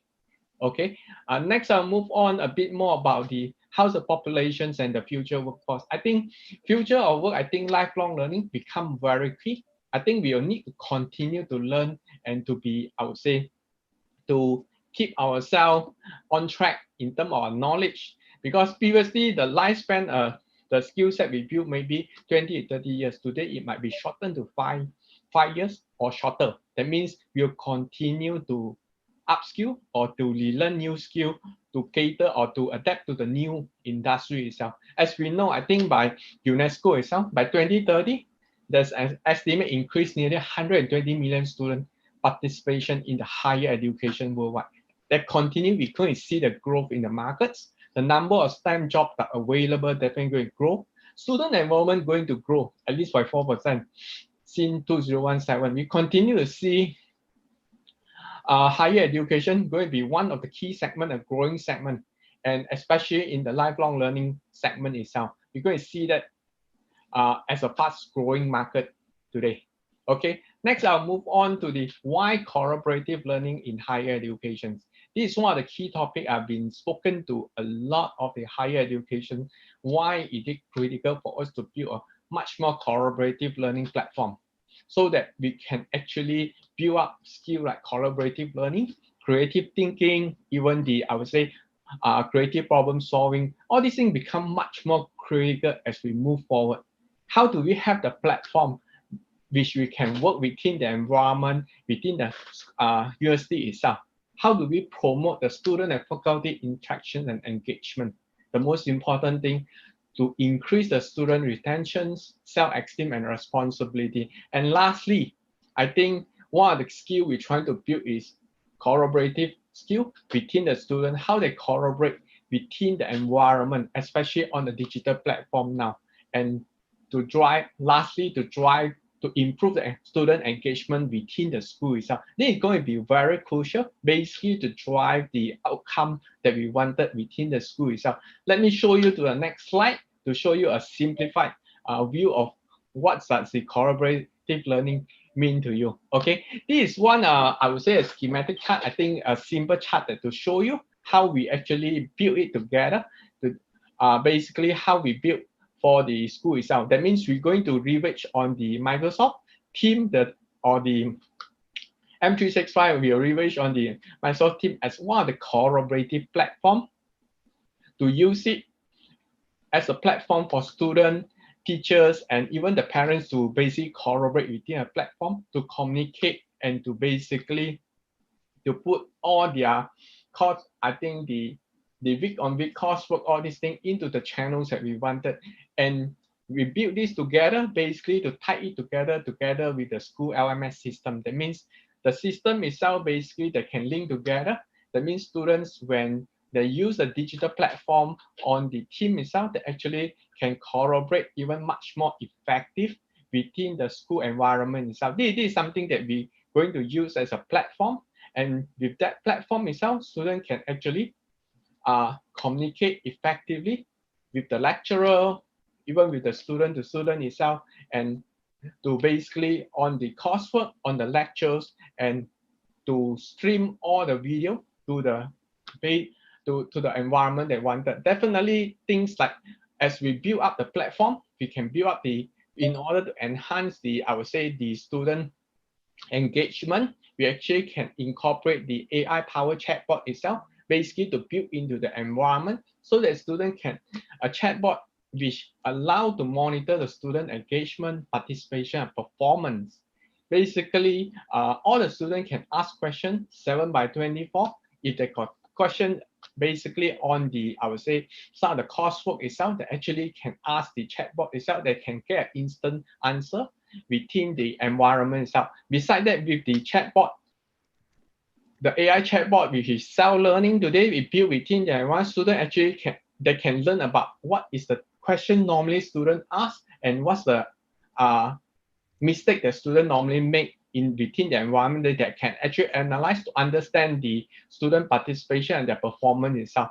Actually, basically to help the student to have a 7/24, I would say, engagement. That means they can get quick answer from the problems or from the class itself. I think this is going to be something that we can build and work together with a school. And besides that, we're also looking at something like the virtual classroom platform, the Lenovo Distance, which is my colleague going to demonstrate. This is one of the platform basically to build for the school itself to cater for them to conduct distance learning or online learning more effectively within the environment. It can be something very scaled down to something very sophisticated, which Panya are going to demo to you how we actually can help the school to create a virtual classroom and they can teach much more effectively and to be much more engaged with a student as they do it online today. And this is one of the key challenges the school facing as they progress from the traditional teachings and to the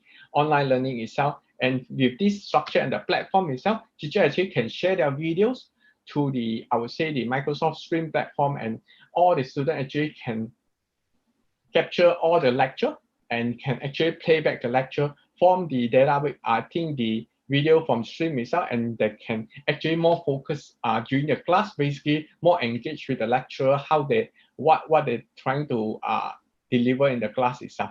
Okay, lastly will be the online assessment. Online assessment tools that build within the environment that we still continue to look at the outcome-based learning. This is something that we can build together, basically to digitize the online assessment.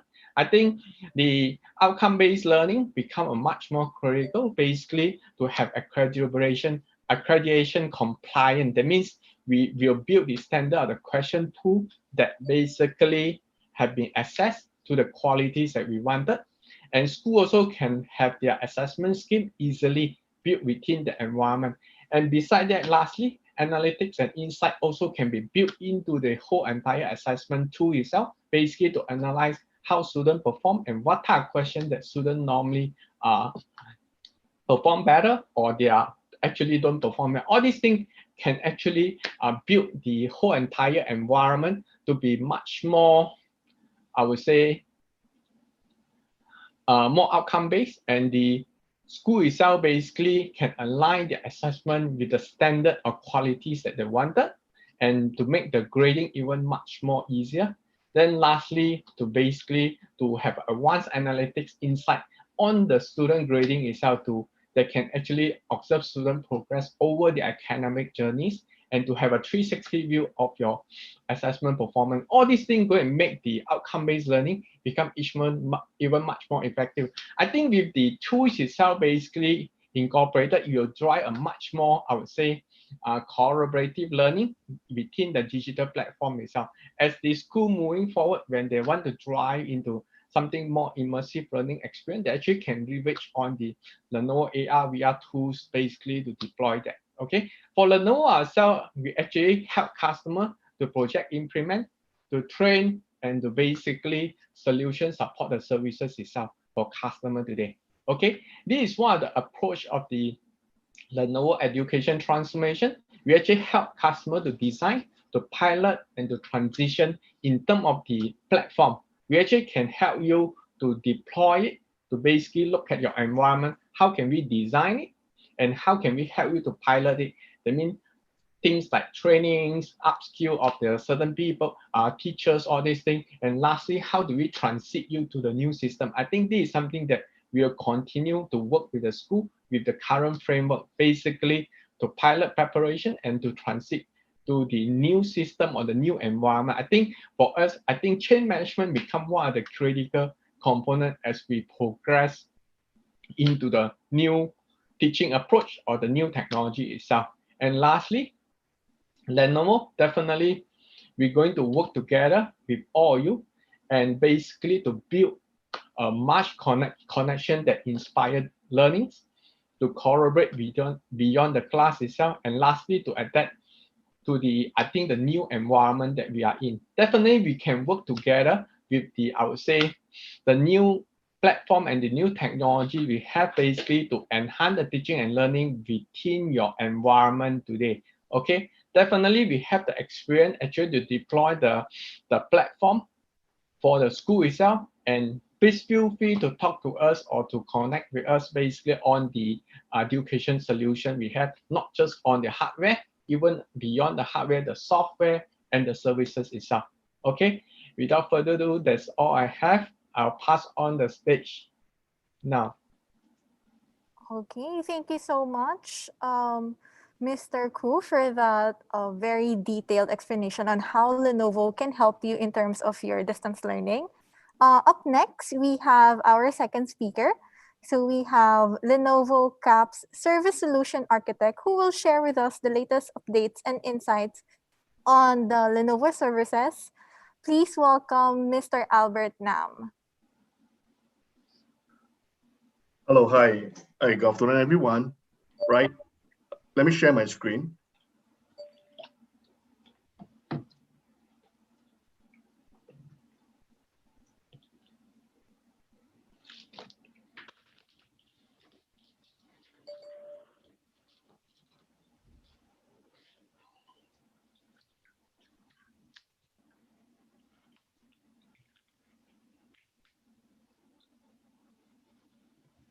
Okay, I believe everyone can see my screen.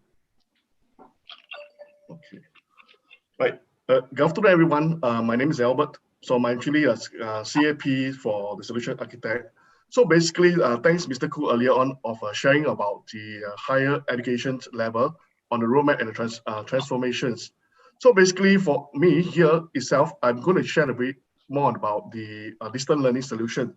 So let me quick go through on the agenda for the day itself. We'll be actually running through some overview of what we're going to talk about on the distance learning and some of the distance learning solutions that we actually have based on the 6 notes here. And then later I will pass over to my colleague Manya to do a live demo. All right. Well, so in this slide itself, right, just want to share with you today, Lenovo itself, right, we actually do hear feedbacks and gather informations from teachers, students, as well as parents, understanding what are some of the pain points and requirements that we actually gathered from those. And especially like students, they can actually hear them clearly for the teachers. They cannot see the face of the teachers if it's actually too dark during the presentation or the demo of the classes. And whether they can actually see those content within the tablets or within the whiteboard. And next is actually cases like can such sessions be actually be presented in a video, and is it actually real time can be ready be used, and how the lecturers or the teachers be able to know whether the student is attentive in the class. And such materials can also be, if it's able to actually publish across online or real time, such as in the social media, etc. And later, more towards on the presentations, on the videos, on those are content when they're actually doing sessions. That's where the picture, where I could talk about that later. All right. So to address all those pain points, right, Lenovo actually did have a tip thought, and with the team itself actually discuss and also come up with the solutions that we need to actually provide those private areas. Lighting is also one of the things. Leveraging on the right equipments, which is actually the approved and tested equipments by Lenovo solution teams. All right, like for example, the leveraging on some high resolution cameras, microphones, headsets, wireless, etc. And of course, not forgetting the internet speed is also one of the requirements that is needed. And again, leveraging the right collaboration software, collaboration tools like Microsoft Teams, etc. All right, so this is actually just some of the information actually shared.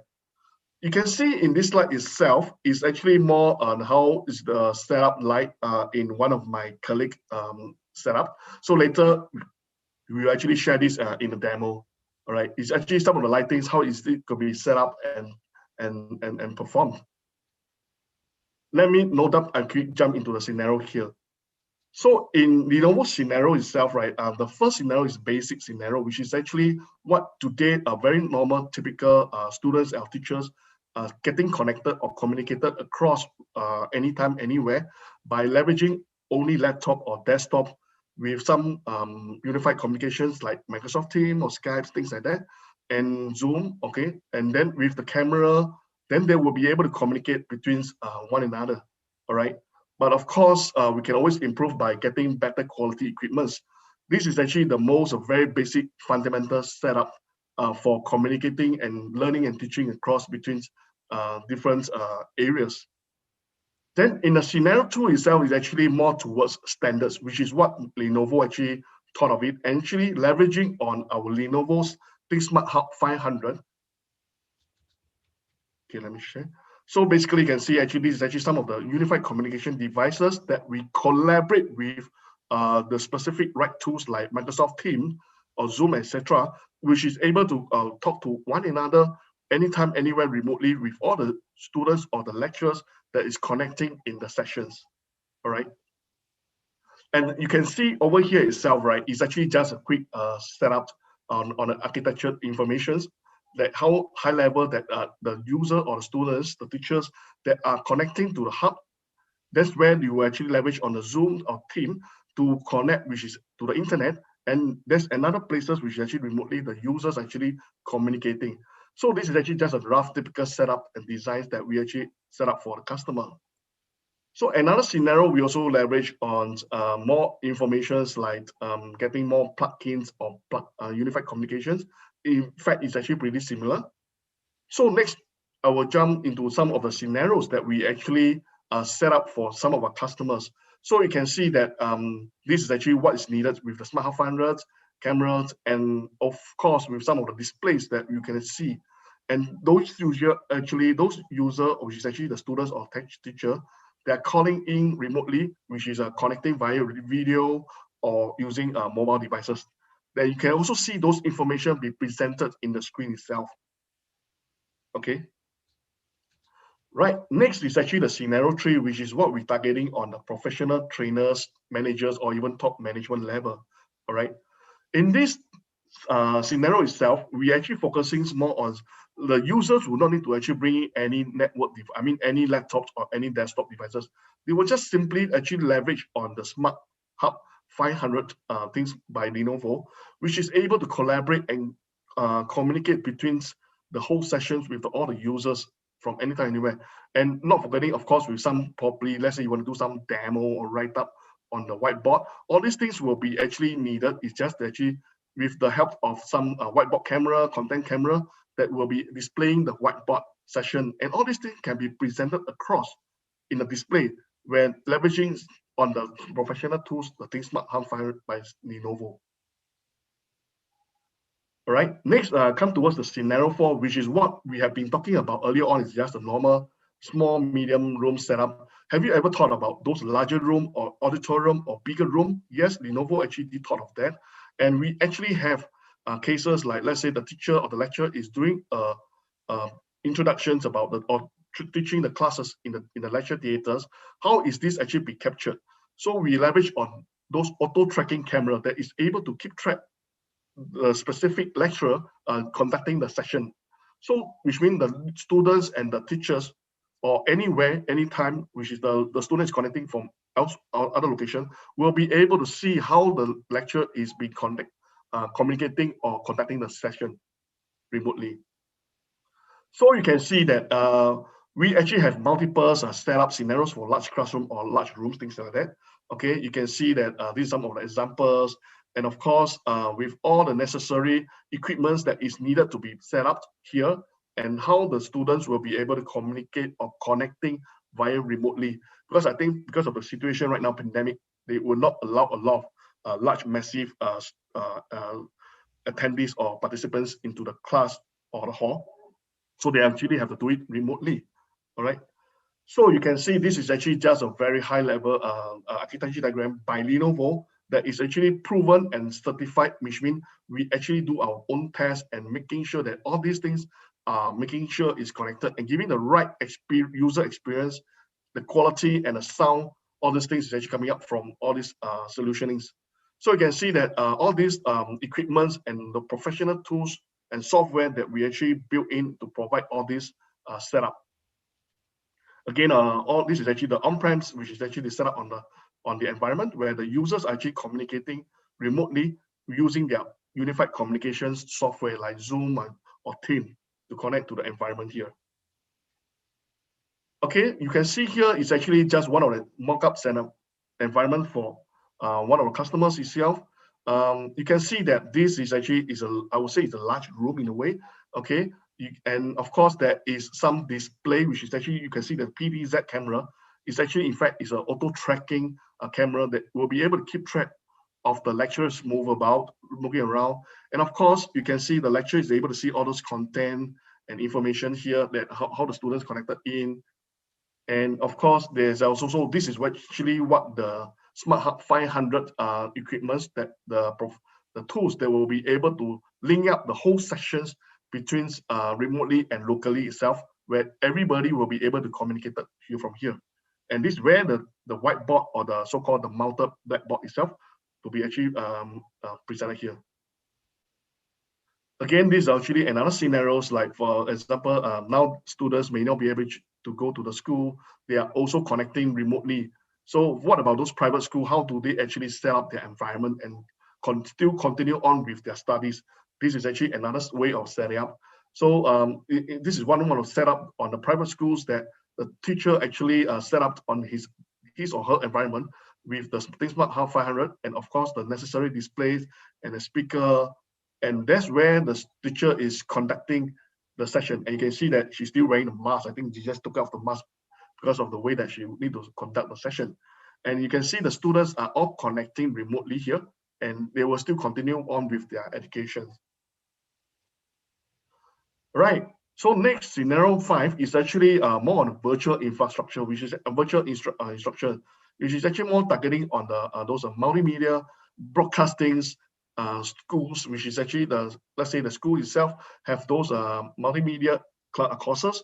All these things we will be able to actually provide the kind of solutions for them as well. So later on, my colleague will share more about this in the demo. So you can see that the setup itself, you have those backdrop, you have all those multimedia equipment, software and tools that will be able to help the student as well as the lecturer itself to build up this content. So you can see that all this we have actually gone into the deep thought, the planning as well as a solution to come about the whole setup. So you can see this is one of the example. Again, our customers actually setting up the environments with the kind of the backdrop requirements with the multimedia capabilities thing. And you can see the green backdrops, you can actually do all those backdrop changes, things like that.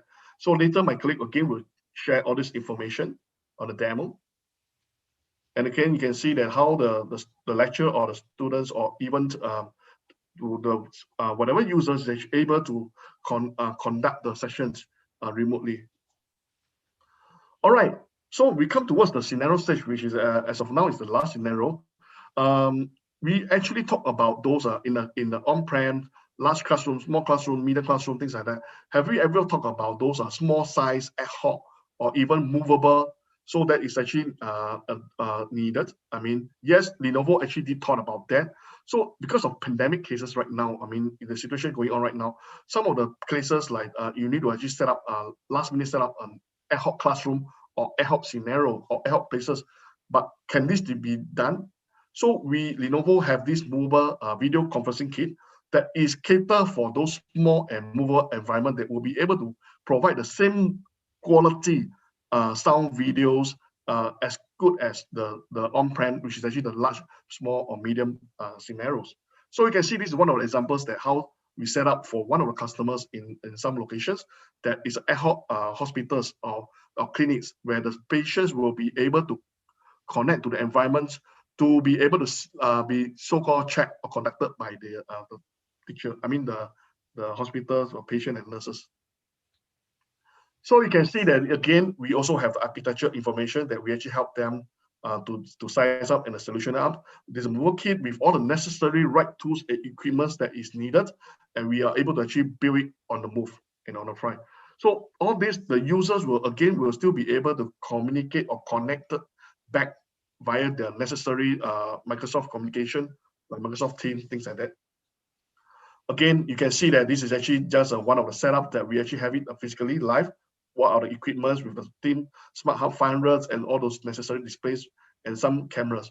And of course, if customers wants to have the auto tracking camera, if you're able to keep track the user whereabout and move about, this can also be mounted or replaced. And this is actually another set of scenario. So you can see that it's actually the displays, mobile displays itself. Okay, so now I'd like to actually hand over to my colleague, so he will actually talk more about the demo. Thank you, Panya. Over to you. Okay, thank you so much, Sir Albert, on the different distance learning solutions offered by Lenovo. Up next, we have Lenovo CCAP Services Solutions Pre-Sales, Sir Panya Yatam, who will give us a live demonstration on Lenovo Smart Solutions. Sir Panya?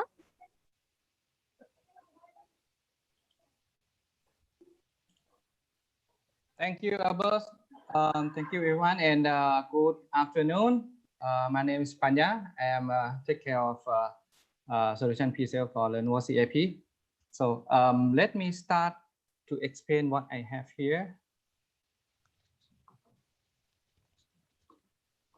Okay.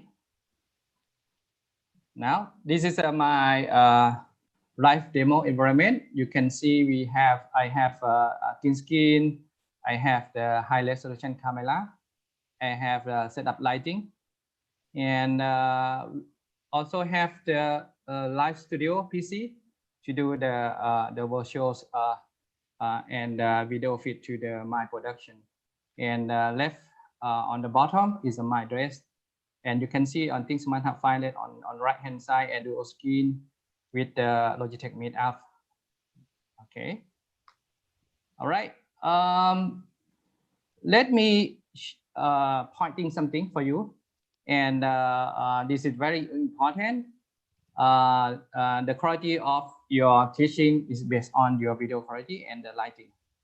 So if I want to change something like this, okay, so you can see that is the notebook camera, and it might not good enough like a DSLR here. And okay, let me share my screen here. Okay. All right. This is the scenario number 3, so that I will demonstrate how to use the online training and with the Think Smart Hub 500. Okay. Let me share my screen here. Could you please maximize my video by click on my video and select pin? Okay. And doing this, I will share my screen here. Okay. Yep. So this is my Microsoft team, and I have some of student class based on the subject that I'm teaching. And whenever that I want to do online training, I just create the calendar here and specific the channels or team that I want to talk. And this is the very important. Is a classroom name that you want to specific here. This is it's supposed to be the Think Smart Hub file name. So when I send the schedule, all my students will be get it. Okay. Let's take a look on my Think Smart Hub find it here. So that this is the schedule come up, and I like to join the class. And you can see here, this is my environment. Let me show you here. And whenever that I want to start sharing the content camera. Yep. You can see that by intelligence of the camera itself, it will capture the whiteboard, physical whiteboard, and zoom in. And whenever that I go to the in front of my whiteboard, you can see the handwriting is showing up on the top layers. Okay. If I write anything here on the whiteboard itself, the camera will be captured and rendering. So the student can see everything that I am writing on the whiteboard. This is show you example that we can use the CPS solution for teacher, and you can apply for teaching your student. All right. Now,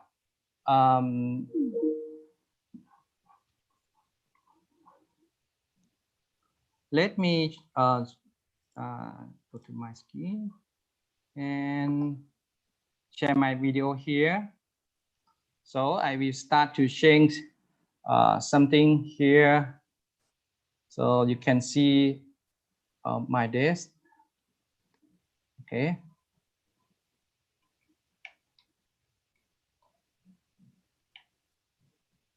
Yep. This is called Steam Deck. When I have the scene preparation, I just click to change it so that you can see here.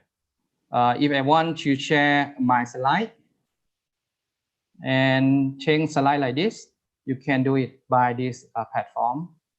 And if I want to put myself to on the right corner of the presentation, I can do it as well. Okay. So this is how we can use the virtual instruction. I can have environment like this, like a television, or even I want to show my handwriting on the tablet. Okay. Let me share my tablet. Okay, this is a tablet. I can use the handwriting here and put some photo that I like to show and have some comment here. This is the way that we can do it on the virtual instruction platform. And you can imagine that you can put any content such as the virtual background. You can see my video is very clear cut on background, and I can also put it some of videos as a background as well. So that is quite interesting, and you can get more attention from your student. All right, and go back to my screen. Yep.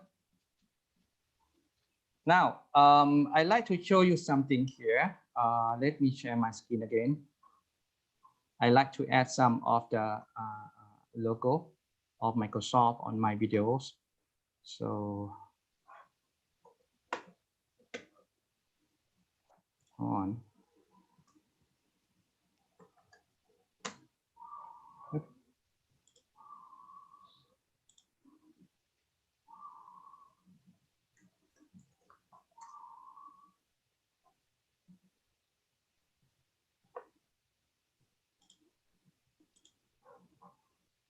Okay, let me share my screen.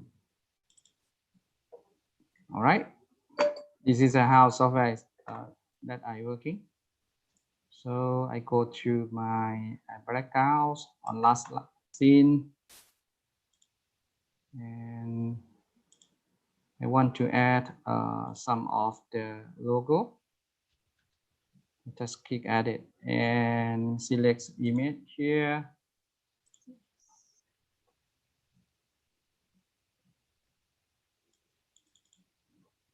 Yep. Now I get the Microsoft logo, and I want to add here better.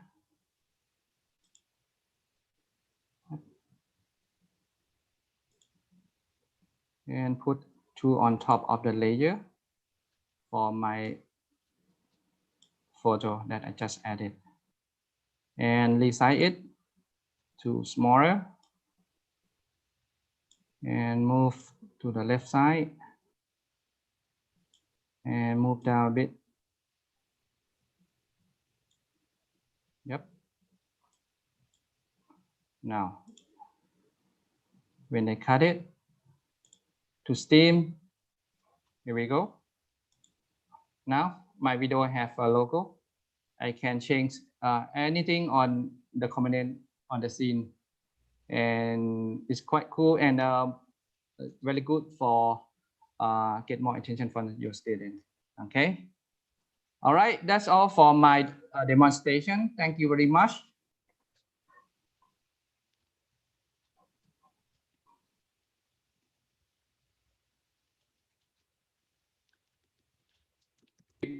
Okay, thank you Pass to so much, you, sir. Vina.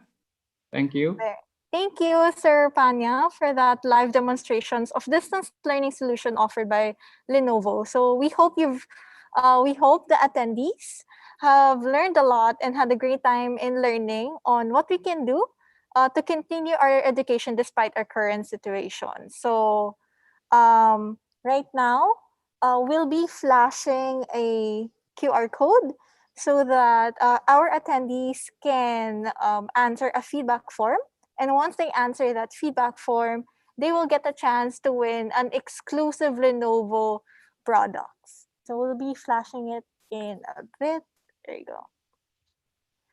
Okay, so there you go. So as mentioned, all you have to do is to scan this QR code and you will get a chance to win our raffle by answering our feedback form. So if you don't have access to the QR code, you may also type in using the link that we have available over here. Okay. Okay.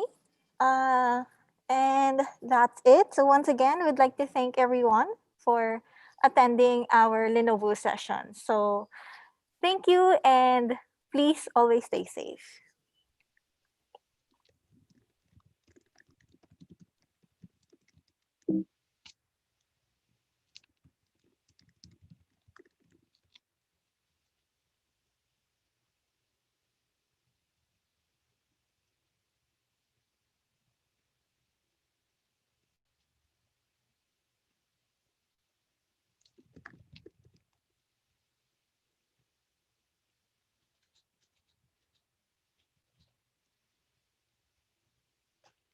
Hi, everyone. So, good afternoon, and I hope that you all enjoyed our breakout session.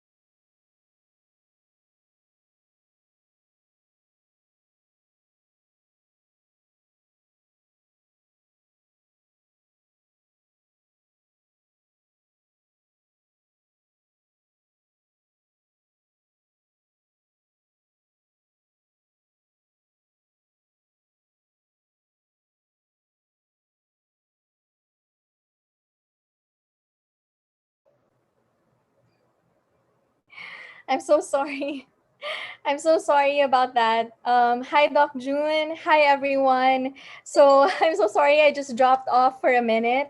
As I was saying, so we have a lot of very exciting announcements tomorrow morning. We will be announcing raffle items, how you can join the raffle, and also how you can claim your e-certificates. So for the e-certificates, we will be giving you a special link where you can apply for the e-certificates, and it will be announced during the closing remarks tomorrow. So thank you so much to everyone for joining us. And without further ado, I would like to introduce Dr. June Salipsip, who is our head of research at Enderon, for the closing remarks. Hi, Doc June. Hi, hello. Okay, this Enderon College Conference has performed a valuable function in that it has put together and the many different aspects of future careers and curriculum development to give us their views. Future careers and curriculum development is a complex subject, and it is important that all its dimensions are highlighted. I think that today have brought many issues to our attention, and I congratulate the organizers on ensuring a high-level participation. There is a gathering pace in the discussion, not only on the impact of curriculum development in future career, but also in the manner education is delivered online in conferences such as this. We've heard from a lot of experts and researchers, so let me summarize now some of the themes which has emerged from this conference. So for curriculum development, Ms. Stephanie Long said, we should teach students to teach themselves to learn. She also mentioned that knowledge should be accompanied with critical thinking by moral compass and also with curiosity. Mr. Lemuel Abanto and Josephine Tondo, in their study entitled Case-Based Curriculum, said that case-based teaching is an effective tool for enhancing learning knowledge and comprehension relevant to the topic. In another study, Mr. Navarro, in his study of organizational collaboration between industry and academia, said collaboration today is limited to soft type of internship and job placement. It is because of the way schools are structured and the way businesses are also built. Now, she also said that academic lack of entrepreneurial spirit may be preventing it from collaborating with the industry. She also mentioned that there's low commercialization of academic research, and there's incompatibility of academic structure with that of the businesses. Another thing that she mentioned was the lack of facilities in school and expertise. Now, Ms. Russell Lagunsad has a very interesting study. In her study of the baybayin, she entitled Sipat Suri, she said that madaling matutuhan ang likas na sulit sa bansa at mataas ang dunong na taglay ng mga Pilipinong katutubo noong paman. So those were some of the topics that discuss curriculum development. For online learning, Mr. Peter Tenido talked about design thinking. And when it comes to design thinking, it also emphasizes empathy, because he was saying that we should empathize in terms of understanding the students and in thinking about the kinds of problems so that we can develop a curriculum that addresses their need. Now, Dr. Harold Kulala said student-centered, the teaching must be student-centered. It is very different from the teaching that many teachers are used to when it comes to classroom teaching. So that he emphasizes. Off for a minute. Hello? Hi, Doc June, go ahead. Okay, sorry. Okay, so Dr. Harold Kulala was saying that when it comes to online teaching, it must be student-centered. Whereas before, Teachers are used to being teacher-centered when they lecture inside the classroom. So he said for online learning to be successful, there must be a big system change. Not only one aspect of teaching should be changed, it should be the whole system. Now, Dr. Harold Bueno talked about internalization of education as a result now of the online teaching. He was saying that many more students are able to participate in international education because they don't have to travel and they have avoided all the other activities in preparation for going abroad. Dr. Winston Padoginog focused has asked us to really focus on the learner. So it's similar to what has been said by Mr. Peter Tenido. He also mentioned about empathy, that we should place our, we should be in the, we should try to think in terms of what the students are going through. He also mentioned faculty presence, and this is related also to empathy. We must be able to give useful feedback to the students, and that we must also be willing to explain any topic that is being questioned by the students. Now, Dr. Jesse Barot also warned teachers to minimize lectures, especially when it comes to online. He was saying that at the maximum, students only would have 30 minutes attention span when it comes to lecture. So he suggested that part of the time should be spent in collaboration, which means activities that will have better interaction with the students. Last but not the least, we have Dr. Buenvilla. He said the teaching approach should be different in spite of the fact that outcome should be the same.